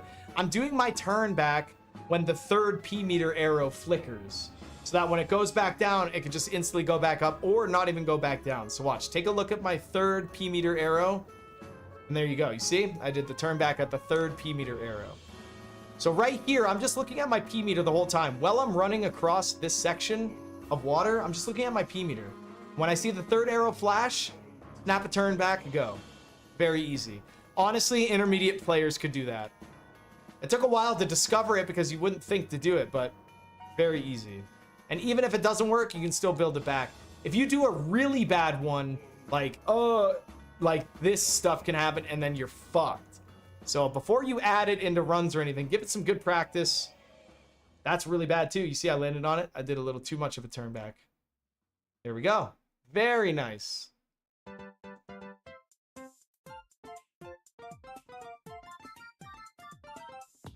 That's kind of how you want to do this level. Look at how fast that was. That was crazy good. See what I mean? I hate that ceiling. You follow that ceiling, you're gonna get crushed by it. It's gonna hit you hard. I'm glad to share all the little knickknacks in this level that are really gonna hit a lot of runners, because like you're not gonna know these things happen until you actually like do it in a run, and like it happens. Like it didn't never happen in practice, because like when you practice one thing over and over, you're not gonna see all the variables of things that can happen. But when you're doing your runs and when you're doing your races, lots of different things are gonna happen. I mean, lots of different things. So yeah, so there's that level. That level is very tough and intimidating, but it's not that bad. All right, this level is not that bad. So you want to save your P-Wing for this level. And there's going to be a few ways that you guys can utilize your P-Wing in this level, depending on what skill level you're at. Number one, if you find that you're like very scared in this level and you don't want to lose your P-Wing, because if you're a noob and you lose your P-Wing, you're going to lose a lot of time. Like a lot of time, you're going to be really bad. So what I recommend is actually just taking this pipe at the start. Take this pipe at the start, and honestly, just go to the end. You can just tail swipe that guy and just go like this. Just get this guy right here, and get this turtle shell, and fly up. This is gonna be quite slow for you, but at least you're up here and out of the level. This isn't like 118 strats. This is like 120, 123 strats, stuff like that. But if you're a little scared, just kind of adjust your flies. I would not recommend an intermediate player do the tail swipes on the beetles. Those are very difficult. Those are very difficult. I would not advise that. So I'd wait for this Buster Beetle to go by and then just do your jumps here. Do your little jumps and then grab the turtle shell and then go up. This level requires a lot of practice. This level becomes free This level is very free at the end.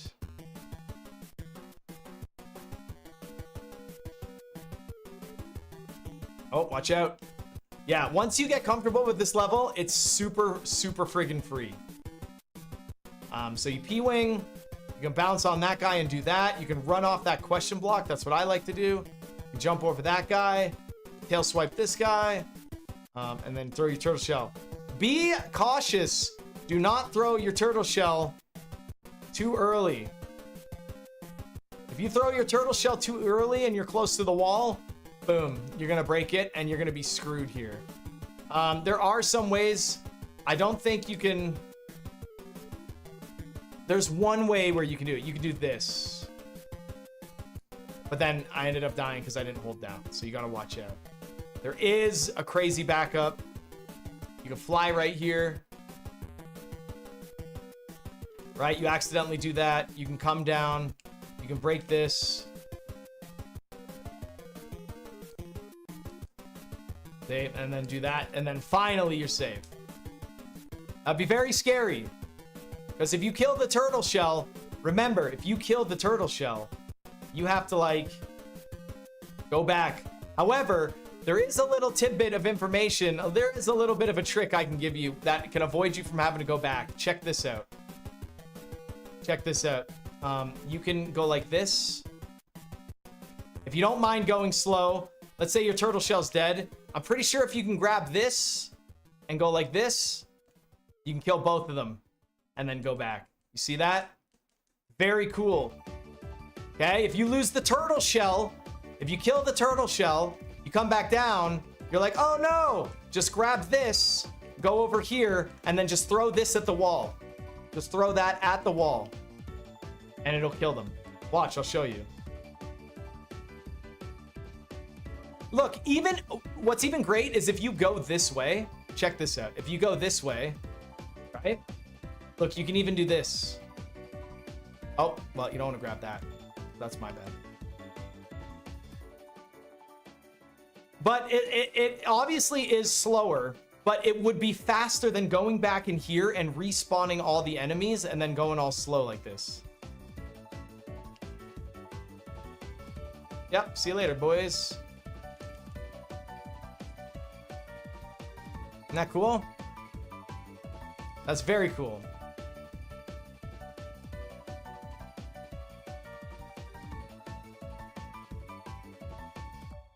You can even do this. Oh, hold on.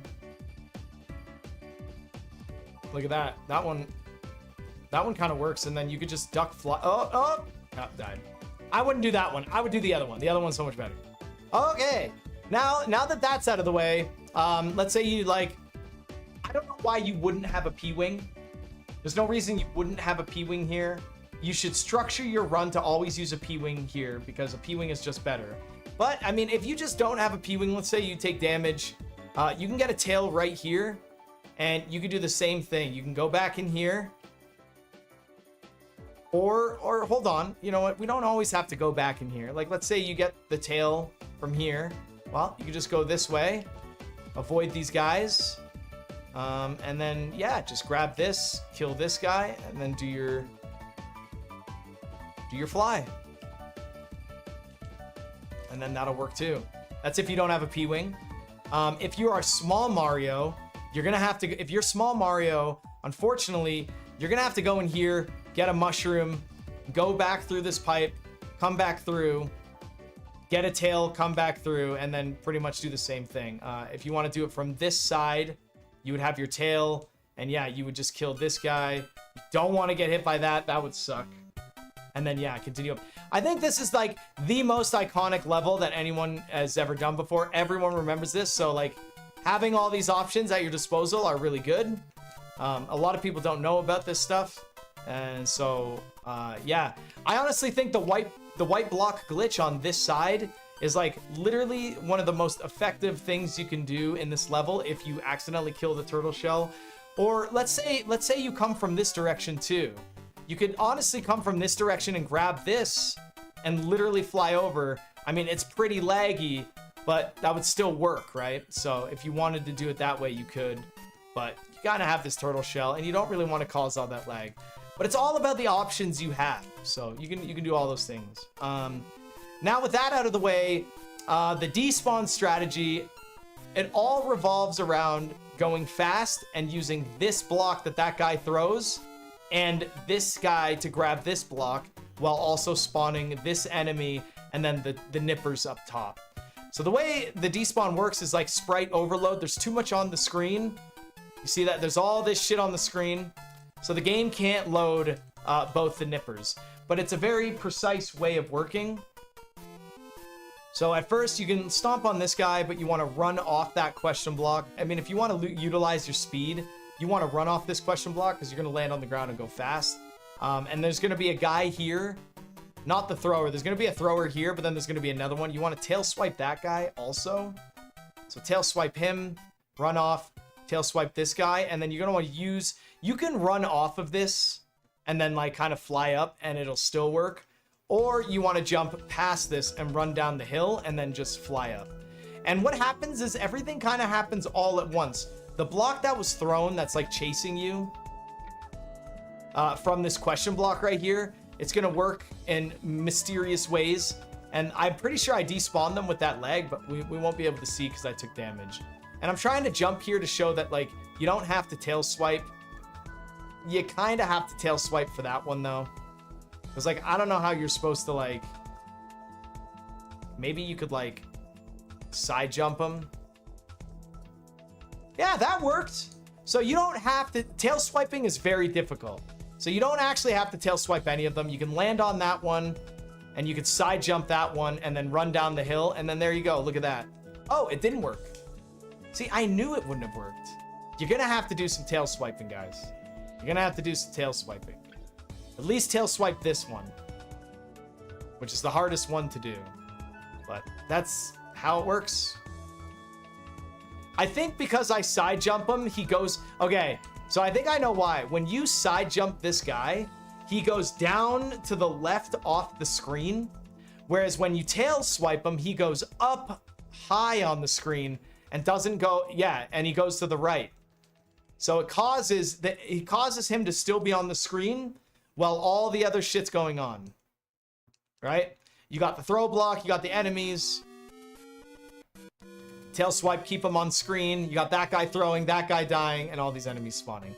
So this is going to be very difficult for you to learn, but once you get it, it's pretty nice. It becomes a pretty consistent strategy. You start getting good with the tail too. And then, yeah, you go. The end part is kind of tough to get really comfortable with. And by end part, I mean, like, the tail swipes here. You're going to do a run where you miss this tail swipe and you're going to sit here and be like, and then you finally break it. It happens to all of us. It's just the way it goes. And then, yeah, that's it. Pretty good level. There's some other things you can do. You can clip in this level. I'll save state.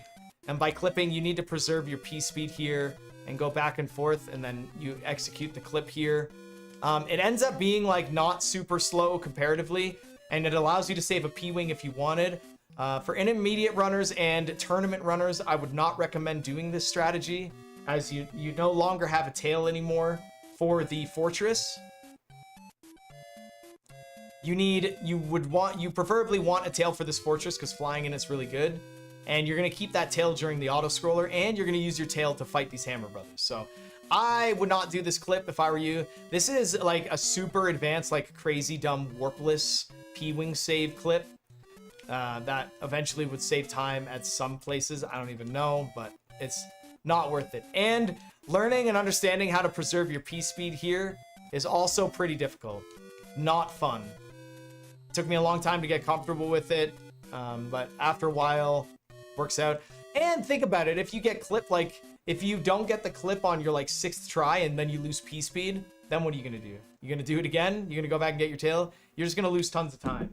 It's going to be awful. All right. So, intermediate players, tournament players, there is nothing wrong with you getting Hammer Suit here. I don't have anything against it. If you feel the need to get Hammer Suit here, if you feel like you can't keep it in the end of the worlds in World 7, if you're a Hammer Suit lover and you don't want to do, You don't want to do Fire Flower strats at the end of World 7 or in 100%, which Fire Flower strats are better in 100% over Hammer Suit. But if you want to get Hammer Suit here, I'm not going to judge anyone. Don't forget to use it at the end of the world, okay? Or just don't get it and be confident in your Fire Flower strats. You don't have to do Hammer Suit strats at all.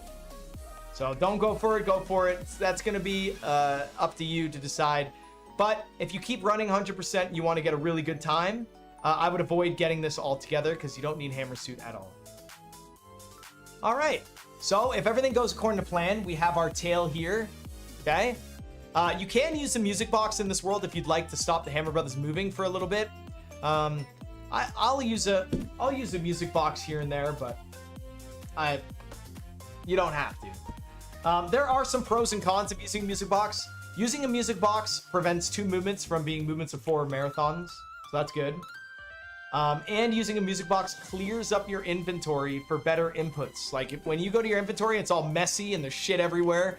It's gonna confuse you. It's gonna be in different places every run.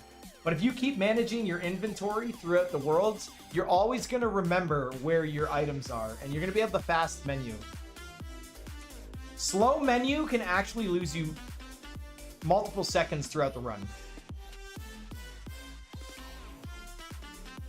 Like an example is, if I know where my items are versus somebody who doesn't, every time I go in my inventory, I'll probably save 2 seconds over somebody else. I'm not even kidding you. It's every time you go into your inventory. So if you go into your inventory 10 times in a run, that's a lot of freaking time. That's a lot of time saved. Inventory is massive. Menuing is massive in this game. All right, I'm just gonna take a quick little lunch break. Quick little lunch break before we get back into it. Let me grab I need to get another water. I'm really thirsty. Hi.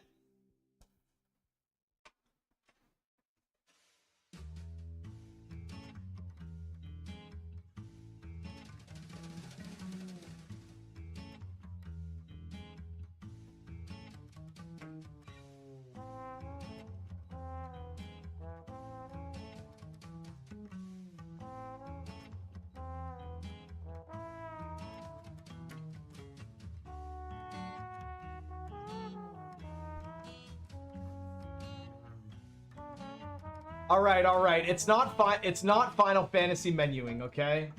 It's not Final Fantasy menuing, all right?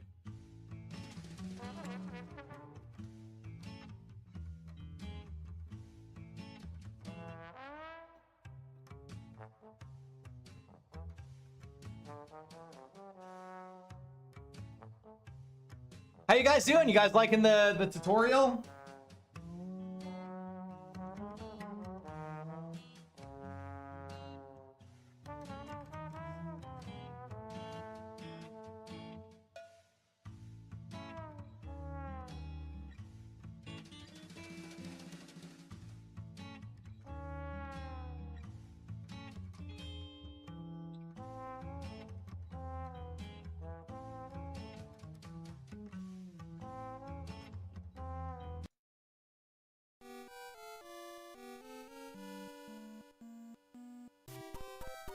There's one thing you don't understand. What is that? Is it guys coming out of ceilings?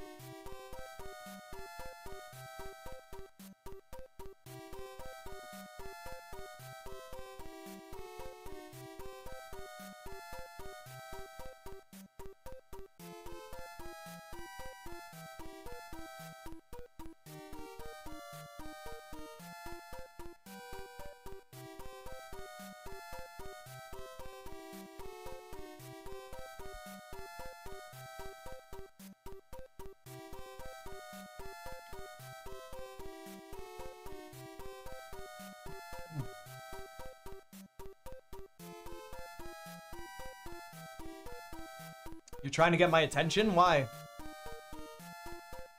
You like my new setup? Thank you.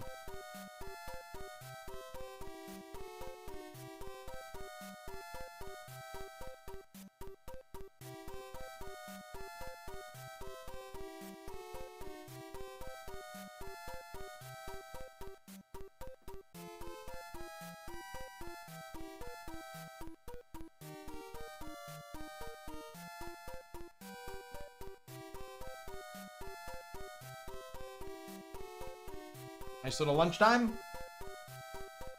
I know my editor will edit all these out, which is nice.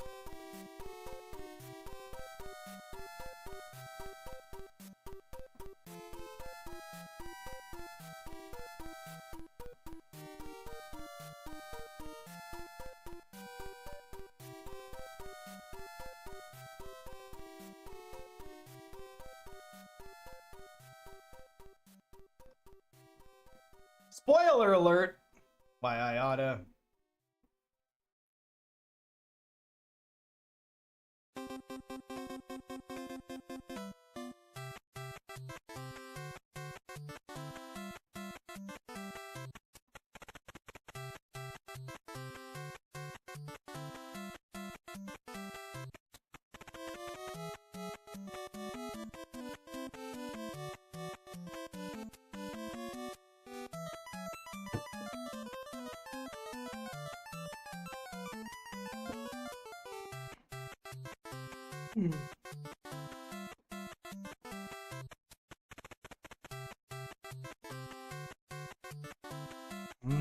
All right.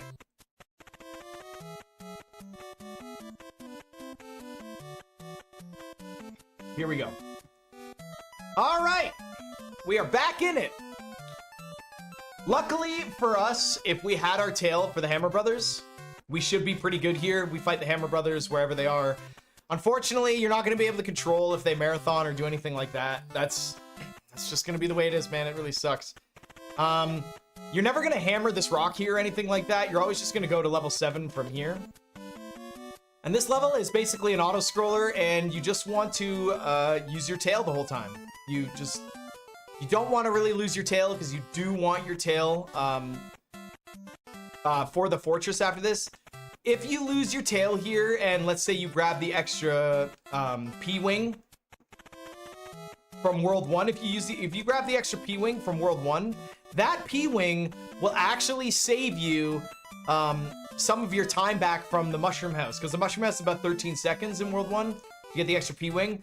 Well, if you don't have a tail for the fortress, you're going to lose a lot of time waiting for those thwomps. And I mean a lot of time.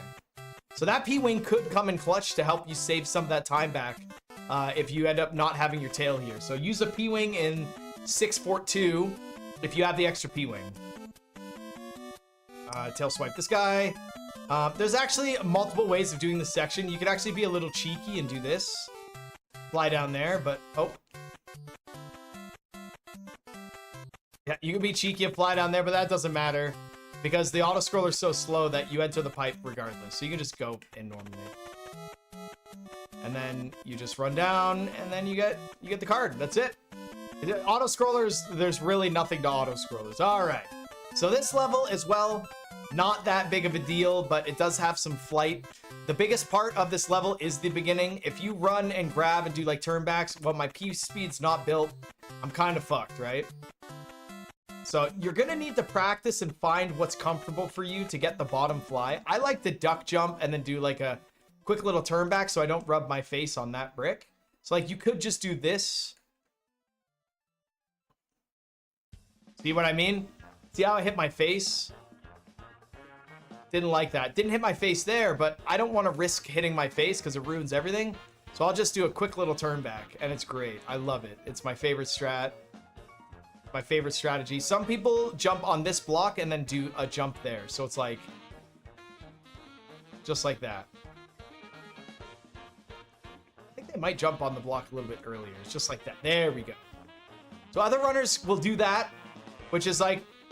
it's kind of nice, actually. It does kind of work. I'm a little ill practice of it, but it's just because I don't do it. But if this is like the strategy that you attach onto and you enjoy, then I would say go for it.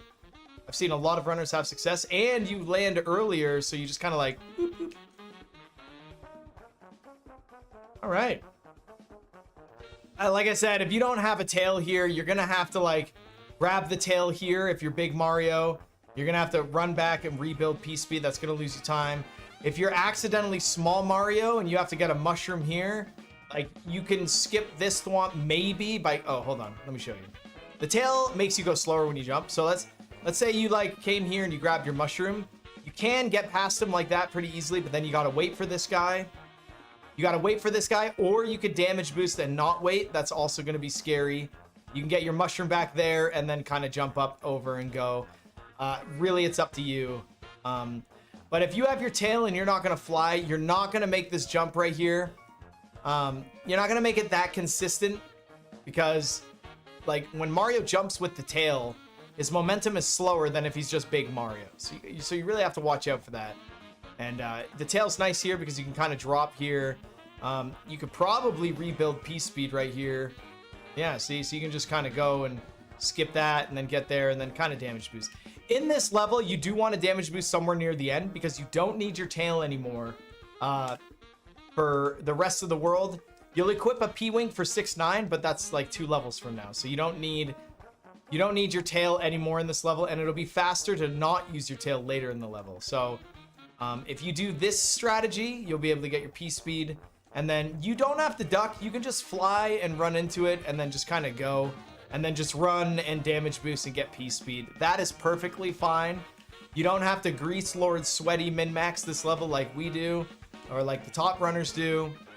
But if you want to min-max, you can duck jump fly on this second one right here. And then if you let go of forward and fly, you'll land perfectly on the edge and you'll have enough speed to damage boost early. The trick behind this is letting go of forward right there. You let go of forward right there and it'll bring you just up on the ledge. It's so weird, right? If I just hold forward here, I'm gonna bonk that ledge every time. Let me try and get a save state for you guys so you can see exactly what I'm talking about. There, good save state. So if I just hold forward and fly, if I duck and hold forward and fly, I'm always gonna hit this ledge right there. This block right here, I'm always gonna hit it. And if I hit it, I'm gonna be too slow, I'm gonna lose P-Speed, and I have to damage boost up here and then rebuild P-Speed up here. However, if I let go of forward, I can cup up onto the ledge like that, take damage, and I still have my P-Speed. See that? See, I still have my P-Speed, and it is a little bit faster. I'll be able to have my P-Speed the whole time. So you let go forward, and then you can do it like one final fly, and it's like perfect. That's a little tricky ass let go forward. You wouldn't naturally know that when practicing. You'd be like, how do people do that? But yeah, letting go forward is the trick right there. Well, it's not going to ruin 500 of my runs because I do this in my runs. It's not that big of a deal for me. But even if you don't successfully do it, you still get your thing back, you still get your P meter, and then you just run and jump. There is an aggressive strat on this boss where you side jump right at the start, just like that, and then you kill him. So you can do an aggressive jump on him, you jump on this ledge and just kind of turn back up into him, and then you get a nice little stomp. It's actually really nice, saves some time. Or you can do slightly more comfortable strats, turn back, just wait for him to land on the ground, and then kill him that way. Either way, one's whatever you're comfortable with. I'd suggest practice both and kind of just do both as you go. All right, 6-8, very easy. Couple things you can do. You can actually grab this block and then just throw it right here, and it will hit that question block. So if you're small Mario and you need a mushroom, let's say the fortress did not go well and you're small Mario, you need a mushroom, you can just do that. Grab this and then go under the Potaboo. Grab this shell and then throw it and then try and get your P-Speed. Just like that. If you're not small Mario, you don't need this tail. You definitely don't want that tail, you don't want that item. You're gonna wanna hold on to the block, and instead of using the shell, you're gonna wanna use the throw block to help you build your P-Speed and then instead of the shell. But again, if you're small Mario and you need the backup, you can throw it into the wall there. It'll be kind of nice. Ah, I got hit. That sucks. But yeah, and then you can grab that and then move your butt and then start going. So we're gonna go, so that is like the backup strat. If you need to grab a mushroom, you use the shell, you throw the shell. Here, you want to keep the grab block, jump forward, and then, yeah, throw it to build P-Speed. Ideally, when you throw it, you still want to land as early on this ledge as possible, because you still want to build your P-speed nice and early. Because this part can be really weird with a lot of lag. Let me show you what happens if I don't keep like a tight jump. Like if I jump like that and throw, oh my god, I barely got it, right? So that's really dangerous. You can grab this and do a turn back jump if you find that to be a little bit more comfortable with you. Like you don't have to hold forward and do a non-turn back jump. You can do like a turn back jump, if that helps, and then jump throw. And then, yeah, you build your P-speed. So I like to go from this hill onto the spike enemy. So let me just show you for a few times, like, the jump I like to do. Bro. Oh. I build P-speed, and then I like to go in front of him and then side jump, and he lands me right here. I love that spot right there. That spot works great for me. You might change what you want to do, but I like doing the full big jump and then the side jump. Very nice. Security blanket jump to a side jump. Can't go wrong. And then side jump. Sometimes I don't even hit him. You don't want a full big jump there because this is 100%. There's no reason to take damage here because we're not doing a wall jump. So you want to go from this one right here to right here and get a full big jump. Now there's a few ways to go about it if you're a little nervous. Let me get P-speed after, because I've already explained this section. Okay. You don't want to jump from here because you're going to accidentally hit the one-up block there. The one-up block there is very scary. So let me show you that can happen. Yep, and then you're fucked. That's why nobody jumps from that spot of the H. I'm sure a lot of people have asked that question. Yeah, avoid that. That's very bad. You don't want to hit that. So you want to go to the second one. And by doing that, you do a full big jump. You do a full big jump off the edge of this one. Very easy. Boom. Okay? Now, if you find that this jump right there is a little tricky for you, which is just a full big jump, you just full big jump from this spot, and you'll land right on the little grab block grabber guy. And you'll land on a full big jump, just hold jump, and then run forward. Very easy. This is one of the easier levels. Very easy. But if you find that you're consistently like running into this guy, and you're like, I don't want to scuff him, or if you're like jumping into this hill and then I hate it, what you can do is grab this block and throw it, and then just run. It will create lag, but the lag isn't going to be more, I don't think, than taking damage and losing like the 30-something frames. Or the 20. Maybe it is, I don't know. But if you want to do this, you can do this. That's totally fine. Just press A and B at the same time, and then throw it when you're in the air. Looks very cool, doesn't it? You can even grab this block right here, and then just do it there, if you want. Okay? If you want to do that, you can. You gotta watch out though, because you can do that. That would suck, but you can still throw it back up and then run and build P-speed. Not that bad of a mistake. Okay, so you got two options of doing what you like to do. Either way, doesn't matter. So, the next level is even easier. There's no real backups I can save you. Sometimes in this level, you are going to throw your grab block, you are going to jump on the corner here, and you're just not going to build your P-speed. It's just not going to work. That's going to be a you problem through some kind of practice you're going to have to do. It's just going to take you some time. That's all. But if you copy more or less what I do in this level, you should be fine. All right. So, with that level being done, and this level is very basic. It's not that hard. All the jumps are lined up for you. Go ahead and slide right here if you want. Slide into your little pixel perfect jumps if you want. The next level is, luckily for us, the easiest level. We specifically save a P-Wing. Honestly, unless you're spamming P-Wing usages, you will always have a P-Wing here anyways, as long as you're not overusing them. And this level is very easy.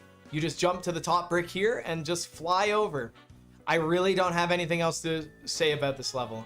There's really only one thing for maximizing your ability. If you land here and you drop, you will go in front of this block. You cannot just drop off the ledge Yeah, you can't just do this. That's not gonna work. Okay? So you will have to jump at some point, and you don't want to sit in the air and fly. That's really slow. You want to get to the ground as early as possible because you can actually get full P. Like this is bad. This is really bad. Don't do this. This is silly. Don't do that. That's really bad. Find a spot that you like on the ground and do a small jump. Like that. And guess what I use as a visual cue to do that? Oh, a crack in the ground? No way, man. No way I use that. I small jump at this crack in the ground. And the reason I small jump, which does make things obviously a little bit harder, is because if you small jump, you're obviously in the air less. You don't want to do a big fucking jump because then you're in the air for so long. Right? And let me show you what I mean. Like if I do a big jump, I'm in the air for so long, right? So I want to do just a small jump right there, and then I land on the block, and then I get to run on the block. And the reason I want to land on the block is because the block is 2 tiles higher than the ground, which means I'm starting my fasting run faster. So I just small jump here and run on the block. Very easy. If you're Pog Crazy Giga Chad, you can actually get a 296 on the timer. That's a good thing to strive for, but don't expect to ever really get it in a run. You can get it in runs. I wouldn't try and get a 296 in the run, but you can get a 296 in this level. It's a stupid strategy. All right, here we go. Done. That level is meaningless. That's nothing to that level. There's a little bit of knickknacks for little tips and tricks. All right, 610. Let me give you guys a little bit of a route divergence. So if you are too scared to try and manage P speed and get Fire Flower in this level, then if I were you, I would save a P-Wing for 7-2. Because the only reason you need a Fire Flower in 100% is for the Boom Boom kill and the boss kill. Other than that, you don't need the Fire Flower because you're just going to lose it for fast 7-2 if you're high skilled. And you're not going to use it because you're going to use a P-Wing in 7-2. There's 2 ways of doing 7-2. P-Wing or like fast 7-2. So intermediate, beginner, and even like well-skilled players are still going to all use a P-Wing in 7-2. The high skilled player, really high skilled players, and the pro players are always going to go for fast 7-2. So they don't need a P-Wing for 7-2. So they can use it somewhere else. So don't forget, you're going to need a P-Wing for 7-2 if you're not going to get your Fire Flower from 7-2. And if you are an intermediate player and you do get Fire Flower for 610, you're probably still going to use a P-Wing in 7-2. So it is good to get Fire Flower in this level, use it on the Boom Boom, use it on the boss, and then P-Wing 7-2. That is still really good. I'll talk about that a little bit more when we get there. But if you're not going to go for Fire Flower in this level, you essentially just kind of just go. Not much for you to do here. You're gonna want to probably take damage somewhere. Honestly, guys, I really don't know what to expect from 610 and 6 Fortress. Like, I mean, I'll go through the motions. Like, let's say we get P speed here. You can't even fly under there. Let's say, hold on.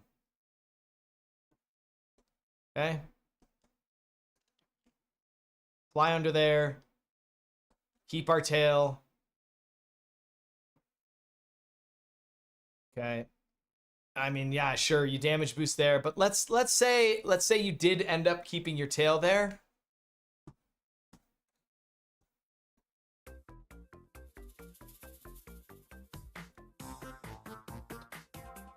Dude, sometimes playlists just like die. You gotta refresh. Okay.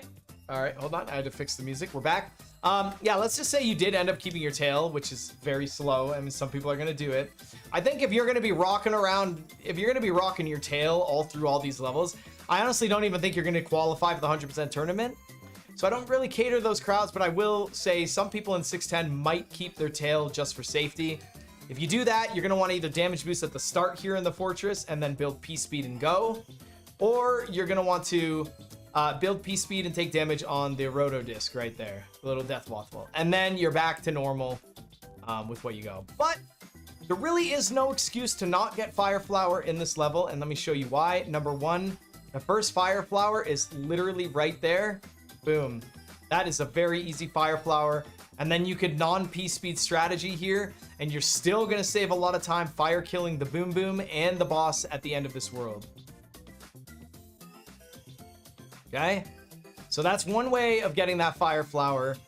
There's another way of getting that Fire Flower. If you get your P speed here and you're flying really slow, you're over here, you can get the Fire Flower from this guy. He's gonna do that, and then you'll be able to get your Fire Flower there. And these are non-P speed strategies. P speed strat in this level is extremely high tier strategy. It's not an easy strat to deal with, but I will show you guys the P speed strat. Luckily with the tail, there's only one strat you need to follow, thank God. Warpless is a little bit more complicated. But yeah, and then you'll have your Fire Flower, so that's good. If you want to go for high level strategies, the goal here is to get your P speed early right here, and you're gonna wanna get your P speed and jump over this with flight.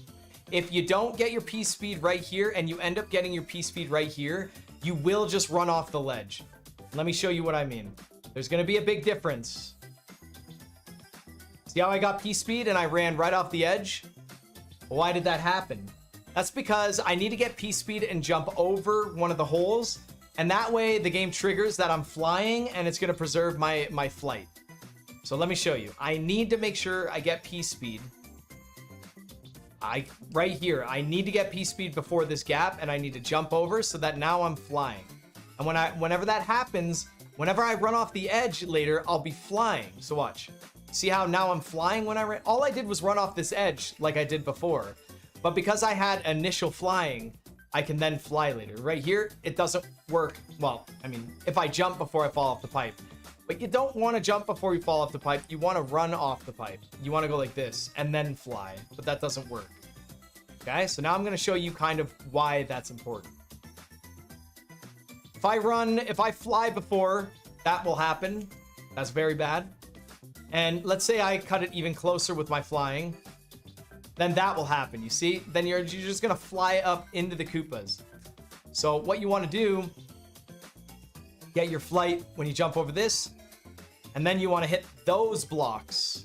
You don't wanna hit the first block, second and third. You wanna hit third, or you wanna hit second, third, and fourth. So you pop that one Koopa so he's out of your way. Makes the strat very, very easy. So you want to fly off and do that, and then you can shoot that guy and delag and then grab this block. It's honestly the best way to do it. Some people get caught like flying early and going like that, and that's good, but now you have a turtle shell, you throw it, you're kind of fucked. Like, this is just a nightmare. That's just a nightmare. So many bad things can happen by flying off of this, especially that. Because you're gonna jump early and start flying. So you want to drop off and then fly. It's gonna be a little precise at first, but give it a little bit of practice and you should have it. Okay? Now, with this trick, you heavily rely on this stupid piece of garbage right here to throw that block. Like, the trick revolves around him throwing the first one he grabs and then grabbing the second one. If he grabs the second one, then the first one we grabbed right here, when we come back, we throw it. And because he's already grabbed the second one, we can go right under. If you jump straight from this Fire Flower over to the corner, he will not throw that, and then you get a whole bunch of lag, and I lost P speed. It'll be really, really bad. It's just something that does not like to work. See, he didn't throw it. Now I'm fucked. Even if I slid under, I would just clip and run into him and die. Because you also want to kill him, right? He's in your way. So jumping from this question block is very bad. Look at this. Yeah, that's awesome. That's what I want. He'll sit here and hold it. He'll just sit there and hold it. And it's because of the way he throws it. He throws it based on, like, if you're above or below him. He's very finicky. But by the time I spawn him, I'm already below him, so he's not going to throw it. So, like, if I'm here, like, he just didn't throw it because he's a piece of garbage, right? So the way you want to do it is you want to jump from the question block here over to the next and then jump high up so that when you come down, it's already in his hands and then he throws it. That's the whole trick behind this trick. That's the little secret. You shoot this guy, you jump high, and then you grab this. Now, you can grab blocks when you're behind them. Like if I press B, I'm gonna grab it. So that's why you see runners go like this, because they're just gonna grab it and then go forward to maintain P speed, okay? You don't have to. Like, I can go like this and then like this, but if I jump and miss it, that's really bad. Whereas if I'm facing backwards, I can actually grab it on the way down. I don't have to grab it on the way up. We do this, and then we turn around, and then the reason why we slow down so much in the air here is because you don't want to accidentally clip into the wall. If you clip into the wall, you're going to instantly lose your P speed. It's going to be a really big nightmare. So let me grab this and then show you. Oh, that's why we shoot that guy. Okay, so luckily I didn't clip there. There you go, I clipped, so now I lost my P speed. Really annoying. You can only clip in this game if you have X amount of speed. I think it's like 32 or something. So if my speed's lower than 32, I won't clip into the wall. So that's why you want to do a nice little slowdown. And you need time for the grab block guy to grab the blocks and throw them. And you want to rebuild your P speed and then circle around and grab it. You go slow there so you don't clip. Keep P speed. And then boom, you're done. Very difficult strategy. Took me a long time to develop this strategy. I remember in the original video of showing this off, I had like a cigarette in my mouth the whole time. That's how long ago it was. I quit smoking cigarettes over 8 years ago. So it's a long time ago, this strategy. But very nice strategy nonetheless. It's fantastic. And there you go. So there are some things, if you mess up, you can still back up, wait for him, and then go.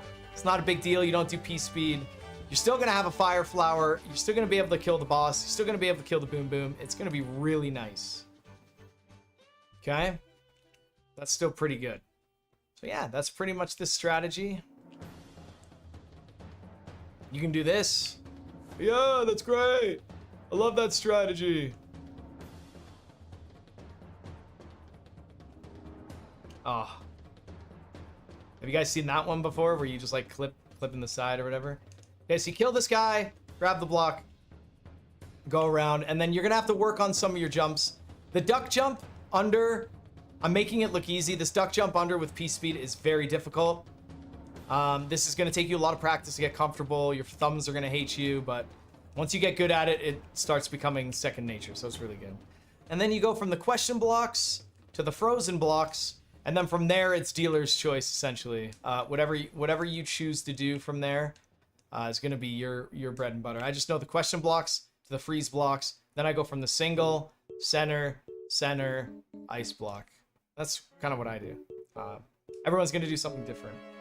Yay! Lucky for us! Coming from this fortress and going to the castle is going to be the same movement every time. So we don't have to worry about the fire kill here. Yay! But let's get through this fortress first. So fire flower and non-fire flower are the exact same, and I kind of already showed you. If you have a tail, you can either lose it right here and go and then avoid that, or you can run into the orb, with the tail. So like this. So just fly up, take damage, and then you're good to go. It should be fine. All the jumps and everything are going to be the same. Fire flower is not used in this level until you fight the boss. If you are small Mario, which would suck, or big Mario, you just do the level like you do with Fire Flower. The exact same. Just all the jumps are the same. There's no real duck jumps in this level. All of them are the same. If I were you guys, I would honestly just follow the route that I take in this level. It's the easiest, it's the least risky, and they'll all set you up for the next jump. So if I were you, I would probably just copy what I do on this. If you want to develop your own jumps, do it. That would be really good. But to save yourself some time and struggle, yeah, just do a turn back at the start here, and then, yeah, you just go. So we're going to go through this level really quick.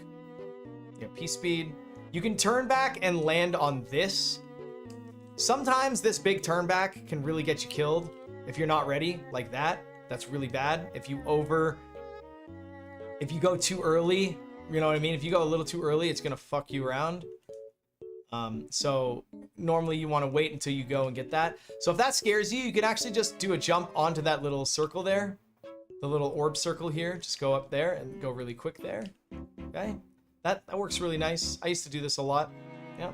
And then the reason you jump on this conveyor belt is because it's restricting your speed. It's a slow conveyor, right? Yeah. So that's why we do the jumps on the conveyor belts. You obviously don't want to see, that's a really small jump. You go from these jumps. I like to do a duck jump there just to make sure the thwomp doesn't kill me. It's possible it does, but not really. It's probably not going to bug me. You can do just a full big jump like that and you go over and you're good. This little duck jump here is kind of lame because you can actually clip, but the secret behind it is like, don't hit the ceiling here. This ceiling that I'm balking right now, don't hit that ceiling. And the duck jump should be a little better. Let me create a save state here. There we go, perfect. So if I bonk the ceiling, yeah, see? You don't want to bonk the ceiling. Ooh, that's even worse. Bonk the ceiling. You're going to do a light, tiny, small jump. And make sure you're at the edge of the platform like that. Perfect. Perfect. Just a light, tiny duck jump right at the edge. If you go straight to the edge and do a ceiling bonk, it's very possible that it'll clip you into the ground and you'll get stuck and go down and get damaged by the spikes. You want to watch out for that. This is a little bit more of a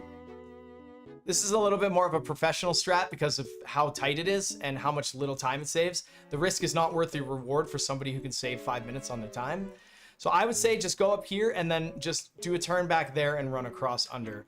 As long as you don't spawn the stretches and the death waffles, like you should be able to run under it every time. What you don't want to do is maximize this and then go like that. That just sucks.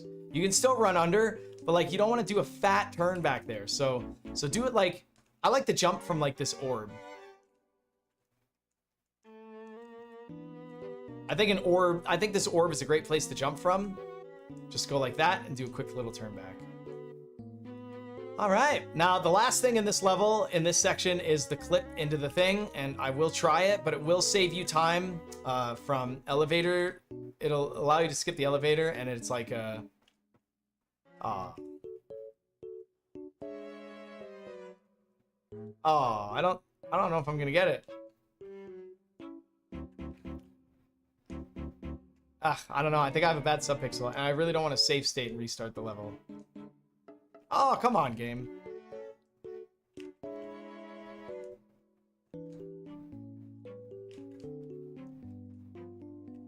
Ah, man, I'm getting the right. I'm landing on the ledge nicely, but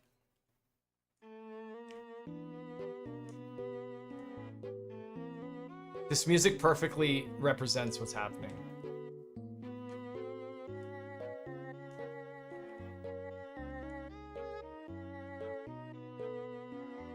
So that should have worked there. But anyways, what happens is that you clip into the ground and you go all the way to the right and you skip this whole elevator section, which this elevator section is like a solid, it's like an 8-second, 7.5-second time save.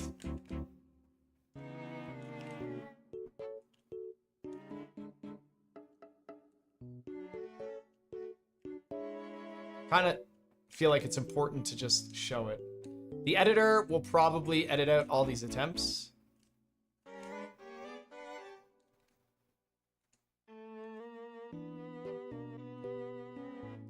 Obviously, you can see the risk behind this is undershooting and landing in the spikes.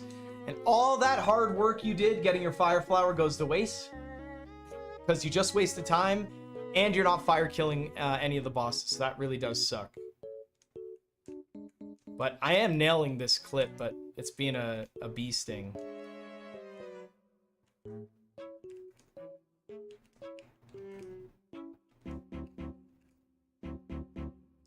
I'm just trying to do different things to see if I can proc the clip, and I really can't. I really have a bad subpic. Let me load the level again. getting really bad subpixels, a lot there. So something, maybe like the conveyor belt messed with like my my values. Who knows?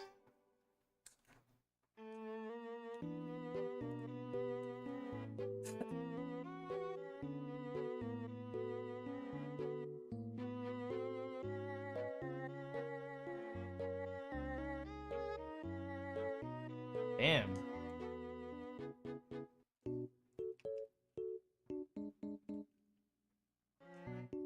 Ah, come on, game. That's why you don't go for this in runs. You can clearly see how much I'm not success. Like, I can't, like, it's not. It's just like doesn't work. There we go. We got it. Nice. So if you clip in there, look at that. Beautiful. That's a big time save. It's a very big time save. So I'm glad we got it, just so you guys could see what it was. It's way too high risk. You're never, like... Bro, I remember Karua got in one of his world record runs. It's like an 8-second time save. Like, you can get an extra hammer, brother, and still, like, get a run that's, like, not an extra hammer, brother. Still really good, though. But you don't really need to go for that. So what you do is you go down in the elevator and just hold left and just face right. And what I like to do is I like to wait for the floor to get to, like, a line on this right. You see this right window right here? This little window to the right? I like the elevator to get to one of those lines in the window, and then I start the P-speed process. And the reason we do this is we wait on the left side so that we build our P-speed, so that when we go through the door, we already have our P-speed built. So when we run to the boss, we run with P-speed. So I'll wait until it reaches, like, that line. Oh, sorry. Sorry, wrong door. I'm thinking Small Mario. When I do Warpless, I'm Small Mario here. That's my bad.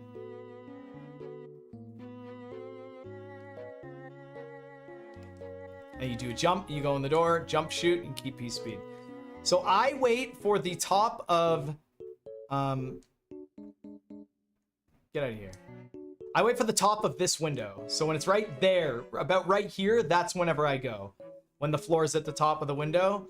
And then I use the wall on the right side to, like, jump, preserve P-speed, and then go in the door. So watch. So we'll go right now. Use the wall, and then in the door. And I got P-speed. It's very fast. Very fast. That's how you do that. So that's that level. That level's not, like... It's not a whole lot. You're gonna just have to practice it yourself and practice your jumps. And aside from that, there's nothing else. And then, like I said, luckily, from this fortress, you do the same map movements over and over again. And then because the screen transition happens right here, you just hold the direction and you go right in the fort. You're gonna get the same boss pattern every time. This boss doesn't really have many patterns to begin with. So it just...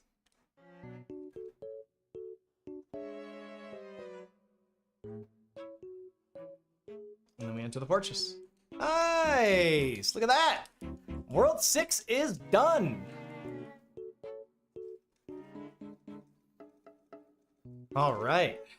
This is a lot of fun. We're off to World 7.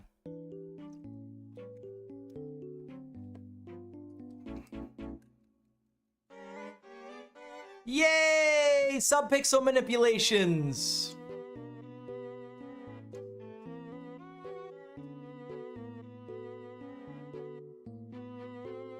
Oh, my coin count doesn't have my subpixels. Hold on a second. Now that we are at subpixels, we're going to switch over to a different practice ROM. Anyone who gets a practice ROM from like speedruns.com or the Mario Discord is going to get a practice ROM with your subpixels and stuff, so don't worry. I just have been in the community for a very long time, so like I have tons of practice ROMs, so I just use whatever's there at the time. See, the last one had Hammer Brothers, this one doesn't. All right, let's go to World 7. So I have my Fire Flower, exit the level, just so I get the same map movements. And there we go. All right, let's go through this airship one more time. So one thing that I like to do that I'm not sure a lot of other runners do, I think some do, but if you're gonna set up your subpixel at the end of this airship, it's a really good idea to practice your subpixel manip on the airship. which if you watch a lot of my runs, you can see that I'm doing this. Very, very, very good to practice it. I don't see a lot of runners. I think a lot of runners should start getting into the habit of practicing your presses on the airship. It really has been helping me a lot. Instead of just jumping around and then trying the sub-pixel manip when I kill the boss.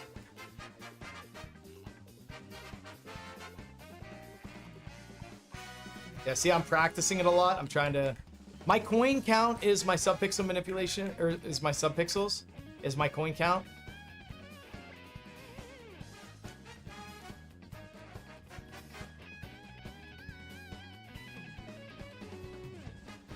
When I practice it, I'm just tapping really lightly on the controller, just because you want to get comfortable with micro moving Mario. So before I enter the boss, I'm going to show you. I'm going to explain the subpixels here on the airship. So you see, my subpixels are moving a lot. They are my coin count. If you look at the subpixels, when I go left, my subpixels go down because I'm going left. See how they're going down, and then watch Mario. I'm gonna move left. There you go. I move left 1 pixel. There you go. And then when I go right, as I'm facing right, the number increases. And then I move right. These are Mario's micro movements before he actually moves a pixel. So let me show you what that means. Okay? If I am standing with my feet, see how my feet are perfectly aligned with the back of the airship? Okay, you see how my feet are perfectly lined with the back of the airship? If I micro tap the controller, Mario's not going to move from this pixel, but you see my subpixels are going to go down. See that? My subpixels are going down. Mario nudged his body, but he didn't move a pixel. So whenever I go to subpixel 0, right here, the next subpixel, Mario is going to move 1 pixel. So watch, when I go down 1, it's going to go to subpixel 15 or 14. See that? Now I'm not lined up with the back of the airship anymore at all. The same thing's gonna happen if I go right. If I go right 1 more subpixel, Mario's gonna go back to where he was. See? Now I'm perfectly aligned with the ship again. And then if I go back to the left 1 subpixel, there you go. Now I'm back. So that's how Mario moves based on subpixels. But from this position, since subpixel 15 is the highest subpixel, if I want Mario to move left 1 more pixel, I have to go down 15 subpixels. So watch, if I keep pressing it, you'll see Mario nudge his body, but if you look at his feet, I didn't actually move any pixels. Right? Now I go back from 7, and there you go. Now I'm at 0, so the next one, now I moved right 1 pixel. Keep going down. Keep going down. That's how you're moving pixels, okay? So that's how it works. So when I'm setting up for my subpixel manipulation, that's what I'm trying to do, okay?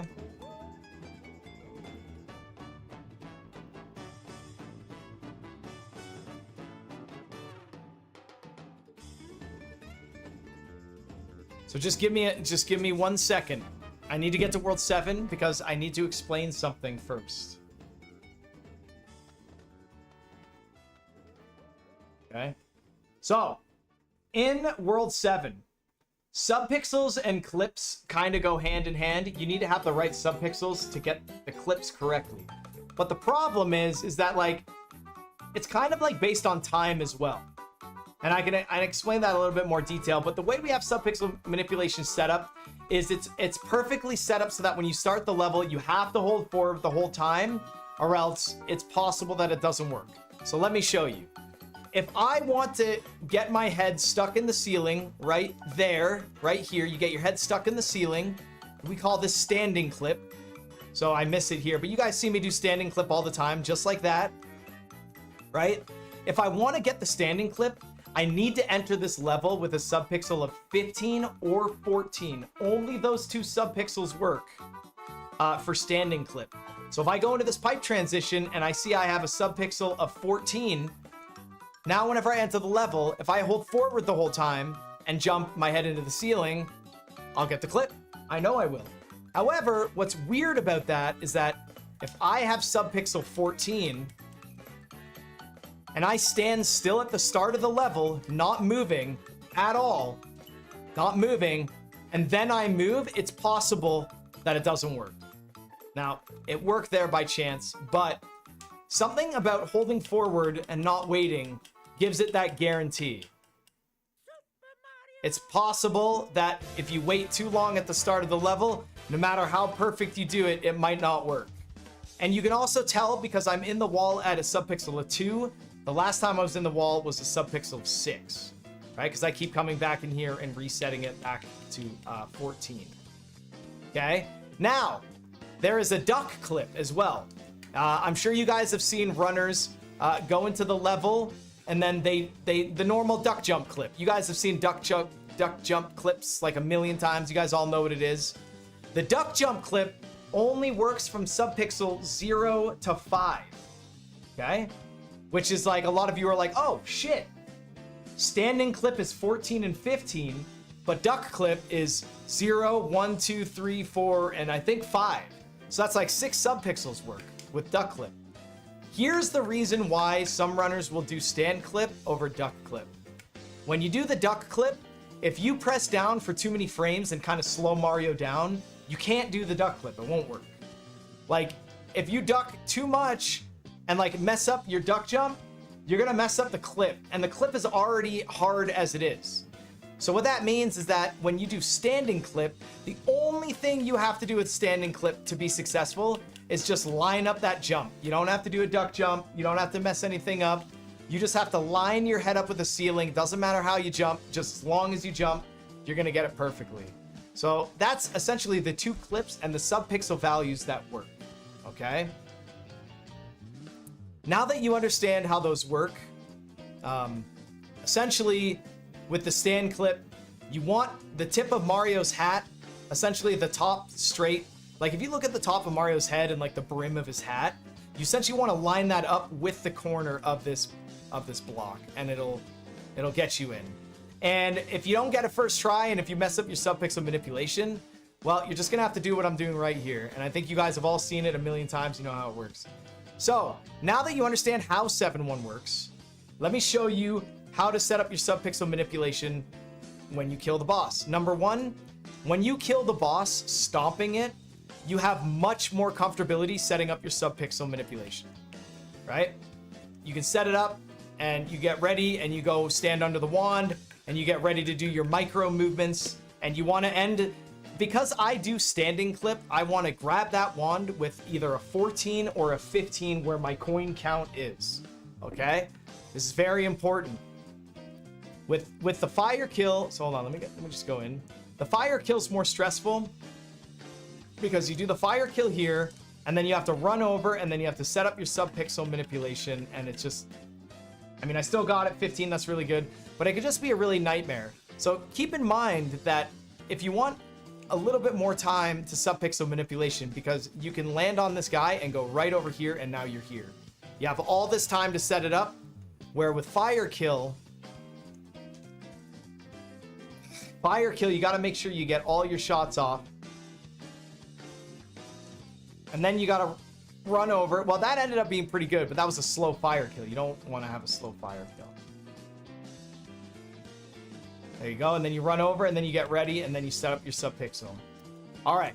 Now that we got those 2 out of the way, the jumping and the fire, setting up your subpixel manipulation is kind of a mystery to a lot of people who don't understand how we're doing it. There is a strat to how we do it to make it way, way more successful. Number 1, in a speed run, you don't know what your subpixel value is. Look at it. Look at it going crazy. Look at my subpixel value. How the fuck can you land on 15 when the value at my coins is like crazy?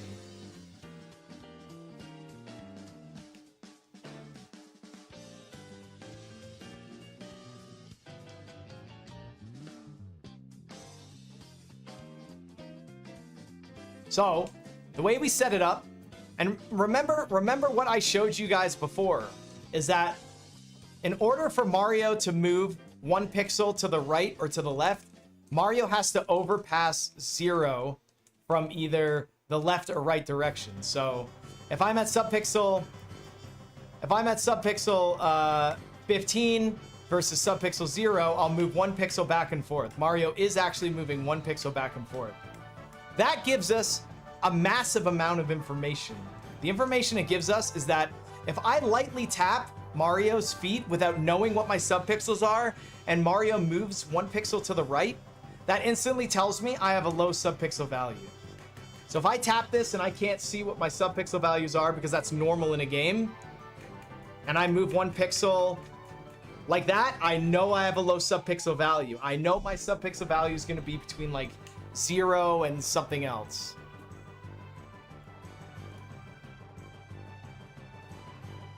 Right? And the same thing with the left side. If I tap and move 1 pixel to the left, I know I have a high subpixel value. So the way we set up for this is actually really smart. What you're going to do is you're not really going to light tap all that much on the right, but when Mario moves 1 pixel like that, I know I'm going to have a low subpixel value, and then I very lightly tap to the left. I very lightly tap to the left, and then when I move, I know I'm going to be at high subpixel value. So watch, let me show you. I will even cover my stream. I'm going to cover my screen so I can't see my values. So there you go. So on the practice ROM, you guys can see my subpixel value, but I can't. So let me show you how this works. I'm going to try and move to the right to get a low subpixel. Now, there you go. I know I have 15 or 14. There's no way I don't. So I know I can guarantee the subpixel. So I'm going to try again. I'm going to hard tap to the right, move 1 pixel. Now I'm going to tap to the left. There you go. You see how that works? It's a very, very nice strategy. If you're going to subpixel manip, that's kind of how you want to do it. There you go. So the really cool thing about this, though, is that if I hard tap to the right and I'm lightly tapping to the left and I don't move. So here, hold on. So let's say I hard tap to the right like that and I'm tapping, and let's say, oh man, I got subpixel 14 or 15. I got it. I know I did.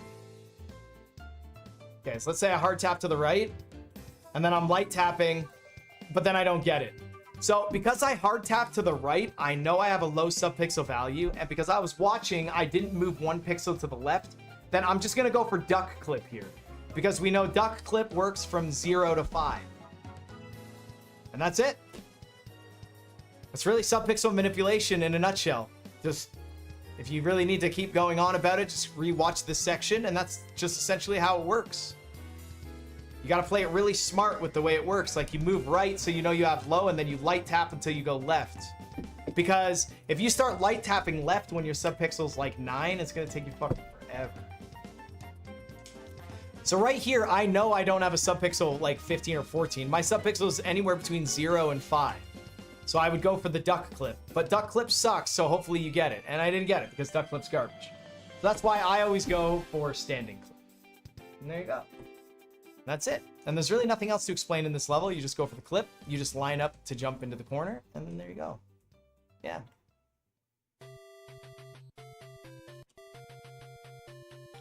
All right. World 7, and we're already past 7-1.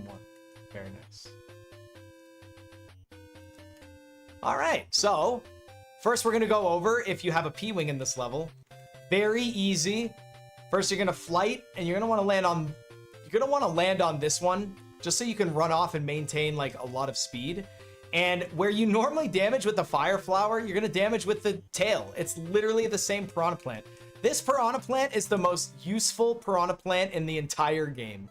He has so many purposes. So there's a few ways you can do it.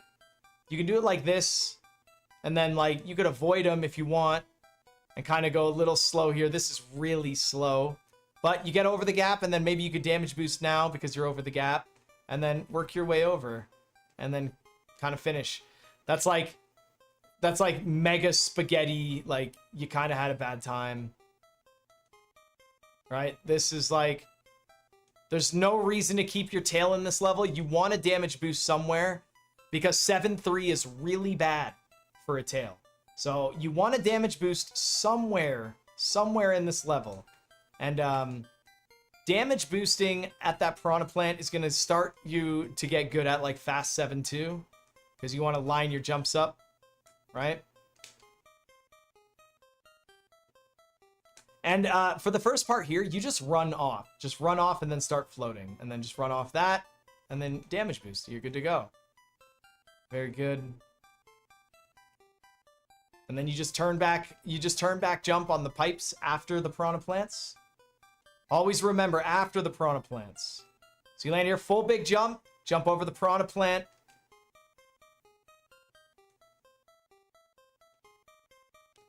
Right? You land on this pipe, full big jump, jump past the piranha plant, turn back, past the piranha plant, turn back, full big jump, go into the pipe. Try and get pipe to pipe. If you don't get it, boo-hoo, you didn't get it. It's just the way it works. Now that that strategy's out of the way, there's really not a whole lot for me to go over the P-Wing strategy for some of the mediocre players, because you're always going to P-Wing there. If you're not P-Winging there, then like the level's just going to take you like a minute and a half. So you're just practicing the wrong things if you're not P-Winging there. I should recommend everyone in the world P-Wing there. It'll just be better. Now, fast 7-2 is the exact same thing as... Remember how I explained to you guys in 2-2 how when you damage boost through the Goomba, for some reason your P meter stays like... It continues building. You abuse that same concept in this, and then you do the P meter... You don't manipulate the P meter, you just jump at the right time on the P meter. So what we're gonna do is we're gonna set ourselves up, we're gonna shoot this guy, and then we damage boost on this piranha plant right here. Not the nipper, the piranha plant. While we're damage boosting on the piranha plant, we're gonna be holding forward and we're gonna build as much P meter as we can. Okay? Don't side clip it, please. Okay.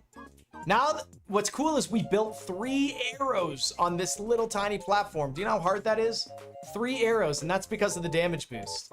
Once we build those 3 arrows, we're going to jump to here, and we're going to jump over this gap once either the 4th or the 5th or the 6th arrow flashes to be built. So keep your eyes peeled on my P meter here for this one, and it'll explain things a lot better. Whoops. This is a very advanced strategy. This one takes a long time to learn.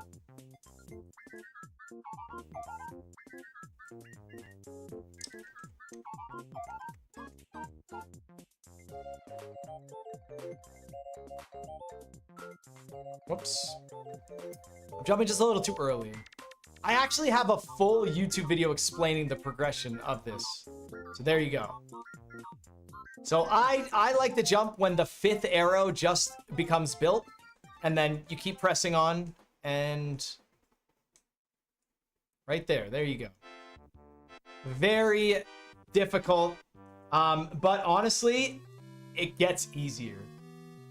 It's insane how much easier it gets. Now, the reason we want to fire kill this nipper and fire kill this nipper is because for some reason killing those will despawn this nipper, as long as you hold forward. So that nipper's right there, but he's not there if I fire kill these guys. There you go, he's not there, which is good. And then pretty much because you've been practicing with your P-Wing, you know the rest of the jumps in the level. That's pretty good. So fire kill that guy, jump, fire kill that guy, and then we damage boost.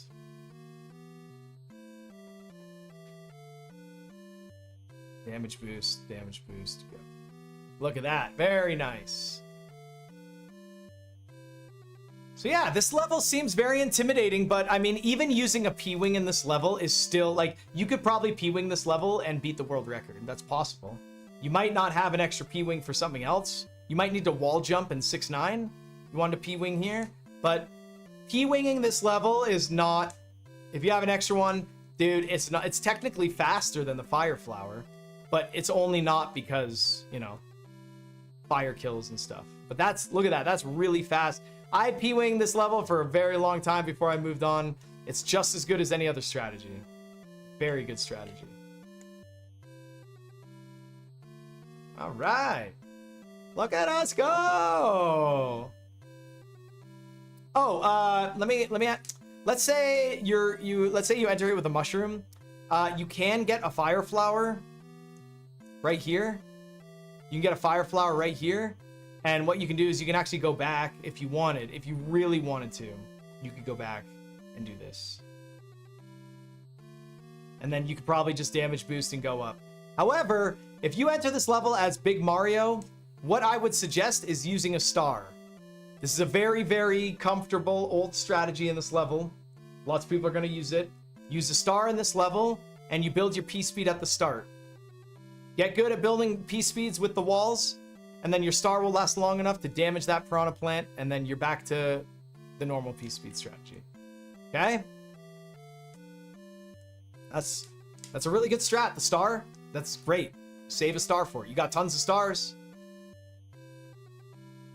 You got tons of stars. Look at that. Very easy.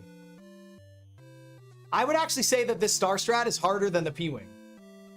Because the P-Wing, you literally just hold forward and full send. This one, you have to do like turn back jumps. And if you mess up, right? If you mess up your turn back jump, like that, like you're fucked. You're gonna have to go for like a damage boost. Yeah. You're gonna have to damage boost like that.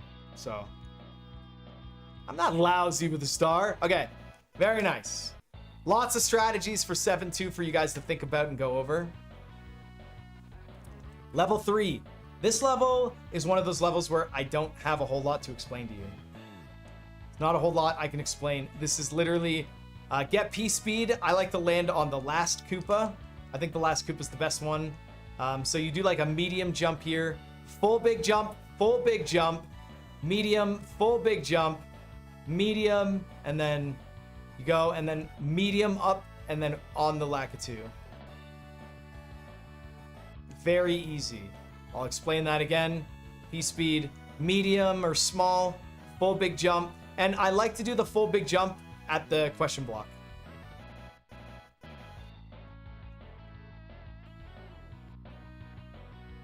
Full big jump, medium. You want to do another full big jump in the same question block. Both question block jumps are the same full big jump. Full big jump, bounce off that guy, full big jump. Then you do like a small jump to get under here. And if you haven't slowed down at all when the Lakitu is on stream or on screen, you can get that jump off of him, and it makes the end of the level very easy. So yeah, if you haven't slowed down when the Lakitu's on screen, just when you get up on this hill, full big jump, you can go through there like that, or you can do a medium jump and just land on the Lakitu.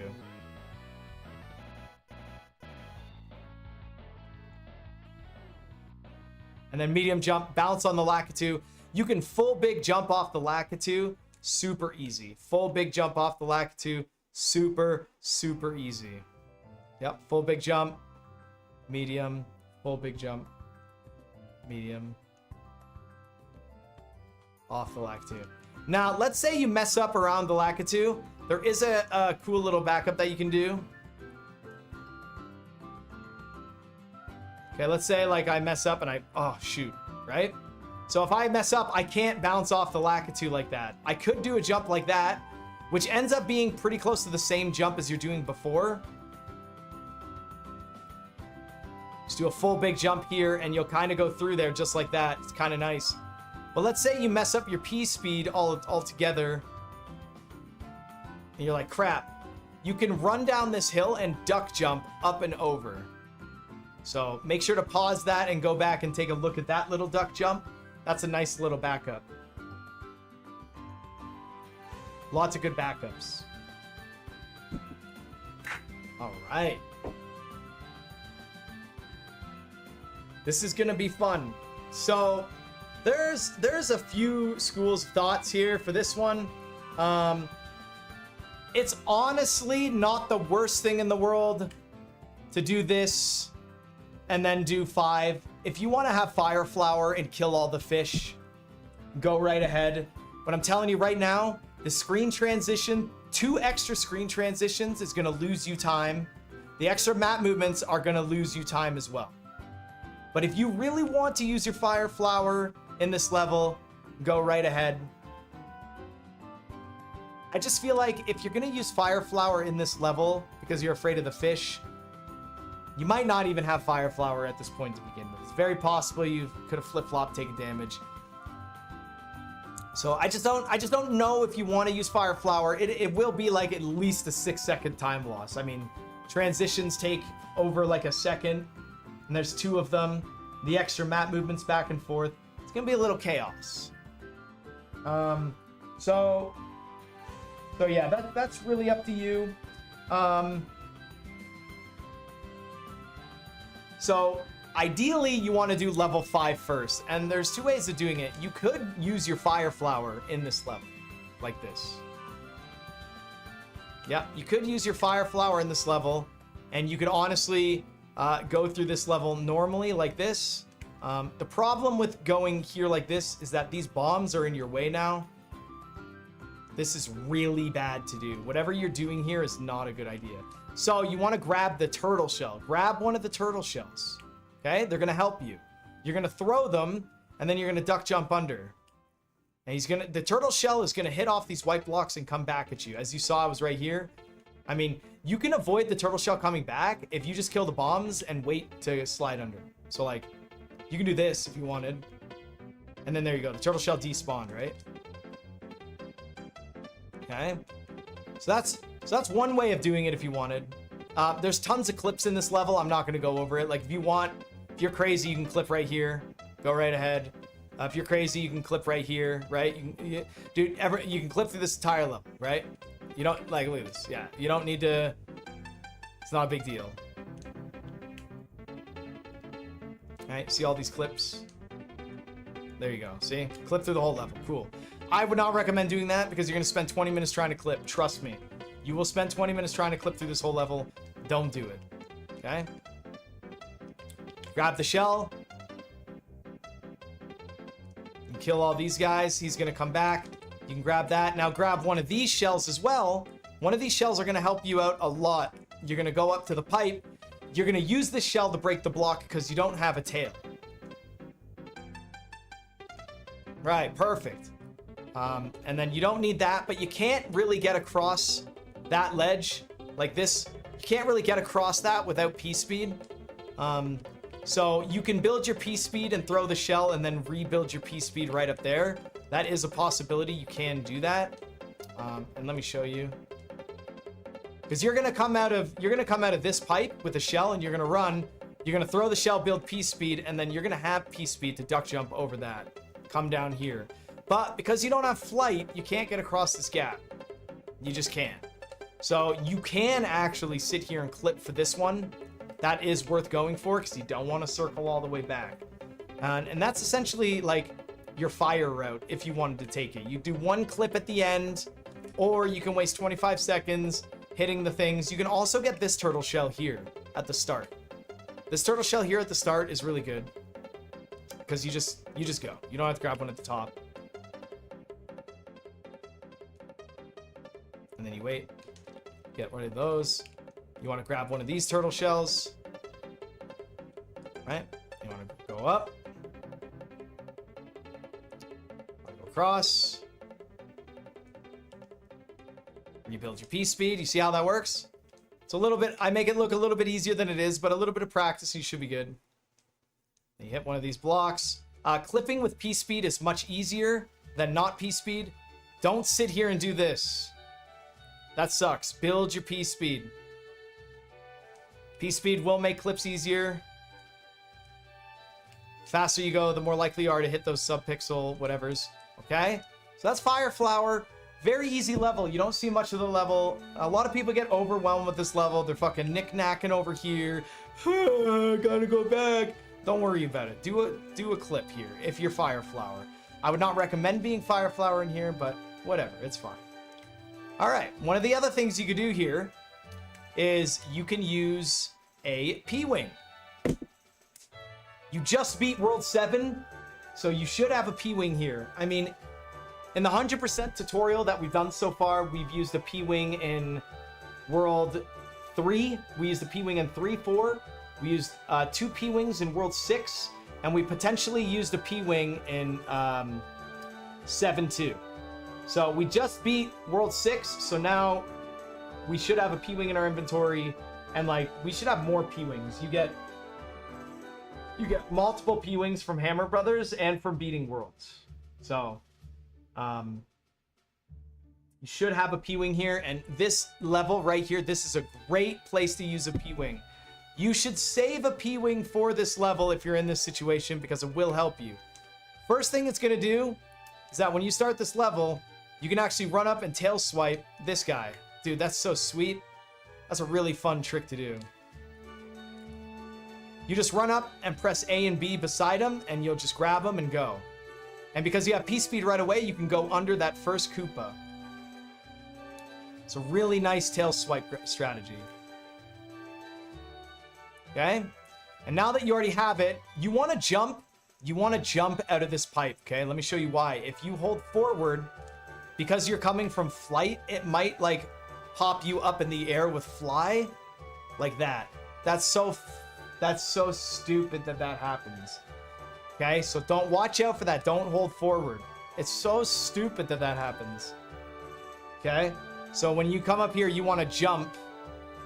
You want to jump down and then go back in the pipe. Okay? Do the same thing you did before. Throw your turtle shell. Grab these. A really cool strategy is to tail swipe that guy and then hit the block. So that whenever you come up around, you can actually just hold forward and go up into the pipe. Okay? Let me show you what that looks like. It's how I do the strategy too. Okay? So you jump out of the pipe. Okay, so I do this really cool tail swipe grab where I hit you see how I hit the block? Now I can just run at full speed. Because I have flight, I might do that. And because I have flight, I might do that where I can get stuck in the corner of this pipe. So I try and combo both of them together. I do that right there. And because I can't get full speed back because I'm tail swiping, right? I need to slow down to grab the shell. Now, if you don't grab the shell, you can do a super ass swaggy sexy strat where you tail swipe and duck under at the same time. You see that? I did not slow down there. That's really cool. I don't want to rely on that sexy slide because sometimes it doesn't work and it's a big time loss. And when you're going up against world record stuff, that tail swipe can cost you a lot of time. It is very precise, and let me show you what happens. If I tail swipe and then miss it, I gotta go all the way back, build P-Speed, try it again, or tail swipe it, come back, and then I can go. Big time loss. So I think grabbing the turtle shell here is like the pog move, and you want to throw these guys behind you. Don't forget about that. These guys can get in your way. And then tail swipe. Look, the turtle shell went up for me. Beautiful. Sometimes, yeah, the coin block can pop the Koopa shell up for you. But either way, I grab it. This is like such a good strategy right there. It's so beautiful. And then if you throw the Koopa shell when you're like a block away, the Koopa shell will actually not hit you. So you can like throw it from there. You see how the Koopa shell didn't even hurt me? So don't be too scared, right?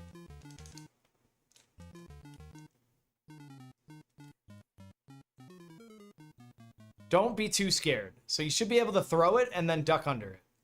There we go. And then fly up. And then you already know the rest of this level from before. But because you have a P-Wing, you just fly over. No clip. That's why P-Wing is so good in this level. Very, very good in this level. It's like one of the best levels to P-Wing. All right. Now, that aside, there is one more really big top tier strategy. Use a P-Wing and a star. And what's good about this strategy is that you're going to do a clip into the pipe at the beginning. Not this first beginning, once you enter the level. You're going to do a clip with your head exactly like the standing clip in 7-1. You're going to do that clip. What makes this clip awesome is that, like, I'm pretty sure it works 80% of the time. I'm pretty sure out of all the subpixels, only like I think only one subpixel doesn't work. I'm pretty sure it's subpixel 8 or something. I can't remember. No matter what, out of all the subpixels, only one subpixel does not work. And so what you do, I mean, I have subpixel 9, so we'll see if this works. But what you want to do is you can see the line right now. You see the last line dividing the blocks? It's actually right here. This last crack dividing the blocks, you can see it when you enter the level. See that last crack there on the screen? It's right here, this one. And you can see, keep your eyes on that crack right there. See it? It's the last one on the screen that you can see. You want to do a light jump at that crack right there. Okay? You want to do a light jump, and then Mario's head will go up into the block but not clip, and then you'll clip into the next section. Let me actually,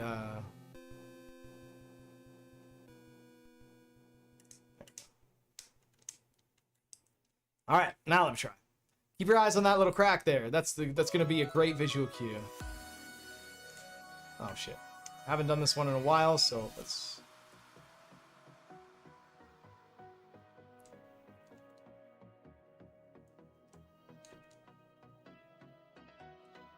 There we go.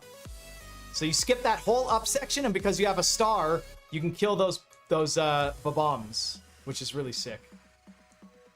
This clip is really, really good. It's like a 7-second time save or something weird like that. But you have to have an extra star with your P-Wing.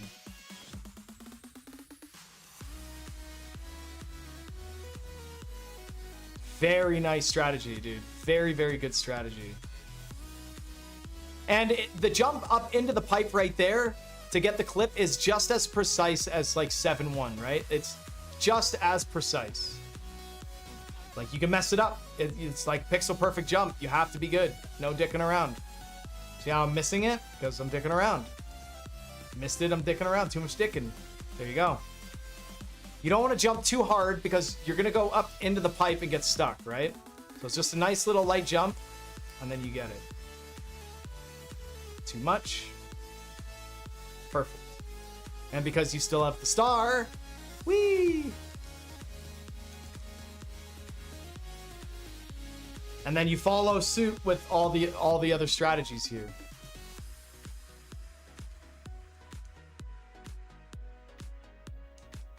Yeah, this level's awesome, isn't it? But it can be, dude, this level can be a real jerk if you're not doing the right strategies. So what's really cool about this is now you have your tail, and your tail can be used really, really well in that piranha plant stage right above me, but it requires you to not take damage in this auto scroller. So practice not taking damage in this auto scroller. Okay? It's very easy to not take damage. I'll give you a couple of pointers to not take damage. Number one, these fish are going to be random. So just don't block yourself in little areas. It's so... I see so many runners block themselves and then get unlucky. Don't keep your options open. Like a good example right here. I'm just going to stand on the ground. Look at that. The blooper will never come down and hit me. Okay, I'm going to face right. The way the bloopers work are a little finicky. They're going to move in the direction you're facing, but they don't always listen to you. It's about as much as I can give you with the bloopers. I have no... I don't know. If I face right, he comes back. If I face left, he goes back left. You see? If I face left, he goes back. Yep, face right, he starts going. Okay, so I'm going to save state here. So I'm going to try and abuse that left and right thing right here at the end of the level. So I'm going to go right beside this Gelectrode. This last Gelectrode right here, I'm going to chill right beside him, and I'm going to face left, and I'm just going to keep spamming swim. And then now I'm going to drop and go in between this blooper and his, like, baby. This blooper's going to do this every time. Drop down in between them, and then go really low. And then face left, because you want the blooper to get off the screen. Get out of here. Sometimes he's there. Keep facing left. And I didn't really generate any lag frames. So that's the strategy I can give you. That's about all I can give you. This is what I do. This works for me. Get him to go up there. Then that blooper there is off screen. He's despawned. Then I go under this blooper. And then boom. Get him to get out of here. Then I swim over. Don't hit the question block because the item's going to come out. This is a fire flower if you guys were interested. That's not going to help you in the run because you're going to P-Wing.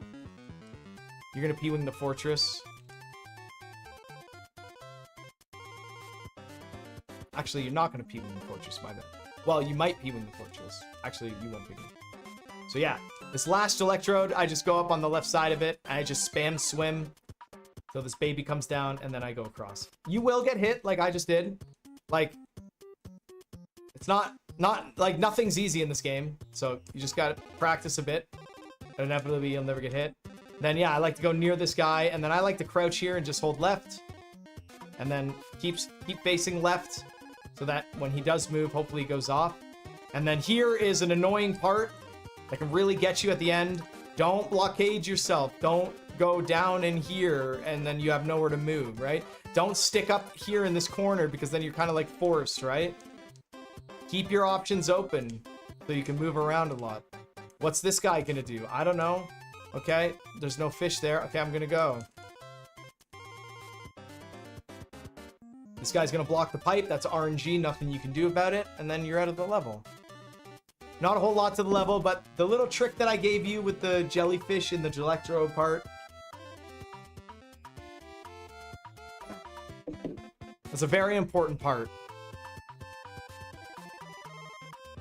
All right. Next section. So we keep our tail for this because you can tail swipe these guys. If you're not bad. Haven't done it in a while. There you go. And then you can do this whole section without a star. It's actually pretty quick too. Right? You see how that works? And we get a P-wing. Makes this level really easy. Tail swipe that guy and go up. Very easy.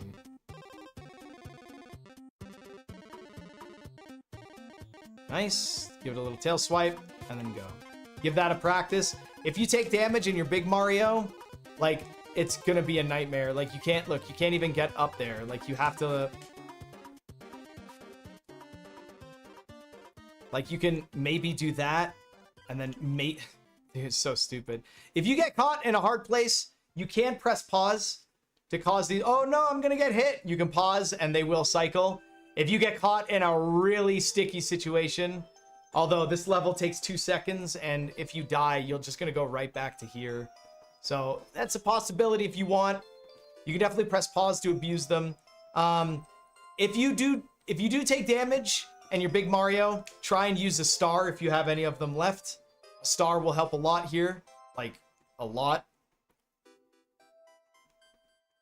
And so that's gonna be pretty good. That's really it for the Piranha Plant. There's nothing I can really give. Ooh, got a little clip there. Yeah, that's about it. There's the 3 different ways. Like if you're big Mario, use a star. If you're Leaf Mario, try and work on those tail swipes. The hardest tail swipes are the first one. That's it. This tail swipe, just do a turn back, and then you go to the first one, then you go to the third last one. You go right here, and you're gonna find out pretty easily where you can jump and where you can't jump if you practice this. If you go too slow at the start, this nipper is going to get you. Those are going to get you. They run on a global timer. So if you're getting hit by those nippers, it's because you're going too slow here. Go faster, you see? And then you get your tail swipes. Very nice. Now, the reason why we want to keep our tail from level 5 through level 4 and through the Piranha Plant stage is because... we don't want to use a P-Wing for this level because we're running out of P-Wings. And if we don't have to use a P-Wing, we shouldn't. So if you keep your tail, well, then you can still beat this level while flying. As long as you keep your tail, now you can beat the level without having to use a P-Wing in pretty much almost the same amount of time. And the best way to do that, you have to interrupt your P-meter here. If you do not interrupt your P-meter, what's going to happen is that you're going to build P-speed here like this, and now you're on the P-speed timer. And everyone knows in this game you cannot fly forever, and then your flight's going to run out, and you're not going to be able to make it. You see how that works? Don't build it here, because it's going to screw you over. You can't make it. Look, you can't make it. It just won't work. So, what you want to do is jump on like block 3, 5, 7, 6, 4. Pick a block that works for you. I don't care. I like to jump on block 3. And that stops me from building my P speed. Now I can build my P speed right here, jump up, and I can fly. See? So you just got to interrupt your P speed on this straightaway. See? If you get to a more advanced level, you can build your P meter on the stretch. Right here, I jump up here, build it, so that I can... That's mega time save. That's really good. That's pretty fast compared to running and then going here. But this is fine too. That's perfectly fine. I wouldn't worry too much about that. Right? So now, you can beat this level just by stomping. You don't have to worry about... You don't have to worry about taking damage. And by doing that, you can now, because you just got a P-Wing from this Piranha Plant stage, you use the P-Wing that you got from the Piranha Plant stage to P-Wing over this level. Because you just got one. There's nowhere else to use it. Use a P-Wing. You P-Wing over this level. Okay? Very easy. P-Wing. It's like 9 flies. So let me show you. Yeah, it's like 1, 2, 3, 4, 5, 6. Yeah, it's like 9 flies. You can hear the flies. Whoops. Okay, so what if you don't have your tail? What if you lose your tail in, say, the Piranha Plant stage? Well, if you lose your tail in the Piranha Plant stage, you can't fly in the fortress anymore, but you did get a P-Wing.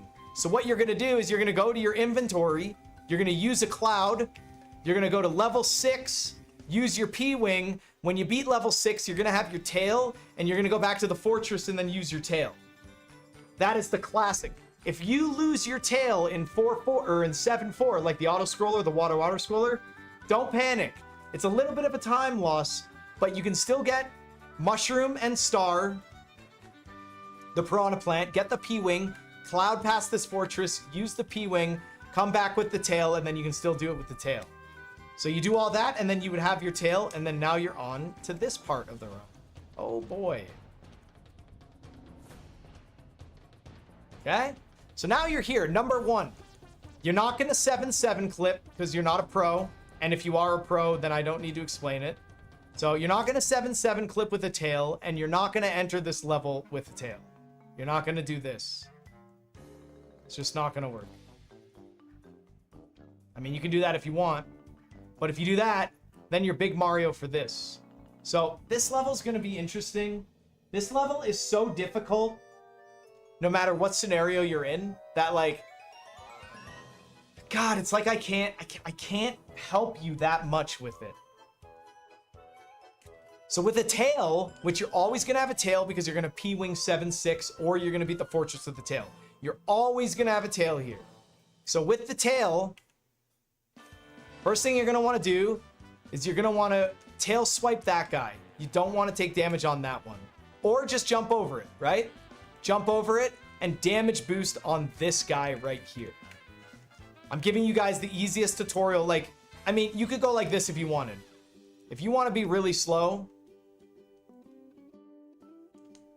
and then you could probably build P-Speed back up again here. I don't know. If you're doing this, like, I can't help you. And then maybe go down here and get Hammer's suit. I have no idea. So jump over this Piranha Plant, damage boost in this Piranha Plant, and duck jump to this middle one. You want to duck jump to that middle one. That's going to pog you up. Okay. Duck jump to the... Well, I don't always duck jump, but I recommend a duck jump because you might not be as good as me. And then you grab this star. And then you know P-Speed without a star. It's kind of nice. You jump from here to here to here. Very nice. Maybe damage boost, and then you're good to go. It is perfectly okay to damage boost here. It's perfectly okay to damage boost there. You can go back to being small Mario from this level. This level has no secret little tips and tricks. This level is pure execution. Grab the star. You know what? if you're on PB pace and you get scared, you know what I would say? Grab that star and then just go down to the hammer suit. If you get scared for the rest of this level, go down to the hammer suit. Because you just be able to grab the hammer suit and then you can deboost to the end of the level, and it's better than dying.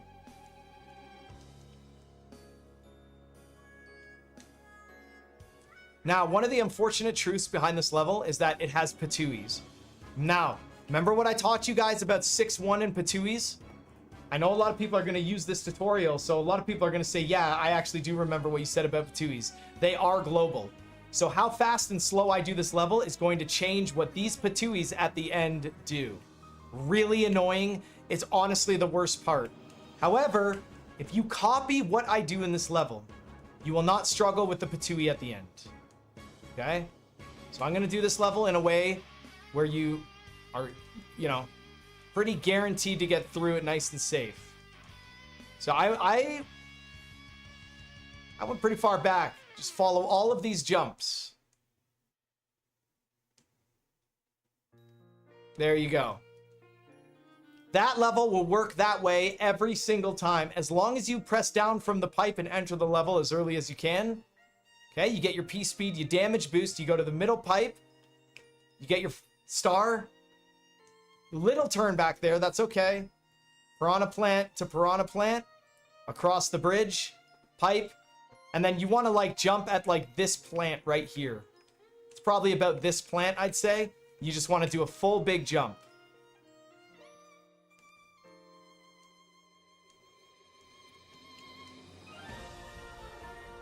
No, see, don't keep P speed. Do not keep P speed. That's not good. No, the best way to not keep P speed is like jump 2 or 3 times when you get the star. And I'll show you what I mean. Like just spam jump right there. Right? And you should be fine.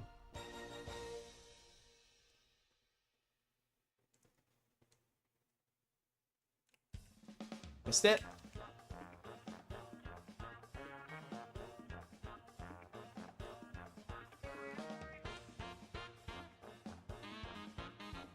You obviously don't want to jump too many times at the star there. There you go. See the Patui shot in the air, right? So it's like it made good use. Now, something's gonna happen. You're gonna do this level and you're gonna jump past that Patui and you're not gonna make it on the brown blocks with the nippers. And you're gonna be like, what the fuck? That's okay. It's a little scary. It's gonna make you nervous. Let me go ahead and save state. Get out of here, P speed.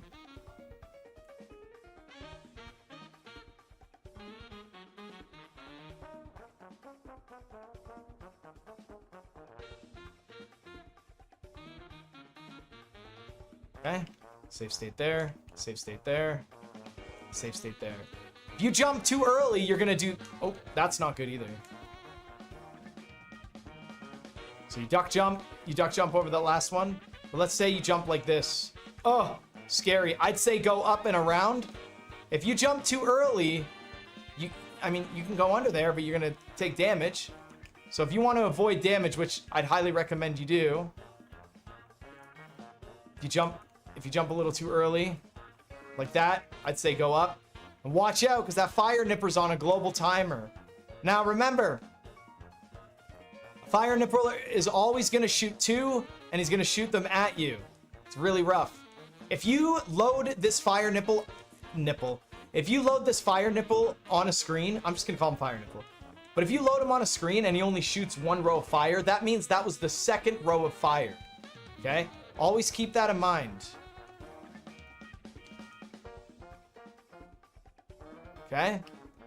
So make sure to full big jump right there over the plant. It's right at the edge of that bush. Right here. If you do everything correctly, this Patui will always shoot up in the air.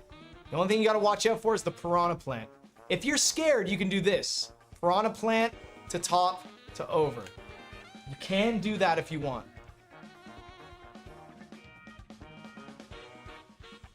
Very nice. That level's very tough. And like I said before, if you get a little too nervous, you can always go down and grab the hammer suit if you want. You don't have to use the hammer suit until the end of the game, but getting through this level without dying and without losing a lot of time is like a really big thing that you want to do. So if you find that you're like ahead of your PB by a lot and this is going great right here and you're like, oh, you know what? Fuck it. I'm going for it. Like, you just go down here. You don't have to do anything perfect. Just do a wraparound, grab it, and then come out. And then make sure to drop on the ground and A and B at the same time, A and B at the same time. And then remember, the hammer suit can block fire shots. So whenever you pass this area, it's always a wise decision to like duck jump and then stay ducking until you're past it. Okay, it's always a good idea to do that. All right, those are your options there. Other than that, there's not really a whole lot I can help you with other than this. Because of global timers, my strategies work alongside manipulating global timers so that whenever I get where I want to be at the right time, the enemies are going to do what I want them to do. And in this case, that would be this. Like, I'll never fail that in my runs because it's set up that way. Okay, so damage boost is normal. So now, because I'm Big Mario, I can go back and do level 7. If you want to try and do the clip, it's honestly just the same thing I showed to you in World 6 Fortress. Just P-speed jump into the edge like that, and sometimes you come to a dead stop, and sometimes you go inside of it. That's it. Sometimes it works, sometimes it doesn't. You could deplete the entire in-game timer trying to get this. Does the world record have this first try? Yes, of course. It took me years. Ugh. A lot of people in the Mario 3 community mess around with a manipulation for this. I don't particularly know that manipulation, and also that manipulation is only ever going to help anyone who needs to go for 7-7 to PB, which is not a lot of you. Almost none of you are in that situation. So I wouldn't worry about that manipulation. It's also a little bit of a time loss. And if you're really motivated to learn the manipulation, in the Mario Discord, you can message Louis. He will help you out. I think there's a couple other people who know it as well, and they could help you out. I think Yato Kami's actually said he was working on the Louis manip for it as well. But you don't need a manip, but you don't even need to really do this level. You actually don't need to do this level unless you're going for like an extremely low 110 to 109. Like this is gonna help you get like a 10. This trick will help you get like a 110.05, a 110.10. Like it'll just help. So either way. So with all that aside, this level is extremely easy. This level is not hard at all. Wait for this piranha plant, side hop it. I mean, if you had fire flower, maybe you'd shoot it. Not really a whole lot you can do. You really just side hop and rub it and then jump over and then grab the star. You can grab this star if you're scared. You better not be scared because this level's really easy.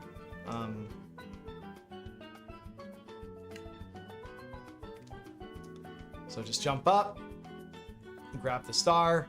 Now you can do the cycle skip. If you get P-speed here, grab the next star. Okay. If you grab this star and you learn these jumps, I can't hold your hand for these jumps. You'll learn them yourself. Duck, jump, jump, and then you can do that with only grabbing what, the 2 stars? Right? I think it's only 2 stars. Yep, jump over, jump up, and jump, weep. Yeah, and that's it. Very cool. I can't explain a whole lot in this level. I think this level is pretty self-explanatory. I think most of you are pretty good gamers, so I don't think anyone's really gonna mess up. But if you do find yourself struggling, you mess up a jump like that, you know, and you start going slow, just grab the last power-up. Stress-free. Just grab the last power-up and you're good to go. Now, obviously, you still need to jump into the pipe vertically if you would like to keep your momentum or whatever. If you'd like to keep your P-speed on the other side, but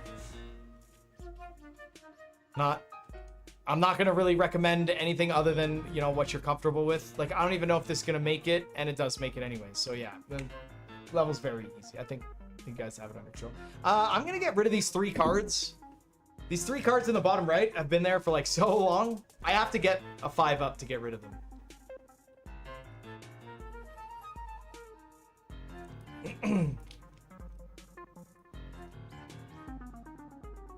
You died on that level in PB Pace before? I think I maybe messed up that level too, but I've been going for 7-7 for a long time. That I bet after that mistake, Liv, you probably will never do it again. You'll never make that mistake. So it's like kind of like a one and done mistake, and I'm very sorry you had to go through that. So there's two ways.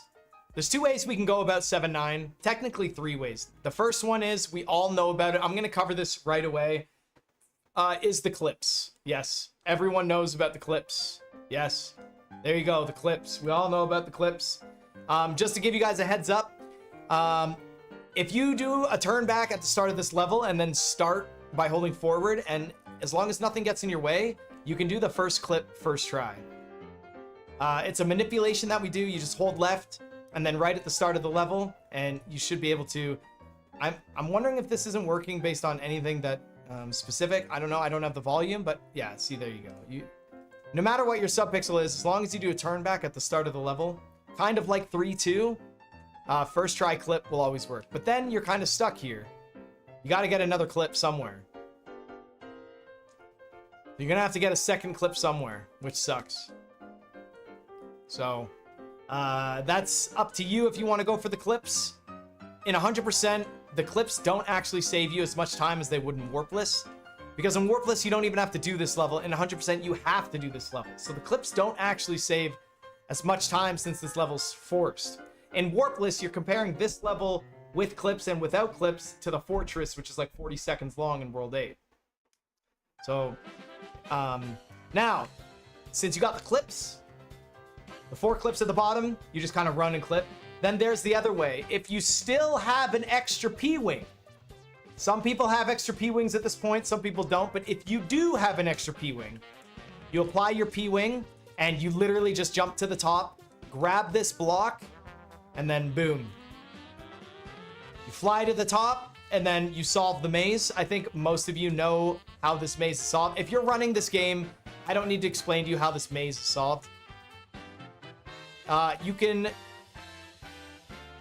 do the P-Wing strategy 2 different ways. I've done it 2 different ways in the past, and I think whatever way you're most comfortable with. Number 1 is that you can come up here and you can just damage boost right away.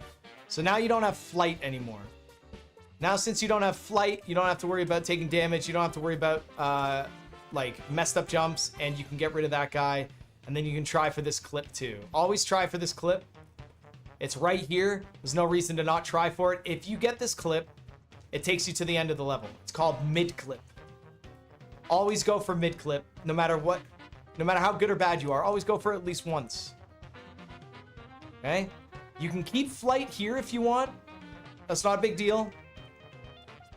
And if you don't want a damage boost, because damage boosting loses time, you can just keep the flight like normally and then go for mid-clip. And then if you don't get mid-clip, do this section with the tail anyways, which is like pretty much the same speed as Big Mario because you're in such a confined area. And then grab the Fire Flower. It is time to Fire Flower. Yay. Okay? I believe that I move a little bit better when I damage boost early. And I can also try and get a side clip like that. That clip's amazing. That side clip will lead you up to right here, and then you go for mid clip. That side clip is literally super pog. You can't really do that clip with Tail Mario. So I like to damage here, and I line myself up about right here for the clip. That corner clip, I line myself up with the line of the block. And I try and go for it. And sometimes you get it, sometimes you don't. You can clip right there if you miss it.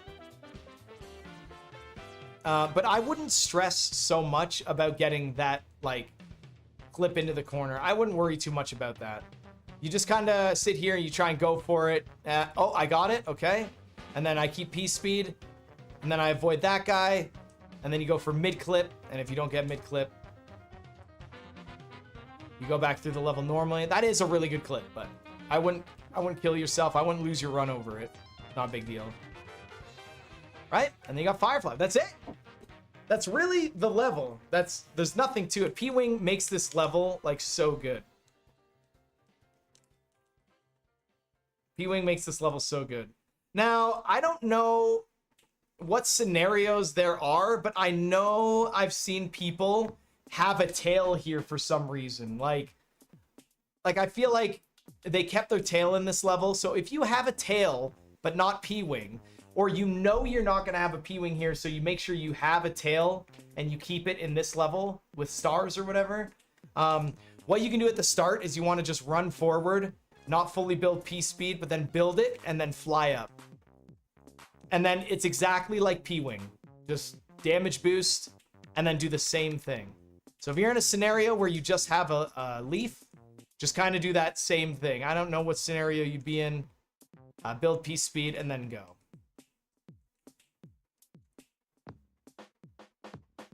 It's one of the great ways of doing it. Oh, okay. Then if you have none of those things and you're in my situation where because of the way you do the levels, you don't have a P-Wing and you don't have a leaf, you do the level essentially the normal way, how the level's intended to be done, if you're not going to do any clips. And then by the time you get up to this section right here, the level is like having a P-Wing. It's back to normal, like with the P-Wing. The only difference between P-Wing tail and no P-Wing and tail is just this beginning part right here. Now this Paragoomba can be a little bit of a bitch, but if you find yourself going too slow, like, oh, I messed up. Either he's going to go back that way, or he's going to jump down and you just kind of like wait for him. I'm trying to like go slow in an authentic way where somebody like might, yeah, something like that. So now he's going to be down. Just kind of avoid him and then go up and through. You're just going to have to gauge it and practice it yourself and see what kind of movement you do here. But I've been doing this a long time. I've been doing that. And don't forget to try this clip when you're here too. There is a little clip right there that you could get. It's honestly in your path. You just try for it. You don't get it, you leave. If you do get it, you skip the whole little wrap around here. Skip this whole little top area. But if you don't get it, you're just kind of right back to where you go. And don't forget to grab Fire Flower at the end of this level. That would be the worst thing to do, is to forget Fire Flower at the end of this level. Try and go for mid-clip. Okay, missed it. Mid-clip is really big in this level. Really big.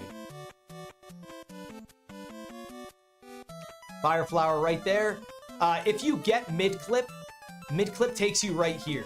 So if you get mid-clip, you just run and then grab the Fire Flower like this, and then exit out. Okay? And then that's it. Level's very, there's lots and lots of options. This level's time saves and times losses. Like, if you don't go for clips, the time save versus time loss all comes from how well you move.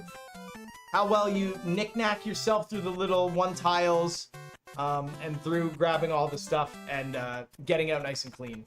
The level's not so bad if you have options.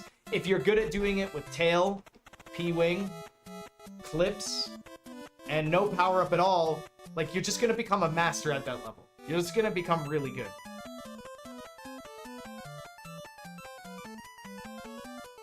All right.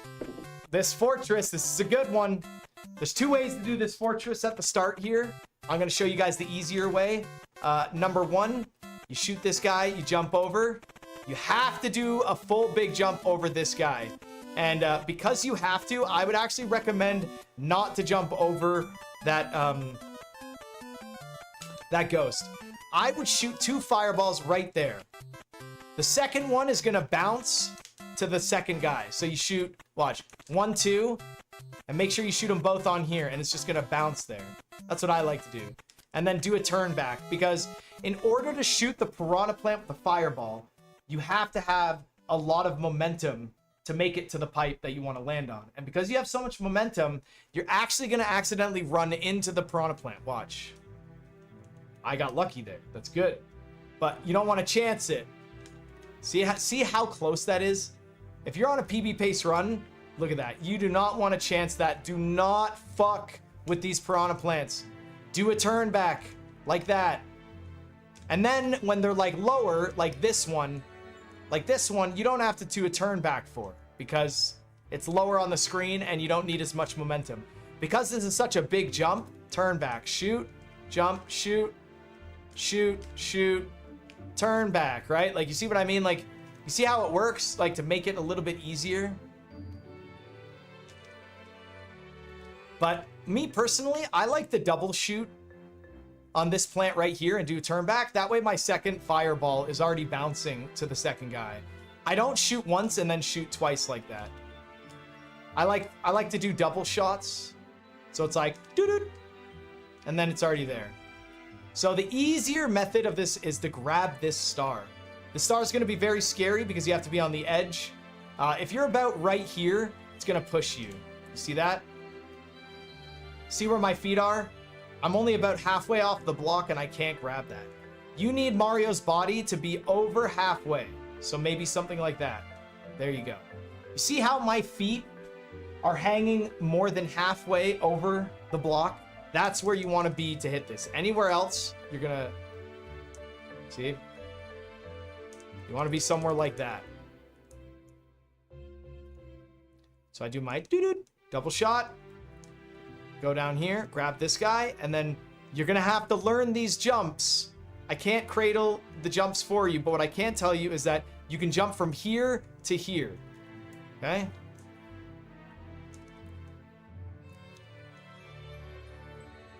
So you can go from here to here, up to there, and then the straightaway, and then you got P speed, and then you can full big jump, and then you do the duck jump, and then you're good. So like, that star is really a lifesaver. This star is incredible. Anyone could do what I'm doing right now. This P speed is a little hard. There's two ways you can go about that P speed. You can jump on one of the pipes. I'll show you. So full big jump. So when you build P speed here, you can jump on this pipe and then drop off and then jump, or you can just jump right through and then jump from here. Either way, you're gonna want your full big jump to be on this platform. So let me show you. So I can jump on it and then drop off and then jump like that. You see how I did that? Jump on the pipe, run off, then jump. Okay, or what you can do is you can just kind of duck jump right through it. Well, I landed on it anyways, but let me try again. And honestly, that's really the problem. I like landing on this and then jumping, but it's going to be a comfort thing. Okay? You can duck, either way, it doesn't matter what you do. You can duck jump and go right through. I like the duck jump. I like to go right through because one thing I don't like about this is that when I land on here and then jump, I'm like jumping right here. When I run off this edge, it like runs me to like right here and you're so close to dying. I wouldn't recommend running off here. I would rather duck jump from here and land. That way you land like right here and then you have time to actually move. Let me show you what happens. Like, watch Mario's feet when I run off. So close to the edge, man. That's way too scary. You don't need to cut it that close. Especially near the end of the run. Right? There you go. That's perfectly fine. It's perfectly fine. So all of these jumps essentially are the same. Once you get P speed without the star, which is right here as well, you do a duck jump past that piranha plant right there, exactly like that. And then all these jumps are more or less the same. There's two things you can do at the end here. You can do that big jump and wait for the plant, which I love. But because we have Fire Flower, we can actually just drop down and shoot him, which I think is worth it too. It's really not that bad. But you essentially just go like this, and then you shoot him and drop. Okay? Depending on how well you do all of that is going to determine how easy or how hard you get P speed here. It's all going to play a big role on how well you get P speed in the bottom, right? Like, you know how it is. If you enter a pipe without touching anything, you're going to preserve P speed on the other side. So if you like if you do this jump right here and you come down and yeah, see, now I'm gonna have P speed, right? And then now I'm gonna build it really fast. Whereas if I run on the pipe and enter the pipe, I'm not gonna preserve it on the other side. Let me show you how that works. So I'm gonna go like this, and I'm gonna walk on it. Now I'm not gonna have it, I'm gonna build it a little bit later. Luckily with Fire Flower strats, the thing you do at the bottom here is the same. It's not like Hammer Suit strat where you need to like, you know, play it perfectly, which I think is kind of nice. So let's just go ahead and go through that really quick. So I'm gonna do this strategy because I feel like a lot of other people are going to. The other strat, this one right here, doesn't saves a little bit of time, so it is still good. Regardless, you're gonna want to run, get P speed, jump, and land on this dry bones. He's gonna be right there waiting for you every time. So I'm gonna save state here, and look, dry bones. He's right there every time for me.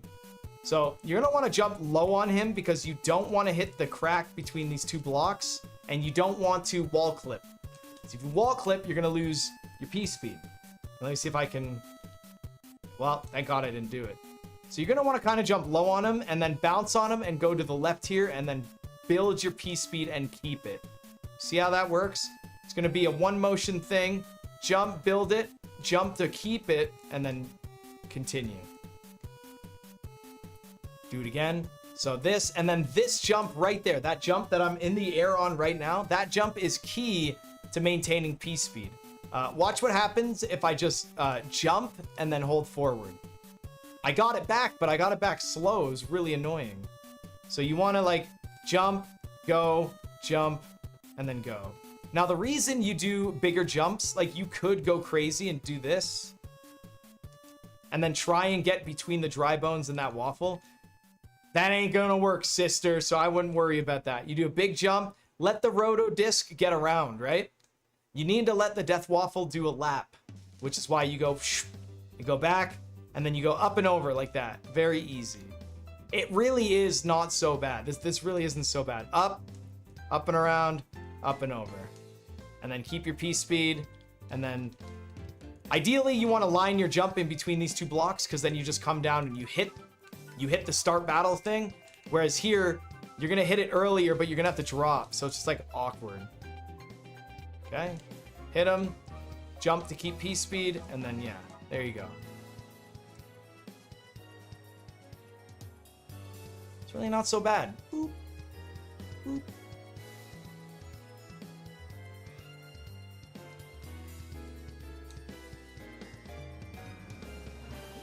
Boop, boop, and then go around. Very nice. That's why we do a big jump off the dry bones. It's to let the death waffle get around so that you can jump past. There are strategies where you can like, you know, go up through, but it's nuts. I'll try some. Oh, hold on. And then you like go under. But that risk is not something you really need to take right now, but something to look into later, if you'd like.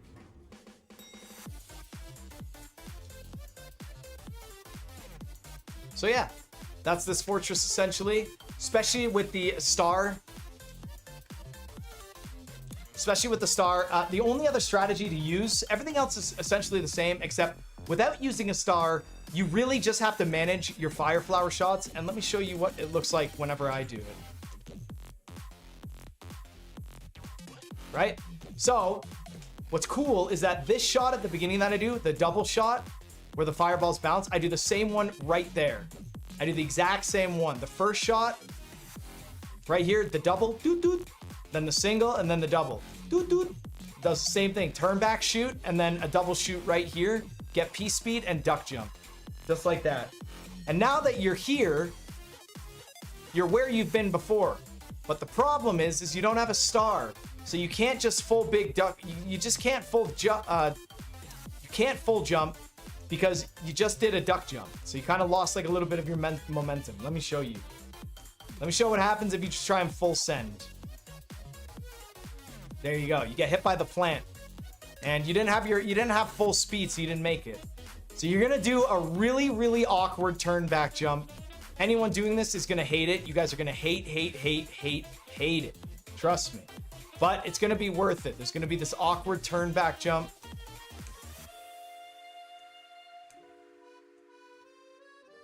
Right there. You want to turn back jump and land on this question block. It's gonna take some fine tuning. Just like that. And there it is.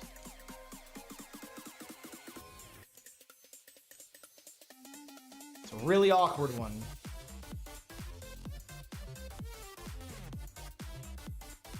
Come up, turn back jump, land on the question block. The turn back serves as two purposes. Number one, gives you enough time to build up a better P speed so you get a further jump. And number two, prevents you from running into the piranha plant. Like I said, if I just duck jump and full send, I'm gonna hit that piranha plant, and look at that, I barely make that ledge anyways. I just clip through it. So the turn back jump serves a lot of, you don't wanna go through like that. But yeah, it serves a massive purpose. Yeah, and there you go. There's not many alternatives to it, so it's kind of difficult.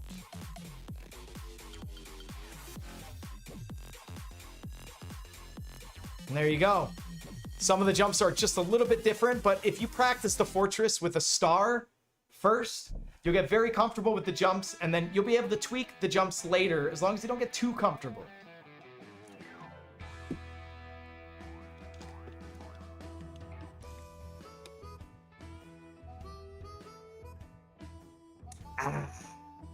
How you guys doing?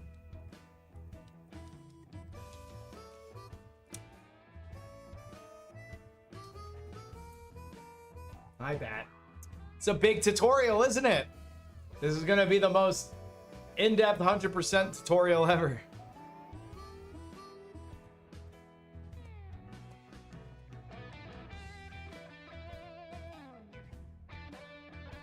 Yo, good night, Natsuke. Good night. Sleep tight. All right.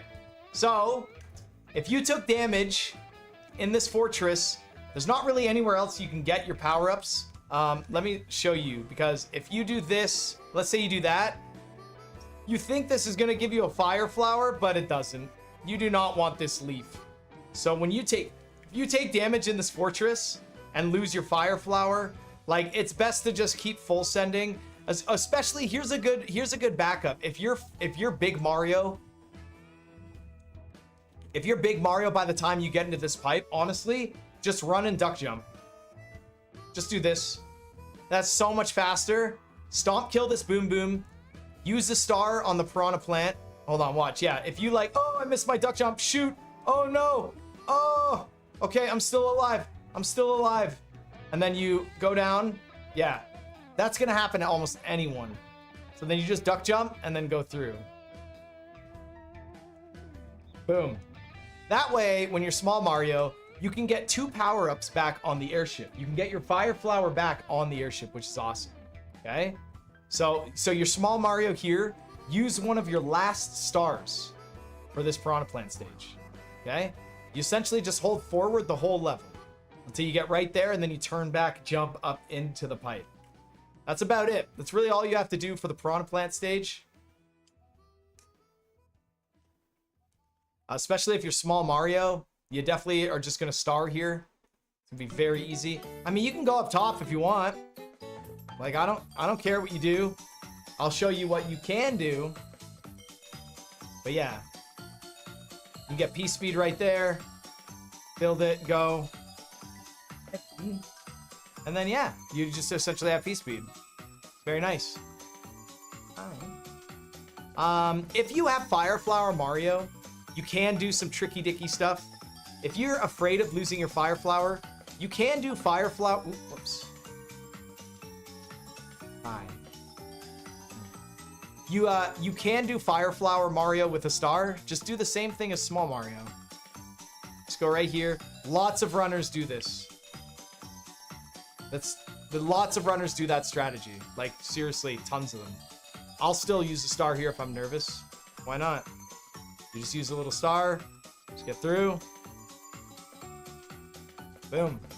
But if you don't want to use a star, You can do some pretty tight fire flower strats. So the first one is this, turn back this, and then turn back there to build P speed. And then you use your P speed at that music note, and you essentially get to the end. So let me try again. Just like that. Oh! You see that? And the whole point of doing this is like, you want to maximize this ground right here. Pat, you're not getting that. Come on, what are you doing? You like digging under the desk? I don't think so, buddy. I am very happy to see you, but you're digging for the plate? I don't think so. Are you trying to get my leftovers? Are you trying to get my leftovers, cutie? Okay. Sorry about that. You want to utilize the ground here as much as you can.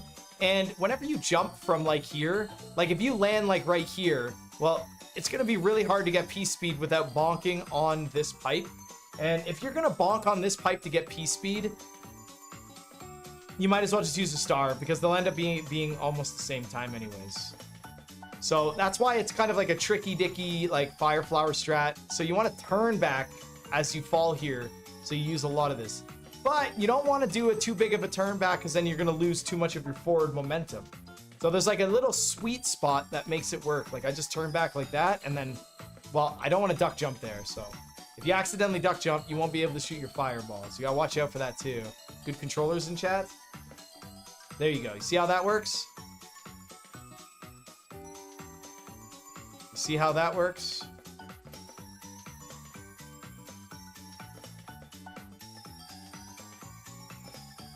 Unfortunately, I was too slow and he shot me, but good news is that I can get my fire flower back on the airship.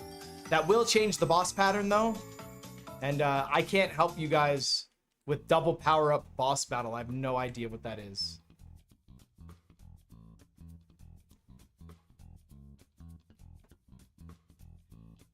But what I can show you is Piranha Plant with Fire Flower boss pattern. You're going to have to create a save state at the end of the Piranha Plant as Small Mario with a star. You're going to have to go into the airship, get both the power-ups, and then see what the boss pattern gives you, and then learn that if that's the route you want to take. All right. We just have the World 7 airship here. The boss pattern is really easy for fire pattern in the World 7 airship. Very easy. I don't remember it being that difficult.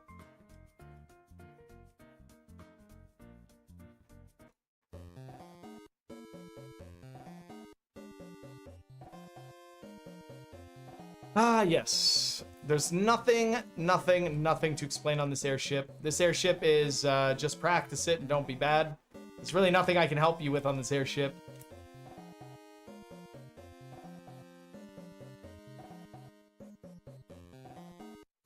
La da da da da da da da. Oh, I slid under it. Look at me. Look at me go! I slide things!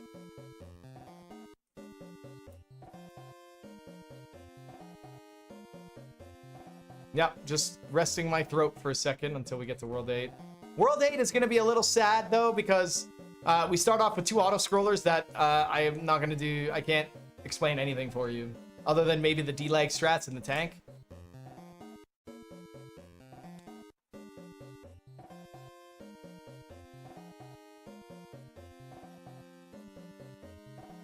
Yeah, a lot of this is in preparation for a lot of people in the Mario 3 tournament. Anyone who needs help with anything. And then in the long run, just 100% tutorial that really goes over like so many strategies. Just so many strategies. Okay, so I have not fought this guy with Fire Flower in an extremely long time because I've been doing Warpless for the past year. So let me just double check. I think it's shoot right away, then shoot, and then stop. Oh yeah, he's so easy. Yeah, he's so easy. So you can shoot right as you drop. Shoot one, double shoot, jump. So this is the pattern you get.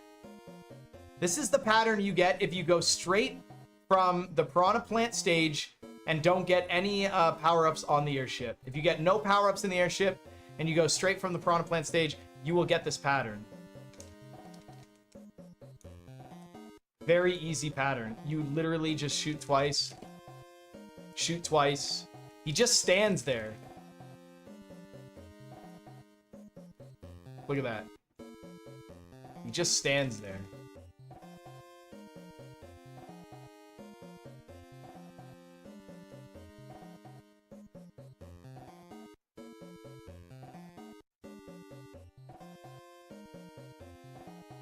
What a bee. And then, much like always, you can always go for off-screen wand grab in all these fortresses. The only one you can't go for off-screen wand grab is in World 3, but I did show you how you could get off-screen wand grab in World 3. And you can't really go for off-screen wand grab in World 1 unless you do the same kind of off-screen wand grab as World 3, which sucks. You're not going to go for off-screen wand grab in World 6 because you're going to do sub-pixel manipulation setup. Small sacrifice to pay to get 7-1 clip. Actually, a pretty big sacrifice. I like not having to do off-screen wand grab. And then that's essentially it. This fire kill is just from the Piranha Plant stage. Very easy. He just kind of stands there and then boom. World 7 down. All we have left is World 8, which is probably not going to take us long. Mainly because, first things first, we have Fire Flower. If you don't have Fire Flower, you're going to have to do the tank as Big Mario or Small Mario. You don't need to P-Wing these. They're very easy. Just kind of follow along with what I do. It's an auto-scroller. It's not a whole lot for me to explain in this level. One thing I can say is if you jump in the air when these things shoot, they will damage you. You see that? You see how I jumped in the air when it shot? I'm trying to replicate it. I can't replicate it. But yeah, don't jump with the cannons. It's not a good idea. They will hit you from below. It's actually a very bad idea. At the start of this, you can hold forward the whole time. Grab this, jump, shoot it. I like to stop here because I can just jump, grab, shoot. You just wait for the fire. I stand on this one. I just chill here. Yep. And then I wait for the fire to finish, and then you shoot this guy. And another one you can kind of grab. You'll always grab these. Just don't jump with it. It's a bad idea. You'll take damage. And then from here on out, it's really up to you what you want to do. Well, you just wait, you just jump around, have a good time. You're not really going to cause any lag. This one, you could jump and throw off the screen. I always like to throw as much as I can off the screen. All right. First propeller is a power-up. We don't do anything with this. That is a leaf. We don't want a leaf. If you're Small Mario, it's a mushroom. Grab it. Second propeller. Nothing really to do. I like to hang out on this side of it, so then I can just do a big jump over. Third propeller. On the third propeller, throw this guy to the left, then hold the next one. When you hold it, push it into the one that pops there, grab this one, repeat, grab this one, repeat. Gets rid of some of the lag, jump on that guy. Doesn't get rid of all the lag, but 5 frames of lag is not a big deal. So you can essentially just copy what I did there. Now, I'm going to wait here at the start because there's going to be 2 outcomes that you can get here, okay? You can get something called Rangless. You can only get Rangless with Fire Flower because when you enter the battle, I can shoot my fireball right away. You see that? When you have the hammer suit, if you drop... See, I can't move, right? Well, actually, no, with Boom Boom, you can't move. With a hammer suit, I won't be able to hit the boomerang, bro. Because my hammers are just going to have an arc, right? You need speed for your Hammer Brothers to go forward very far. Not fireballs. Fireballs will always go the same speed, same trajectory when you shoot them, okay? So, if the Boomerang Bro goes backwards, that's like a time save. That's good. Okay? If the Boomerang Bro doesn't throw anything, that's called Rangless. That's a juicy time save because you don't have to wait for the boomerang to go off the screen. You see, the chest won't appear until the boomerang's gone. You see the boomerang? Get off the screen! And then now the chest will appear. So you can kill the Boomerang Bro before he throws a boomerang. And if he moves backwards, right? if he moves backwards and throws the boomerang is only going to go about this far, right? But if he moves forward and throws it, then the boomerang's going to go this far. So there's two things that you want to happen with this boomerang, bro. You want him to move backwards, or you want him to move forwards and not throw it. If he moves forward, your fireballs will connect with it sooner, and he might not throw it. So if I just spam fireballs, he moved forward but threw it. Look at that, the boomerang went all the way right here.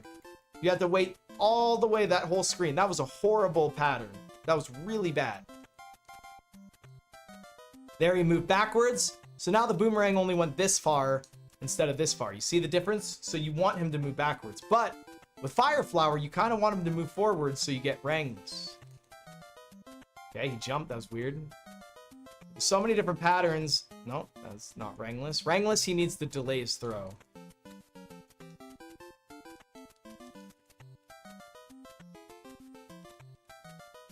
Nope, he's moving backwards. There you go. Rangless. So now he didn't throw the boomerang at all. Look at that. It's pretty good. So that's really it. You just gotta... I mean, if the boomerang bro moves forward and throws the boomerang, you're only losing, like, frames. It's not even, like, that big of a deal. If you get Rangless versus the Hammer Brother moving forward and throwing the boomerang, that's a pretty big time difference. I think it's like half a second or maybe even a second. I can't remember exactly. I don't really think about it because it's random. Either you get it or you don't. And it's just nice to have. So, just... What is that? I got the BBs! Never seen that error before. Alright. Now that we are on the tank, okay? If you have a mushroom, you can get your Fire Flower back by doing this. That is a very risky strategy. That is not fun. Nobody likes to do that strategy. That's only if you have a mushroom and you need to get it back, okay? But there is a very cool, easy strategy. Very easy strategy. If you beat the boss in World 7 and you took damage, so now you're a mushroom Mario, you're just big Mario, and you do the first tank and you get your tail, what you can do with your tail, which is really nice, it's a really good strategy, okay? You can wait right here on the edge of the boat, okay? When that cannonball, you see that cannonball that just came out of this top right cannon? When that cannonball goes through the wooden floor, so it's gonna shoot. Now, you see how it went through the floor? Once it goes through the floor, from this position, you're gonna wanna jump and land on this and build P-speed. Then you're gonna hit this, and then you can just fly up and get it with a duck jump. It seems hard at first. It definitely does take practice, but it's so much easier than that stupid mushroom duck jump into it. It's so much easier. Okay? Tail swipe, stand here, wait for the bullet to go through, run here, use the wall, push up against the wall to get your P-speed, right? You gotta push up against the wall to get your P-speed. No, don't swim under the boat. Okay? You wait for it to go through, jump, press, oh, that's bad. You don't want to do that in practice. Wait right here, went through the floor, build your P-speed, use the wall, small jump, hit this, wait for that. You gotta wait for this cannonball right there, the initial cannonball, to like go past you.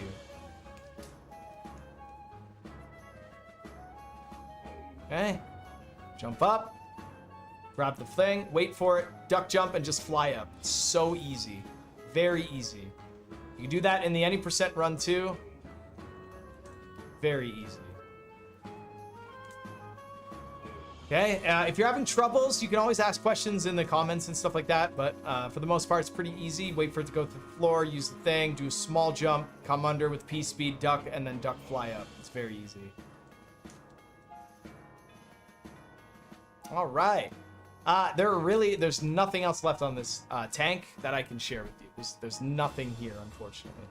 I wish there was maybe a little bit more, because then maybe there'd be like some time saves.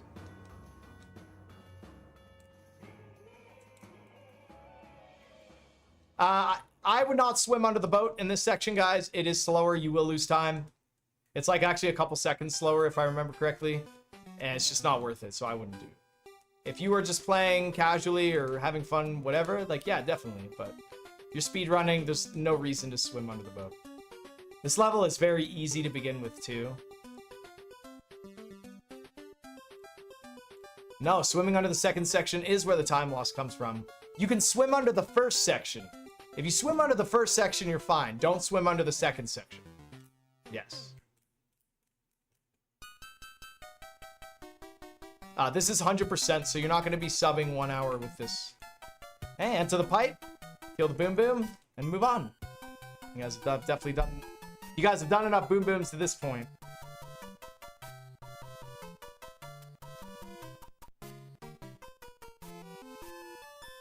All right.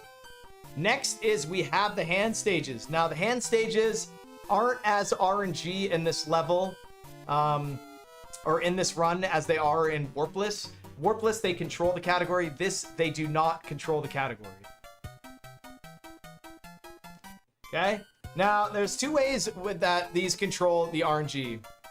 Okay? Number one, the hands might not pull you in. And if they don't pull you in, you can just press A to enter the level. That's really good. Because you don't want the hand animation. Wait. Oh, there we go. Wow, I just got really lucky. The hand animation is slow. See, all that costs you time before you enter the level. Ideally, you want to enter the level yourself. And these hand stages are very easy. I don't know if I need to explain a whole lot, especially with fireballs. You just kind of do nothing in this level. Okay, so you enter the hand stage. You just shoot this guy. You can't make that jump right there.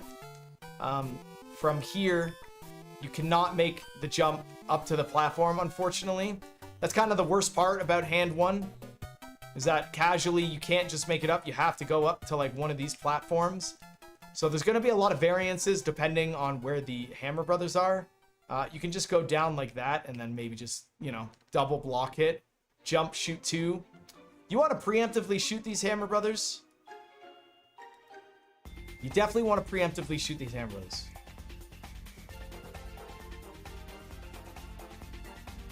Just like that. And then go into the pipe and grab the chest. It's nothing at all to explain, man. It's really unfortunate. So I like to hit like this one. Because of where this Hammer Brother is, he won't really hit you if you're kind of like above him. Right? He won't really hit you when you're above him, right? You'll shoot this guy and you'll be safe to go right here. See how I'm pretty safe?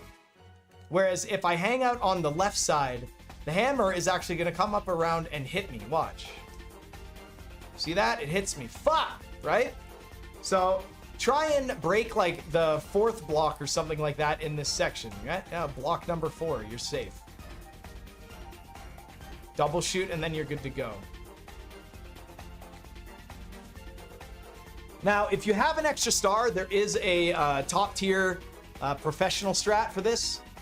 If you have a star, you can enter the level. You can hold left at the start of the level, just like 3-2 and just like 7-9.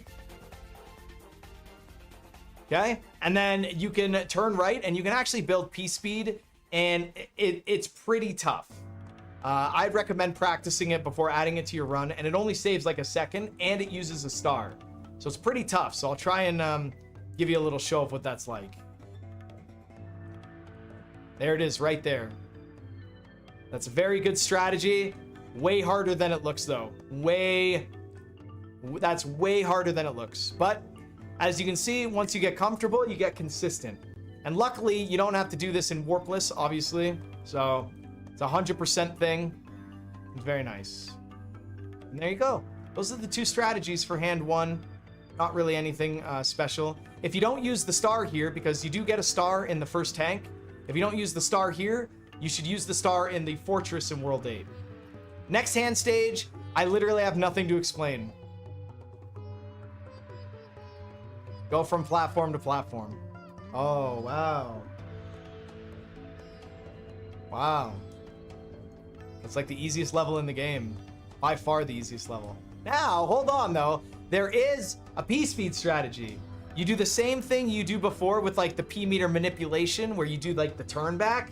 and it delays when you land on the platform to rebuild your meters. So let me try and show you how that works.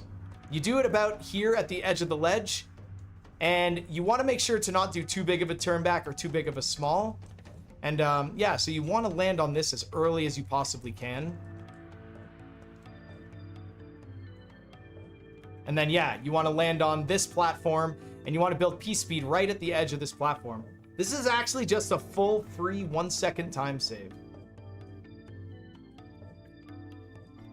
Okay, I think that was too much. I didn't land on the platform early enough. Oh, I had it right there.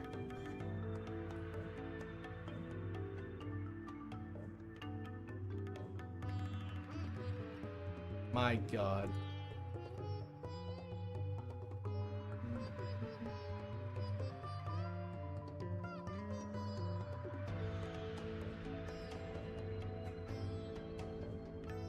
You don't know how to make it stop? I actually don't. Like, I know how to make it stop. I can just edit it.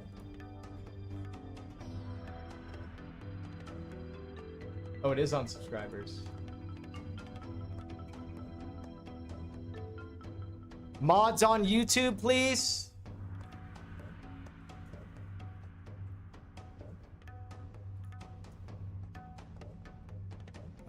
Can I do this? Oh, yeah, right here.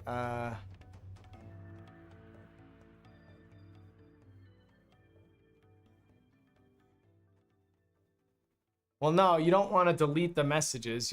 We need to put it in.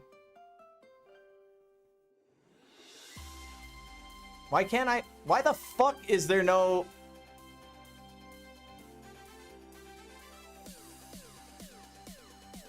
On YouTube, where is the like fucking like sub mode only or fucking? I don't know why that's not here. Where the fuck is it?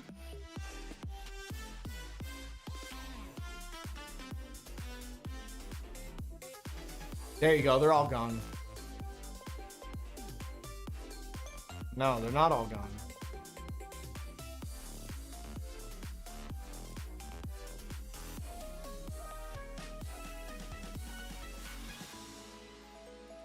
Oh yeah, my editor is gonna leave this part out for sure.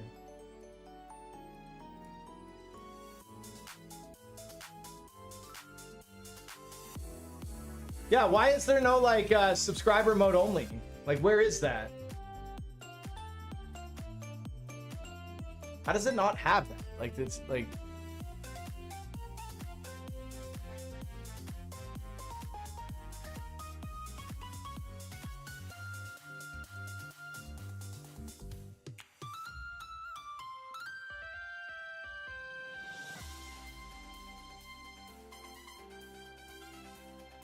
His power level is too strong.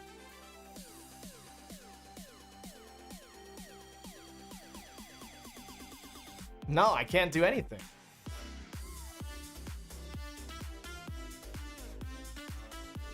Literally nothing for me to do here. Well, I have something to learn for YouTube.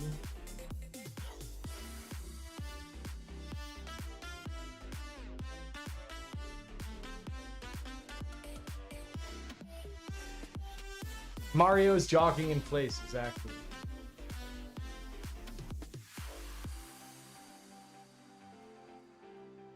Yeah, I don't know.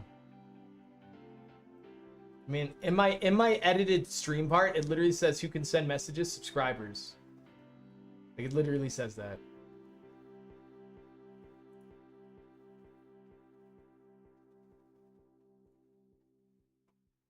Maybe they are sub. Here, let me go to members. There you go. So apparently those people were subscribers.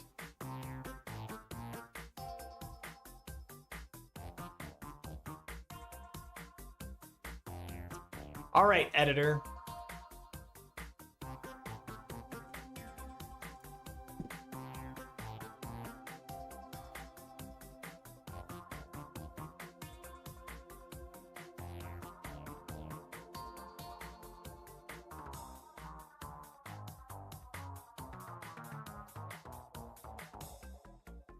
All right, well, now that my editor thankfully edited out that garbage, let's go back to getting P speed in Hand Trap 2. Okay, you have to do like a nice little turn back. There you go. I just got it. See? I can't remember. I think I got like a semi-fast one in the world record. I'm not sure. I can't remember. And if I remember correctly, you don't actually have to do like a fat turn back. Yeah, it's very lenient turn back. Just like that. Very nice. Nice. It's good to remember these things. Ooh, almost. Look at that. So easy. Boom. All right. So that's Hand Trap 2. Literally like the easiest level in the world. All right. So Hand Trap 3. Also very easy. You start off by just getting P speed. And honestly, I full big jump. And then I jump on this this double brown block. I honestly think it's the best setup. Your first jump over the gap right here is just a full big jump, and then it's like a medium jump onto those platforms, and then you jump from the brown blocks. What's cool is you can just go over this wall. Like this wall, there's nothing there. It's not an actual like full wall. It's just 5 brown blocks stacked. They make it look like, right? They make it look like it goes all the way up, but it really doesn't. So you full big jump from here, and you land on right here. It's kind of nice, actually. So full big jump, medium jump, full big jump. And then you could run off, but I just kind of like small jump off of it. You don't need to do a full big jump. I can show you what a full big jump does, though. So full big jump and then full big jump. Full big jump's nice, but then you can't do another full big jump. So... yeah, I would honestly do full big jump, medium jump, full big, and then... oh, wait. Never mind. I don't actually jump there. Now I remember. I haven't done this level in a long time. What I just showed you does actually work, though. You could do that if you're more comfortable, especially because it's full big jumps, right? We all know full big jumps are security blankets. I remember why I don't do that, and it's because you can't see yourself when you land on here. For me, I don't think that's a good idea, but because if somebody likes full big jumps a lot, this might be better for them. There's nothing to fix. So we get full big jump, medium jump, and then jump to the question block. That's right. I like to jump to the question block. Full big jump.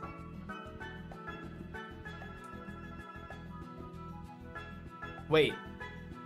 Hold on.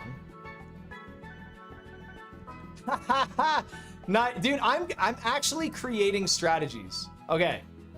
Okay, here we go. Now I remember what I do. This is actually good.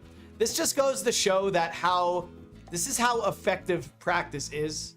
Like, I have strategies that I do, and I create strategies on the fly when I don't remember certain strategies, and then as time passes, I start to remember what some of those strategies are.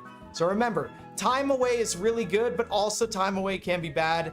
Always practice if you're not sure. I don't actually jump on the brown blocks. I do a full big jump and then a small jump right here. Then I do a full big jump from here onto the question block.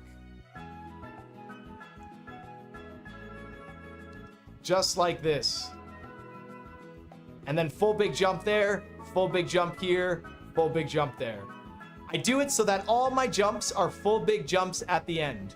That's why I do it. Full big jump, small jump, full big, full big, full big, full big. All of it. Super easy. So you might want to copy what I do there. The other jumps might be a little hard. Like, if you full big jump and then medium on the blocks, full big. Like, yeah, look, you might not even make, like, fuck that jump. I wouldn't go to here. That's silly. I would get on this question block, and then you do full big jumps until the end of the level. If you get on that question block, you can full big jump to the end of the level.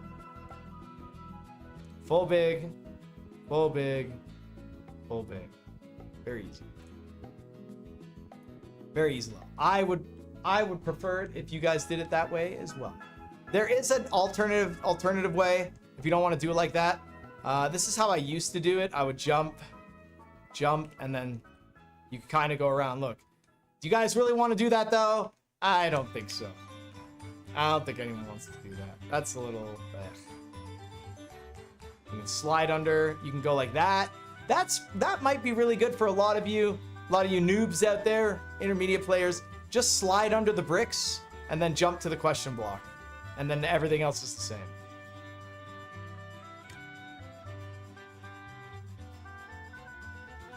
Whee!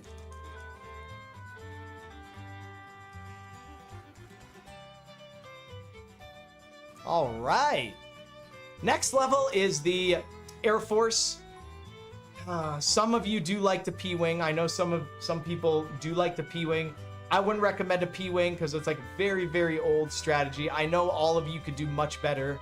You wouldn't have to P-Wing. Takes a little bit of practice, but I think you should be good. So I'm really not going to go into a lot of detail. This level has been in the points tournaments in the past, 100% tournaments, GDQ races.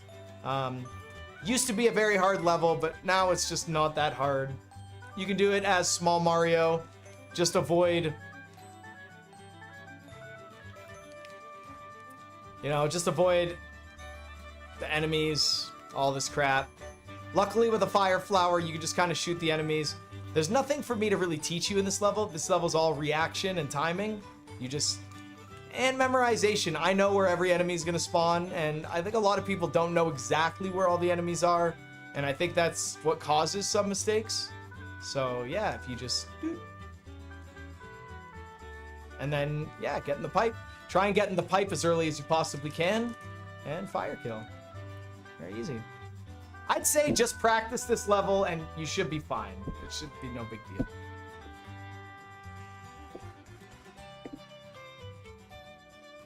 All right. Honestly, I don't even think we have any P-Wings left.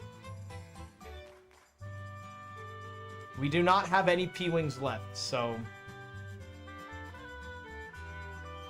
There's not a whole lot we can do without a P-Wing. So, if you didn't use your star on the hand stages, you can use your star on this level to get you started.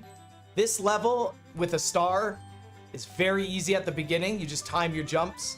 And when you fall down here, you can build P-speed, and then you can get your, you can get your P-speed going, duck jump. I like to jump to this turtle here that's not here because I went slow. He will despawn if you go a little too slow, so you have to watch out for that. But I like to bounce off of him. And then when he lands me here, I like to go from this guy that I just shot by accident.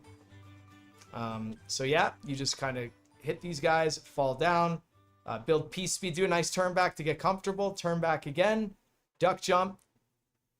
And that green turtle is going to get you on, or the red turtle is going to get you on this green turtle that I just hit. The only time the red turtle is not going to get you on the green turtle is if you land on the red turtle literally on the far most left side of the turtle. So I'm going to save state here to try and show you. So this will work. It'll land right on the turtle. This won't work. Oh, it still worked. See? This might not work. It still worked. Okay. That's awesome. Just got to be cautious. Okay? Sometimes, maybe if you like clip the Koopa shell, it like doesn't work. I don't know. But I know you should be cautious about where you land on that red Koopa. Trust me, I know I'm doing it. I'm giving you amazing life advice when it comes to this Koopa. Maybe it's when you side hit the Koopa. Hold on, let me try.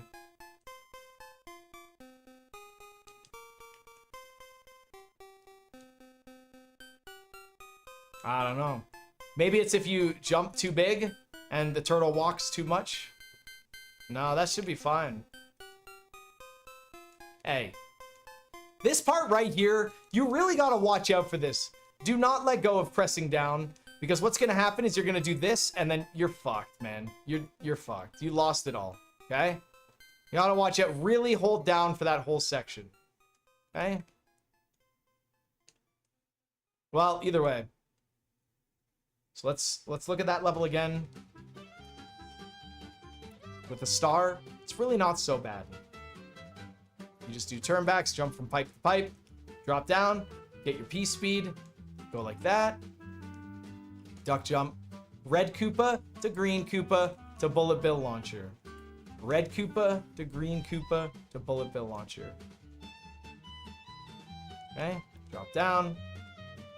P speed. Even if you don't get your P speed, okay? Let's say you mess up. You don't want to rub this pipe because you're going to bounce, but let's say you mess up, you don't get your P speed, just go like this, and then try really hard to get it right there. And that's going to be difficult, so you need to watch out for that. You need to practice. You need to figure out what you want to do if you're not getting P speed. My suggestion would be that if you mess this up, and let's say you don't get P speed here, my suggestion would be to try a little bit here, and if you don't get it, just go like this, under, well, you don't want to do that, but I mean, that could happen. You'd have to duck to watch out for that bullet bill. Anything can happen when you make mistakes, and that's what I like. So yeah, let's say you don't get P speed. You go, duck, stay under here, hit this question block, shoot the piranha plant, jump on the red one, and then you go, and then music note, and then pipe over the pipe. Super easy, guys. It's super easy because I know what I'm doing, but if you practice, it would be very easy for you too. So no P speed. Oh, I didn't keep P speed. Go up there. Watch out for the piranha plant. You guys know how piranha plants work. Everyone does. Everyone knows how piranha plants work. They shoot up or they shoot down depending on where you are. If you're up, they'll shoot up. If you're down, shoot down.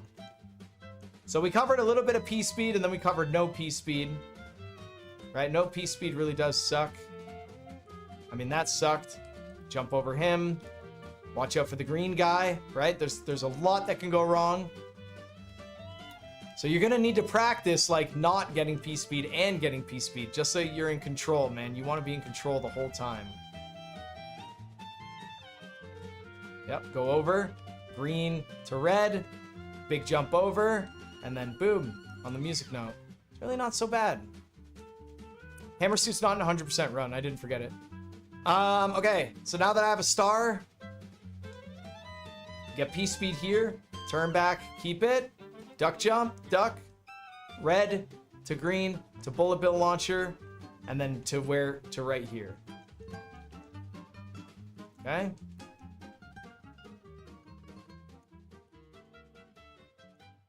Okay, try that again.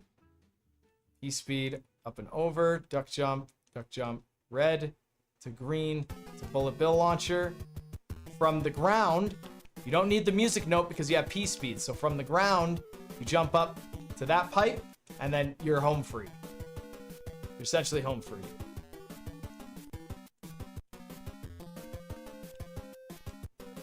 All right.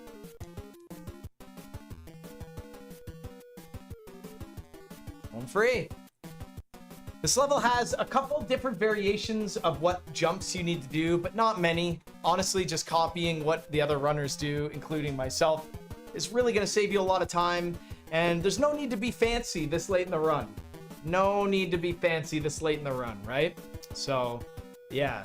Now, the only difference that you're going to make is that you're not going to use a star in this level sometimes as you get more and more comfortable. Everything from the P speed part is going to be the same. So not getting P speed, you're going to want to jump up, go to the question block, shoot the piranha plant. You want him to shoot down at you first, right?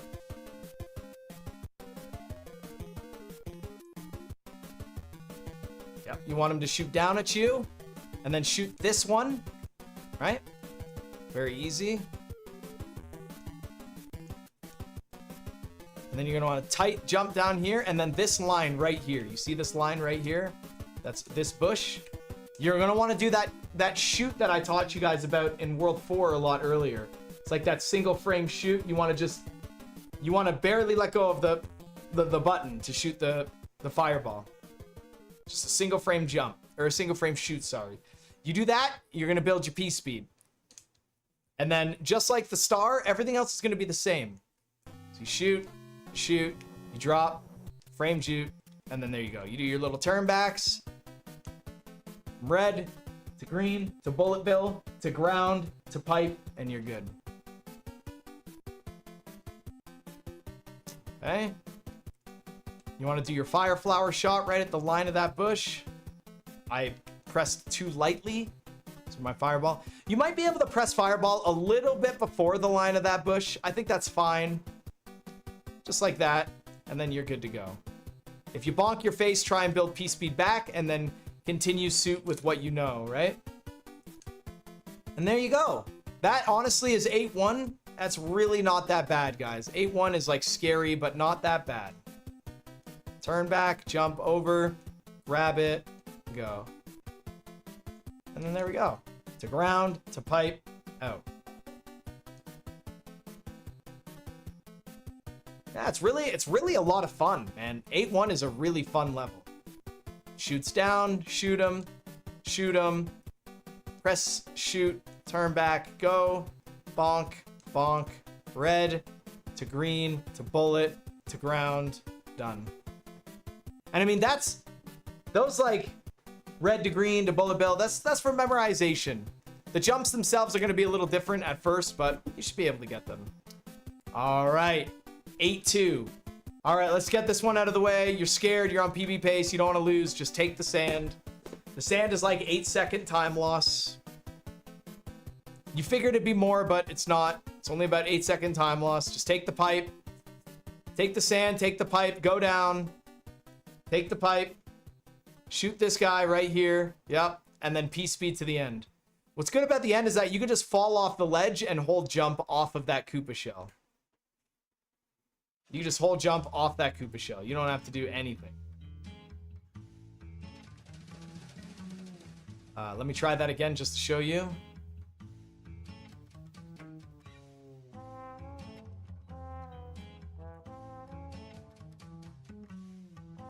Okay, take the pipe. What is this?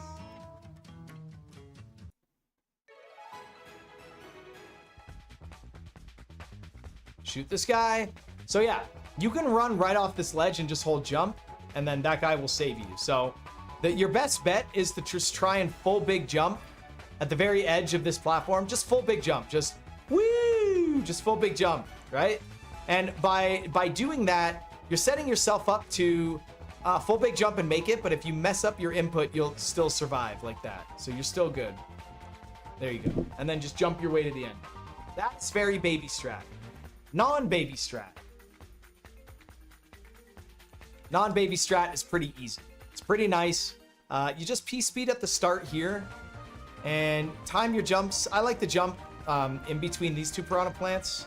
So this Paragoomba is never going to hit you, and I like to jump from essentially here to right here. I find it to be pretty comfortable. I enjoy it.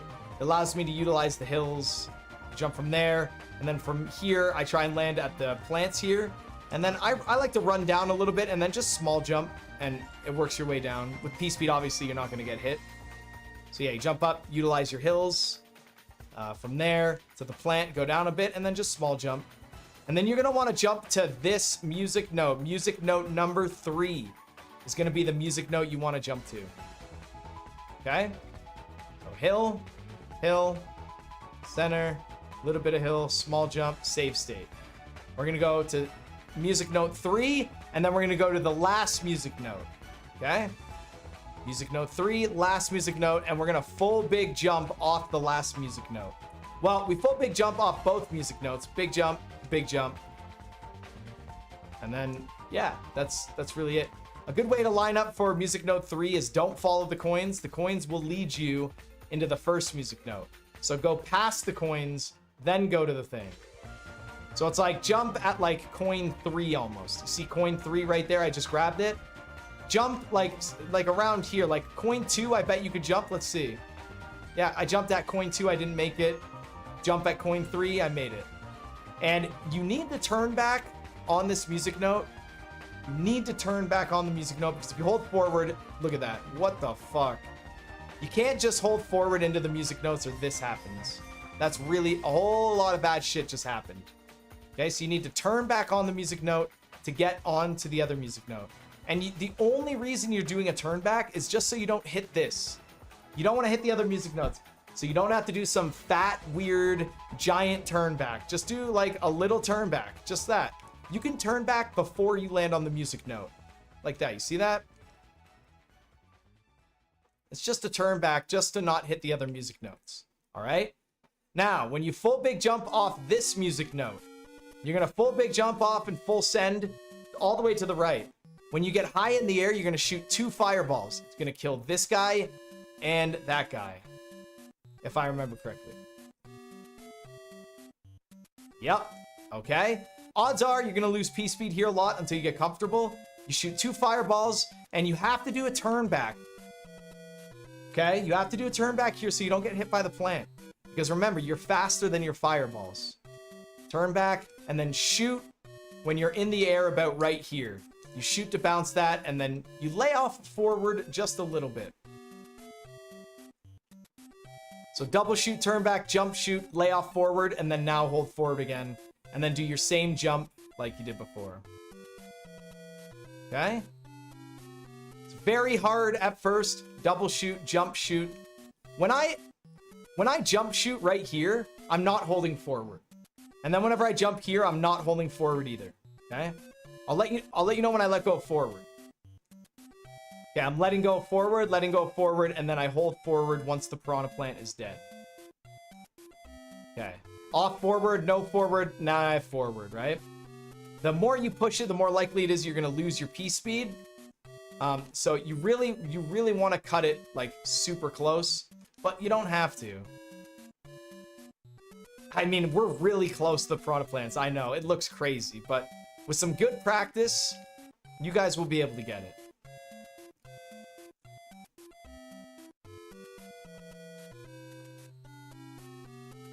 And that's it. Definitely let go of forward when you're going up that hill because you need to give the fireballs time to hit the piranha plant. You need to give the fireballs time to hit the piranha plant. Now, sometimes the sun RNG is a little bit of a bitch at the end of this level. But luckily for you guys, I found a jump that you'll never get hit by the sun. Like right there, I might have got hit by the sun if I jumped right here. Like sometimes Cloud 2. Yeah, right there, Cloud 2. People jump at Cloud 2. Cloud 2 is pretty good. That was an old strategy that I used to use.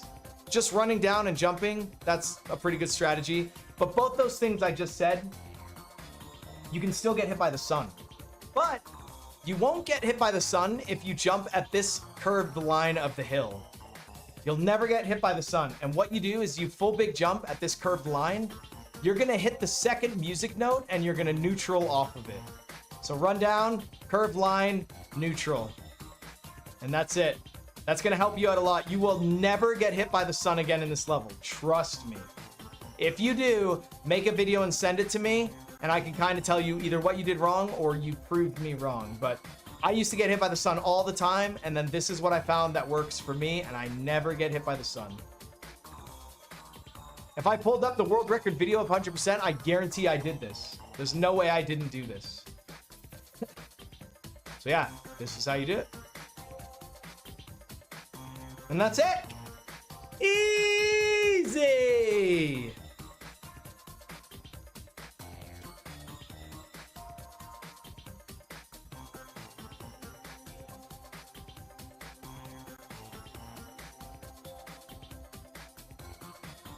I've been learning to run Mario 3 since about February, and this is so useful. Good.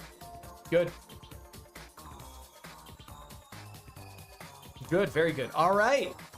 We are literally at the last difficult level of the entire run. After this, there's really not much else to teach you guys, but I'll show you.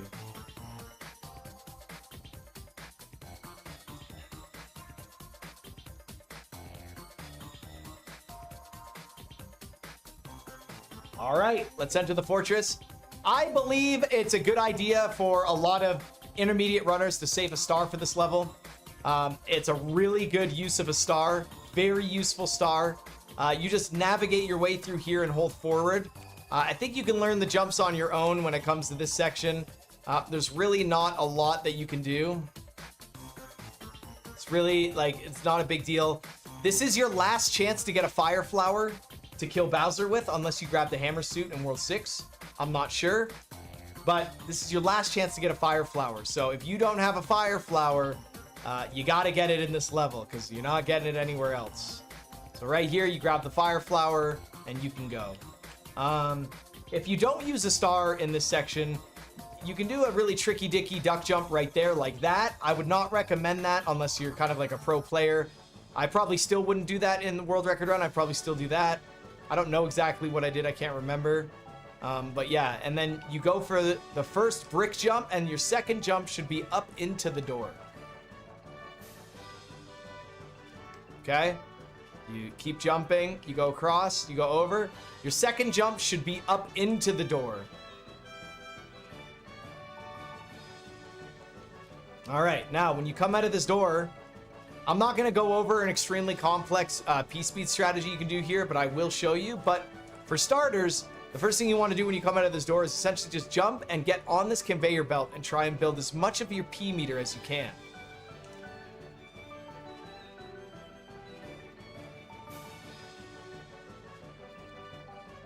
Okay, you go in the door.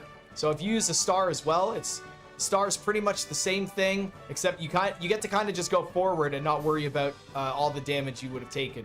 So a star here is really useful, and you still use the duck jump. You go from the door to here, and then from here to the conveyor. And by doing that, you actually set yourself up nicely to get a P-speed strategy. That's pretty good. If you don't get P-speed, it's really not that big of a deal. If you plan on not getting P-speed, when you get on this conveyor, jump off of it and use these forward-moving conveyors, okay?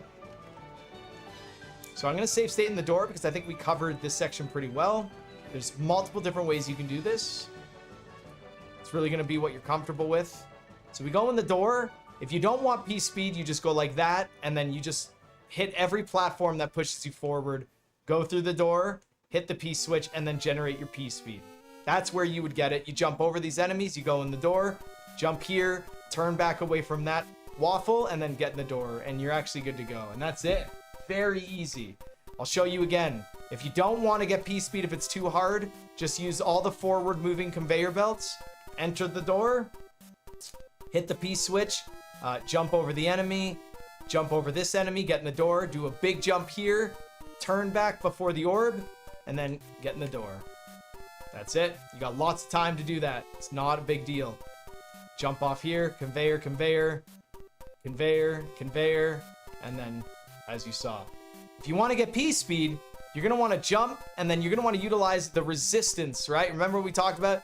This platform is moving to the left, you're moving to the right. You see how that works? So you're going to be able to build more distance, more ground with your P meter. And then, you're going to want to do a nice tight jump by the thwomp there. Right here, you're going to land right here. So when you come off this conveyor, you're going to get pushed, but you're going to jump right away off of this conveyor. You don't want to use all of this conveyor because it's going to land you somewhere like over here or something, and you don't want that. Watch where I land.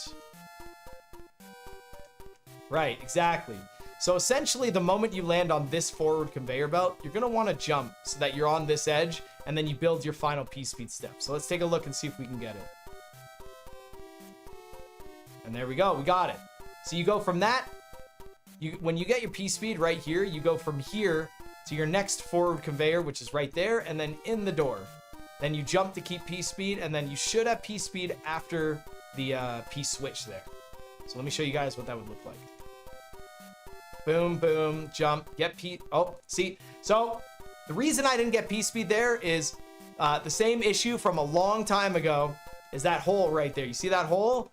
If the game checks to see if I'm on the ground and running forward to build my P-meter arrow, if it checks for that and I'm not on the ground, it's going to say you're not on the ground, so it's not going to build the arrow. Okay, so we're going to try that again.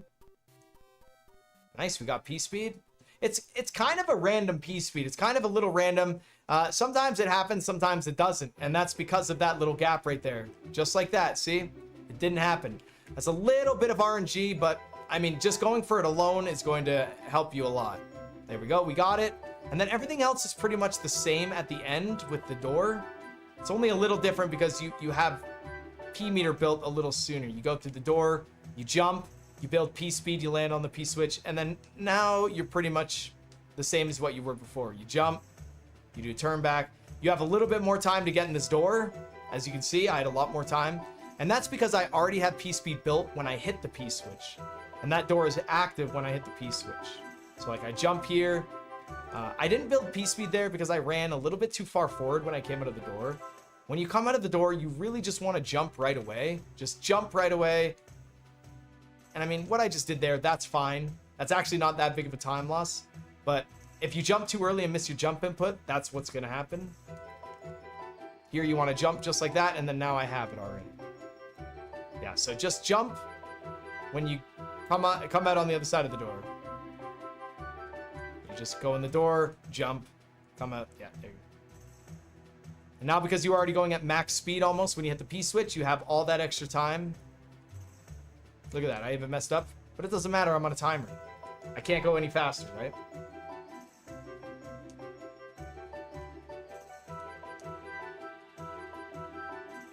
You essentially fire kill him, that's it. There's one other P-Speed strategy that's really difficult. You build up like 2 arrows on this platform right here.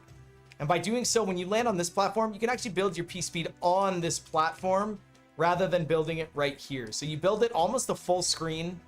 I want to say faster. I'll see if I can get it for you guys so I can log it in on the tutorial here.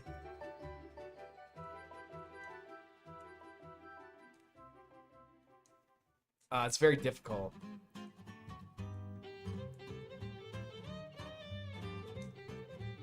There you go, I just got it.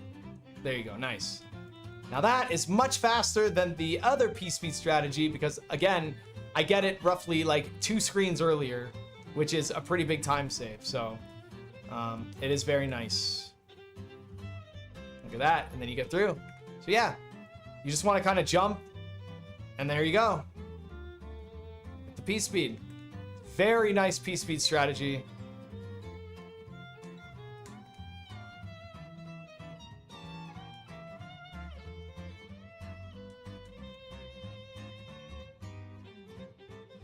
Nice, got it again. See, very difficult, but very hard. I wouldn't expect anyone to be able to do that, like, you know, all the time. I don't even think that P-Speed strategy is in the any % no wrong warp world record. So there's still time to save in lots of places by using that P-Speed strategy. But it's very hard, and if you miss your jump, you're going right in the lava. So in a 100% run, I wouldn't worry too much about doing that. I would more so, if you're comfortable, just bam. Either that, or you just do this P-Speed build where you build up the P-Speed there and then you get it right there, which is really nice. That one's a lot more consistent. Yeah. So that's the fortress. I mean, if you use a star, the beginning's easy. If you don't use a star, the beginning's a little harder, but regardless, it's really not so bad. And then we just have this auto-scroller here, which also, this auto-scroll is really nothing. The cool thing about this auto-scroller with Fire Flower is that you can hold right the entire time with the Fire Flower. You can hold right this entire time.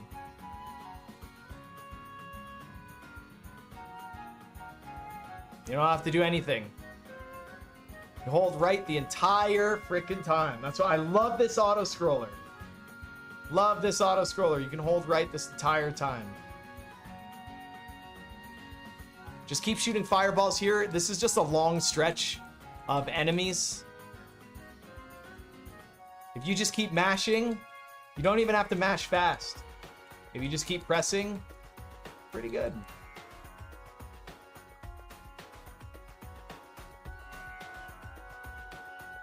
Yeah, just keep holding forward the whole time.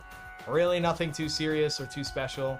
Grab this guy, throw him so he stays off the screen. No bullets, no nothing. Just react. You have lots of time to react to these tanks. Lots of time to react to these tanks. And then just a boom boom kill. Normal boom boom. All right. Bowser's Castle. I will mildly gloss over Bowser's Basement. When you're Fire Mario, you need to use a star for Bowser's Basement. As long as you don't go slow at all and jump off these little pillars and go in the door, you can do a stupid ass turn back, jump, wall jump, and I almost made it there. But you wall jump up, and when you get up, you can kill that thwomp with a star. And if you do that, you still have your Fire Flower. You killed the thwomp with the star, and then you can run down and you can clip in this ledge and then get to Bowser, and it's actually like a 3 or 4 second time save. I would not recommend you ever doing this, especially not in 100% run. It's got to be the dumbest thing you would ever try or ever do. I would never recommend it. Anyone, just don't do it. Yeah. But at least you know it exists. We're gonna exit the level because I don't want to have a star, and then we're gonna enter the level. There's another clip you can do. And what's really good about this clip is that the elevator sets you up for it. If you run and fall off this elevator, you can actually get a really nice consistent clip here. It almost works every single time, depending on how you jump into the wall. You're gonna have to practice it and play around until you get comfortable. And it's really nice. It's not that crazy of a time save. It's like 2 second time save or whatever. But the good thing about it is that the elevator is like it sets you up to hit the clip. It's very nice. It's very nice. So you can do that, but if you're at the end of a run, I don't know if that's something you want to do. If you're PB, maybe you can see that you're racing someone and you can see that they're ahead of you by like a second going into Bowser's Castle. You're gonna have to do that clip to win the race, right?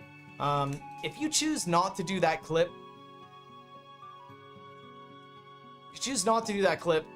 you go up the elevator, you preserve P-speed, and you fall down by the elevator, just like that.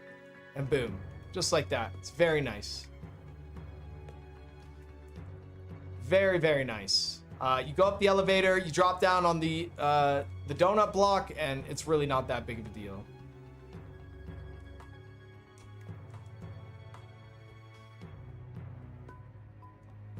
Okay. So you have your elevator clip. It's kind of nice. I really like the elevator clip. I used to do it a lot. This clip actually used to be mandatory in the any % no wrong warp world record until the no wrong warp runs got the Bowser's Basement going on, and then you don't really have to like worry about it anymore, thank God. But if you're not doing Bowser's Basement, this is the strat you would want to do for the no wrong warp runs. So that's very nice. But there's no practical use for the elevator clip ever unless you're doing it at 100% runs. So you just go down here. Now this PSP strategy, I really like to rub on this block right here. This one is way better in my opinion. If you do the bottom one, you actually have slower hang time for longer, and you actually end up going slower, which really sucks. And if you jump too high for the top stair, you're just gonna get hit. So you need to watch out. Like I said, if you rub the bottom one, that hang time really sucks. But if you hit the middle one, it pops you right up and you're good to go. It's actually it's actually much better. And it gets you ready for the stairs. Boom. And then you just kind of follow suit up the stairs. The stairs are something that's a little tricky. It's going to take you a little bit of time to get used to. Don't do this. God, that sucks. I hate that. That's horrible. Side jump, the second part. Jump, jump, turn back, jump, turn, jack, jump. I can't really explain the stairs in a way. You're gonna have to just play with them until you get comfortable. But once you do, they become very easy, and they're actually really fun. These stairs are really fun to climb. They're very difficult. Now this clip, oh boy. This clip is very easy, and it's a good time save, and it sets you up great for getting up into Bowser's last rooms. And what's difficult about that clip is that a lot of people often let go of down before getting up into the clip. And by doing so, if you don't have enough momentum to get in the actual clip itself, Mario will just kind of like fall out. So make sure to remember to hold down, get in there first, and then you can like let go down. I'll save state and show you. A lot of people don't know this, but if you hold down while you're clipping, look, you don't want to hold down. I think a lot of people think once you start clipping, you're like not in control anymore. But no, if you keep holding down, you're not going to clip. So in order to do this clip, you're going to have to let go. Sometimes people do this, where they like press duck and then jump. That's really bad. You don't want to do that. You don't want to duck and then unduck and then jump. That's really bad. So stay holding duck and then just kind of slide right in there. You see, that can get you too. if you hit the ceiling before you get in, sometimes it can prevent you from getting in just like that. Don't hit the ceiling too much on like your left-hand swing there. Yeah, see, that's nice. See, what I like to do is I like to jump just high enough as the block. That way I don't hit my head on the ceiling. You see that? That's how I normally like to get in there. Just like I do like a small medium jump just to wrap myself in there. If you jump too high, you can hit your head on the ceiling and it really screws you over. Now, don't get me wrong. This is going to mess up your PB. This will mess up your PB, trust me. You will make a mistake here. Just like that. We call it the Karua. Because Karua used to do it all the time.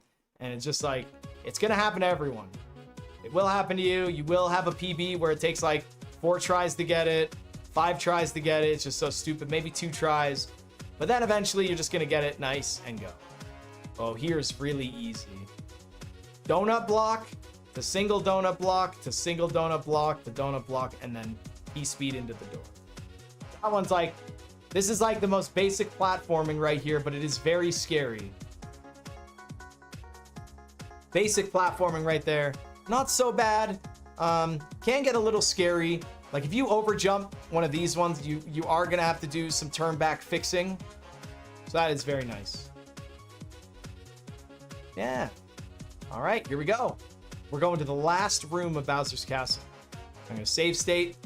A lot of people like to do a turn back jump like this to give themselves time to build P-speed. So it's like, and then they can do their turn back jump. I don't find that to be like overly effective, but if somebody is very comfortable with it, I recommend you continue doing it because you're not losing really any time by doing that. If you like doing it like that, then I think that's important, and I think that's all that matters. Whatever you're comfortable with. See, and then you go like that.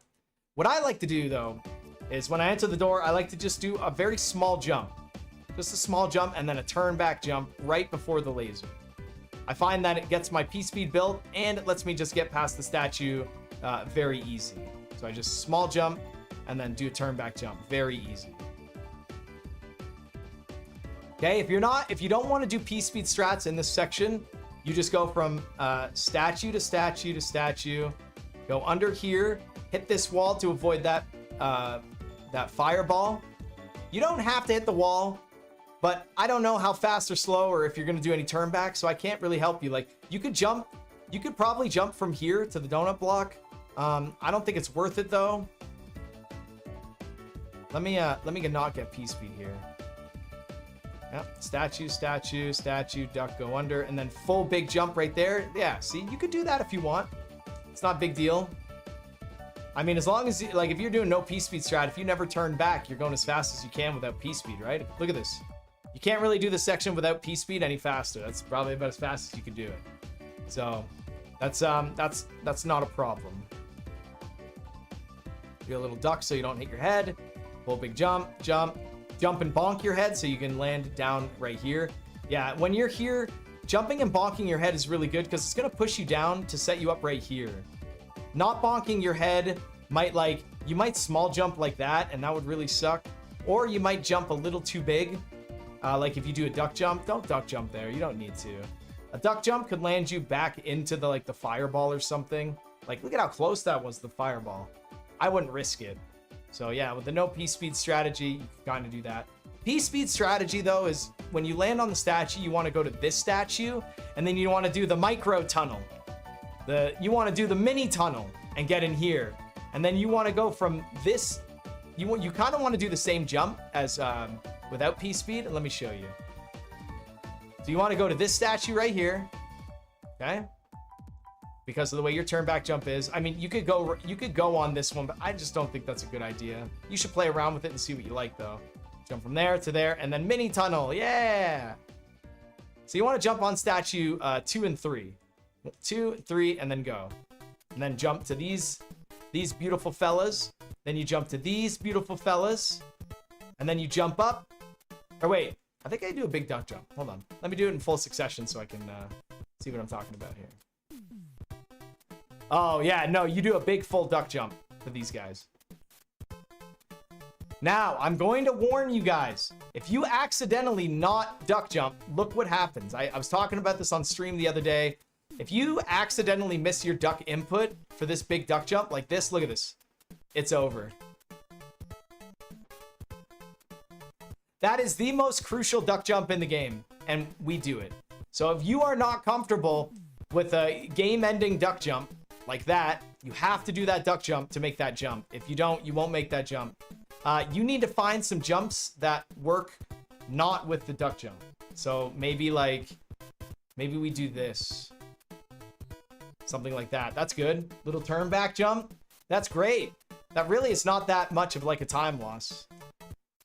Yeah, go like here, here, turn back jump. Look at that. Beautiful. Ain't nothing wrong with that, man. If that's what the end game is going to look like for you, hell yeah, do it. I only do the duck jump because it's the fastest jump. And then you got to watch out for that. You're going pretty quick. Gotta watch out for how quick you're going.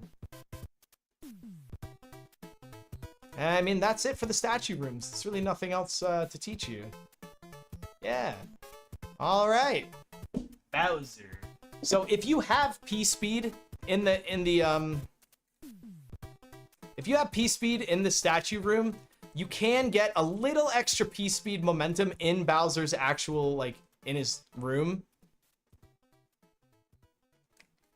And you do this by jumping right when you start, right when you land on the ground. If you jump, you can P speed to the Bowser, like, just like that. You see how I had P speed? If you miss the jump like this, you're just gonna slow walk. I think it's like 5 frames saved. I asked Tompa a while ago. I think it's like 5 frames saved, something like that. So yeah, you can just do that right there. However, if you don't have P speed, you just go in and you just start the battle. All right. Okay, the Bowser kill. Bowser kill's very easy. Bowser kill with Fire Flower is very easy. Okay. If you don't have Fire Flower, you're just gonna have to do the old Bowser fight. Not having Fire Flower here is a massive time loss, and you're just gonna have to bite the bullet and do this kind of Bowser fight. It'll take him like 6 jumps or something. Right? And then you just kind of do this. Nothing else you can do. I mean, you can take damage, like you're safe.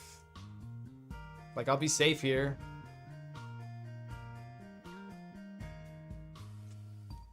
Yeah. Make it nice and safe. However, you want to learn the Fire Flower strat. So the first thing you want to do when you start the battle is when you approach him, you want to jump up over him and shoot him. You can shoot him twice when you jump over him. If you don't shoot him twice, just know you're going to have to shoot him much more when he's up on this ledge with you. Okay, so there's 2 ways you can go about this one. One's a little bit less stressful. One's a little bit more stressful.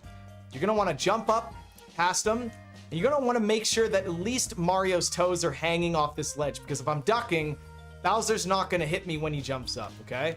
If my toes are hanging off the edge too much, like this, Bowser hits me. Don't hang your toes off too much.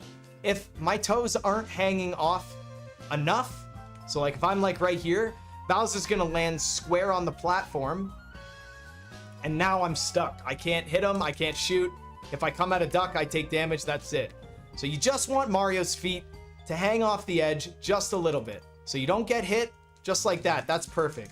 You fire him, you shoot, you just turn around, you get in the corner and then turn back, and then you stand here and fire kill him, okay? So we'll do it in one little succession so you guys can see. Shoot him, hang my feet off a little bit, keep firing fireballs, duck, wait for him, turn, and then shoot. And then you want to jump up when he gets out of his like ground pound animation, and I'll show you why.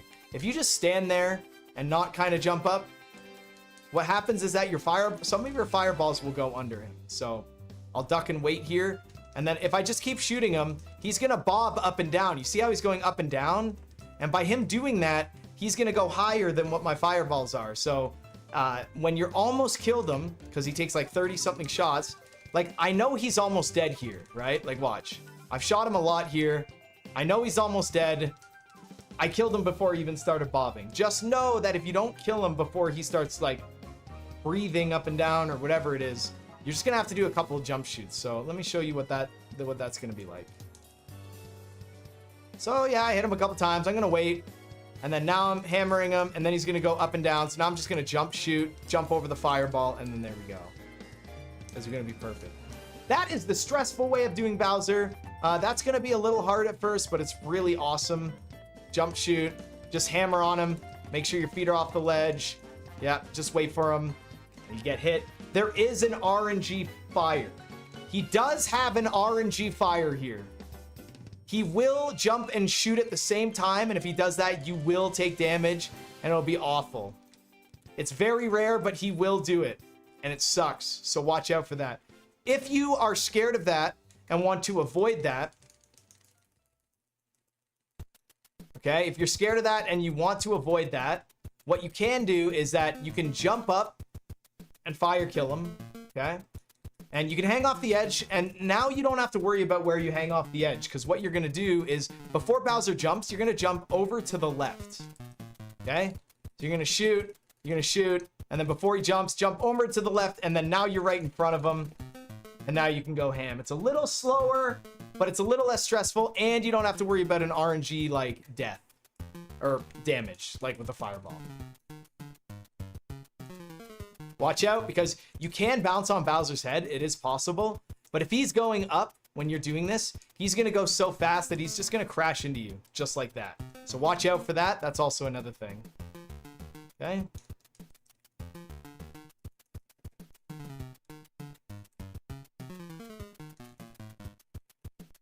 There you go. You don't have to cut it so close like I did there. You can also set it up so that he's, like, close to the ledge here.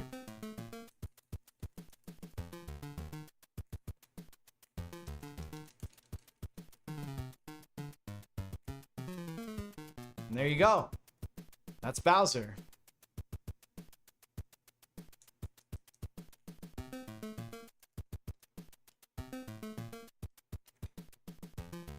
All right, we'll kill Bowser and we'll save the princess.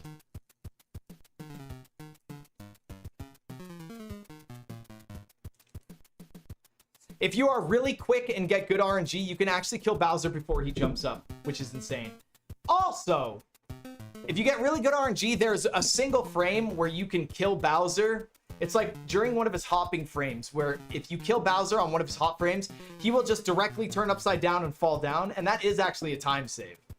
So there's two different things. You can kill Bowser really fast right here before he jumps up, and that will save a little bit of time. Or you can kill Bowser where he just goes directly upside down and he just drops off the screen. That is also faster. But that is like, it's a random single frame thing. Really hard to control since Bowser's hopping and fires are like all RNG. So I did not plan this. I swear to God, I did not plan this ending fanfare. I am on a random playlist of Mario right now. You can see I was controlling Mario when this song came on, which is crazy. No, this tutorial is like 10 hours long, I think. 10 or 11 hours long. We did like 3.5, 4 hours yesterday. And then we did like 7.5 hours today. All right, everyone. I hope you all enjoyed it. That was my Super Mario Bros. 3 100% tutorial. I hope I went over everything. I hope I answered as much questions during it. But honestly, I think I covered so much that I kind of answered every question before a lot of them were asked. If anyone has any more specific questions, make sure to ask them in the YouTube comments or join Discord and ask them there. I'm not the only one who can answer them. Lots of people in the Mario 3 community can answer a lot of questions. I hope you guys really enjoyed this tutorial. I hope you guys learned a lot, and I hope this helps any Mario 3 runner just straight up get better at the game. That's my whole point. I've been wanting to make an in-depth tutorial of 100% for a long time, and honestly, I think this covers it. I think I am very happy with the in-depth, and I'm glad that we were able to get through all of it. That makes me very happy. W tutorial right there. And with that, the end. Thanks a lot, guys.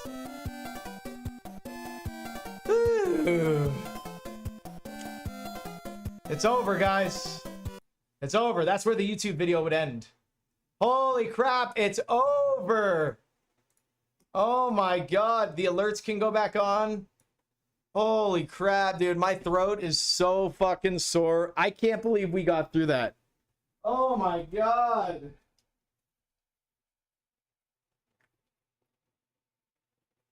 Oh.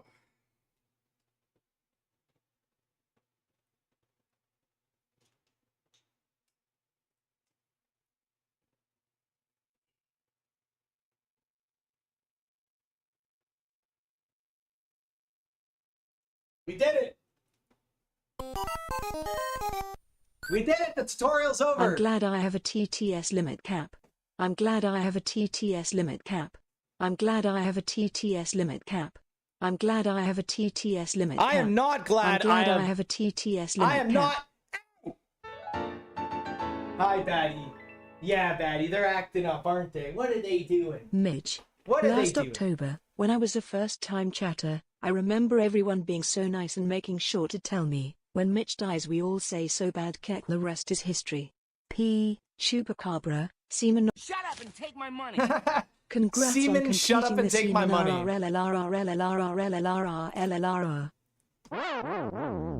Cough drop bits. All right, we're stopping on kicking YouTube right there. So I'll see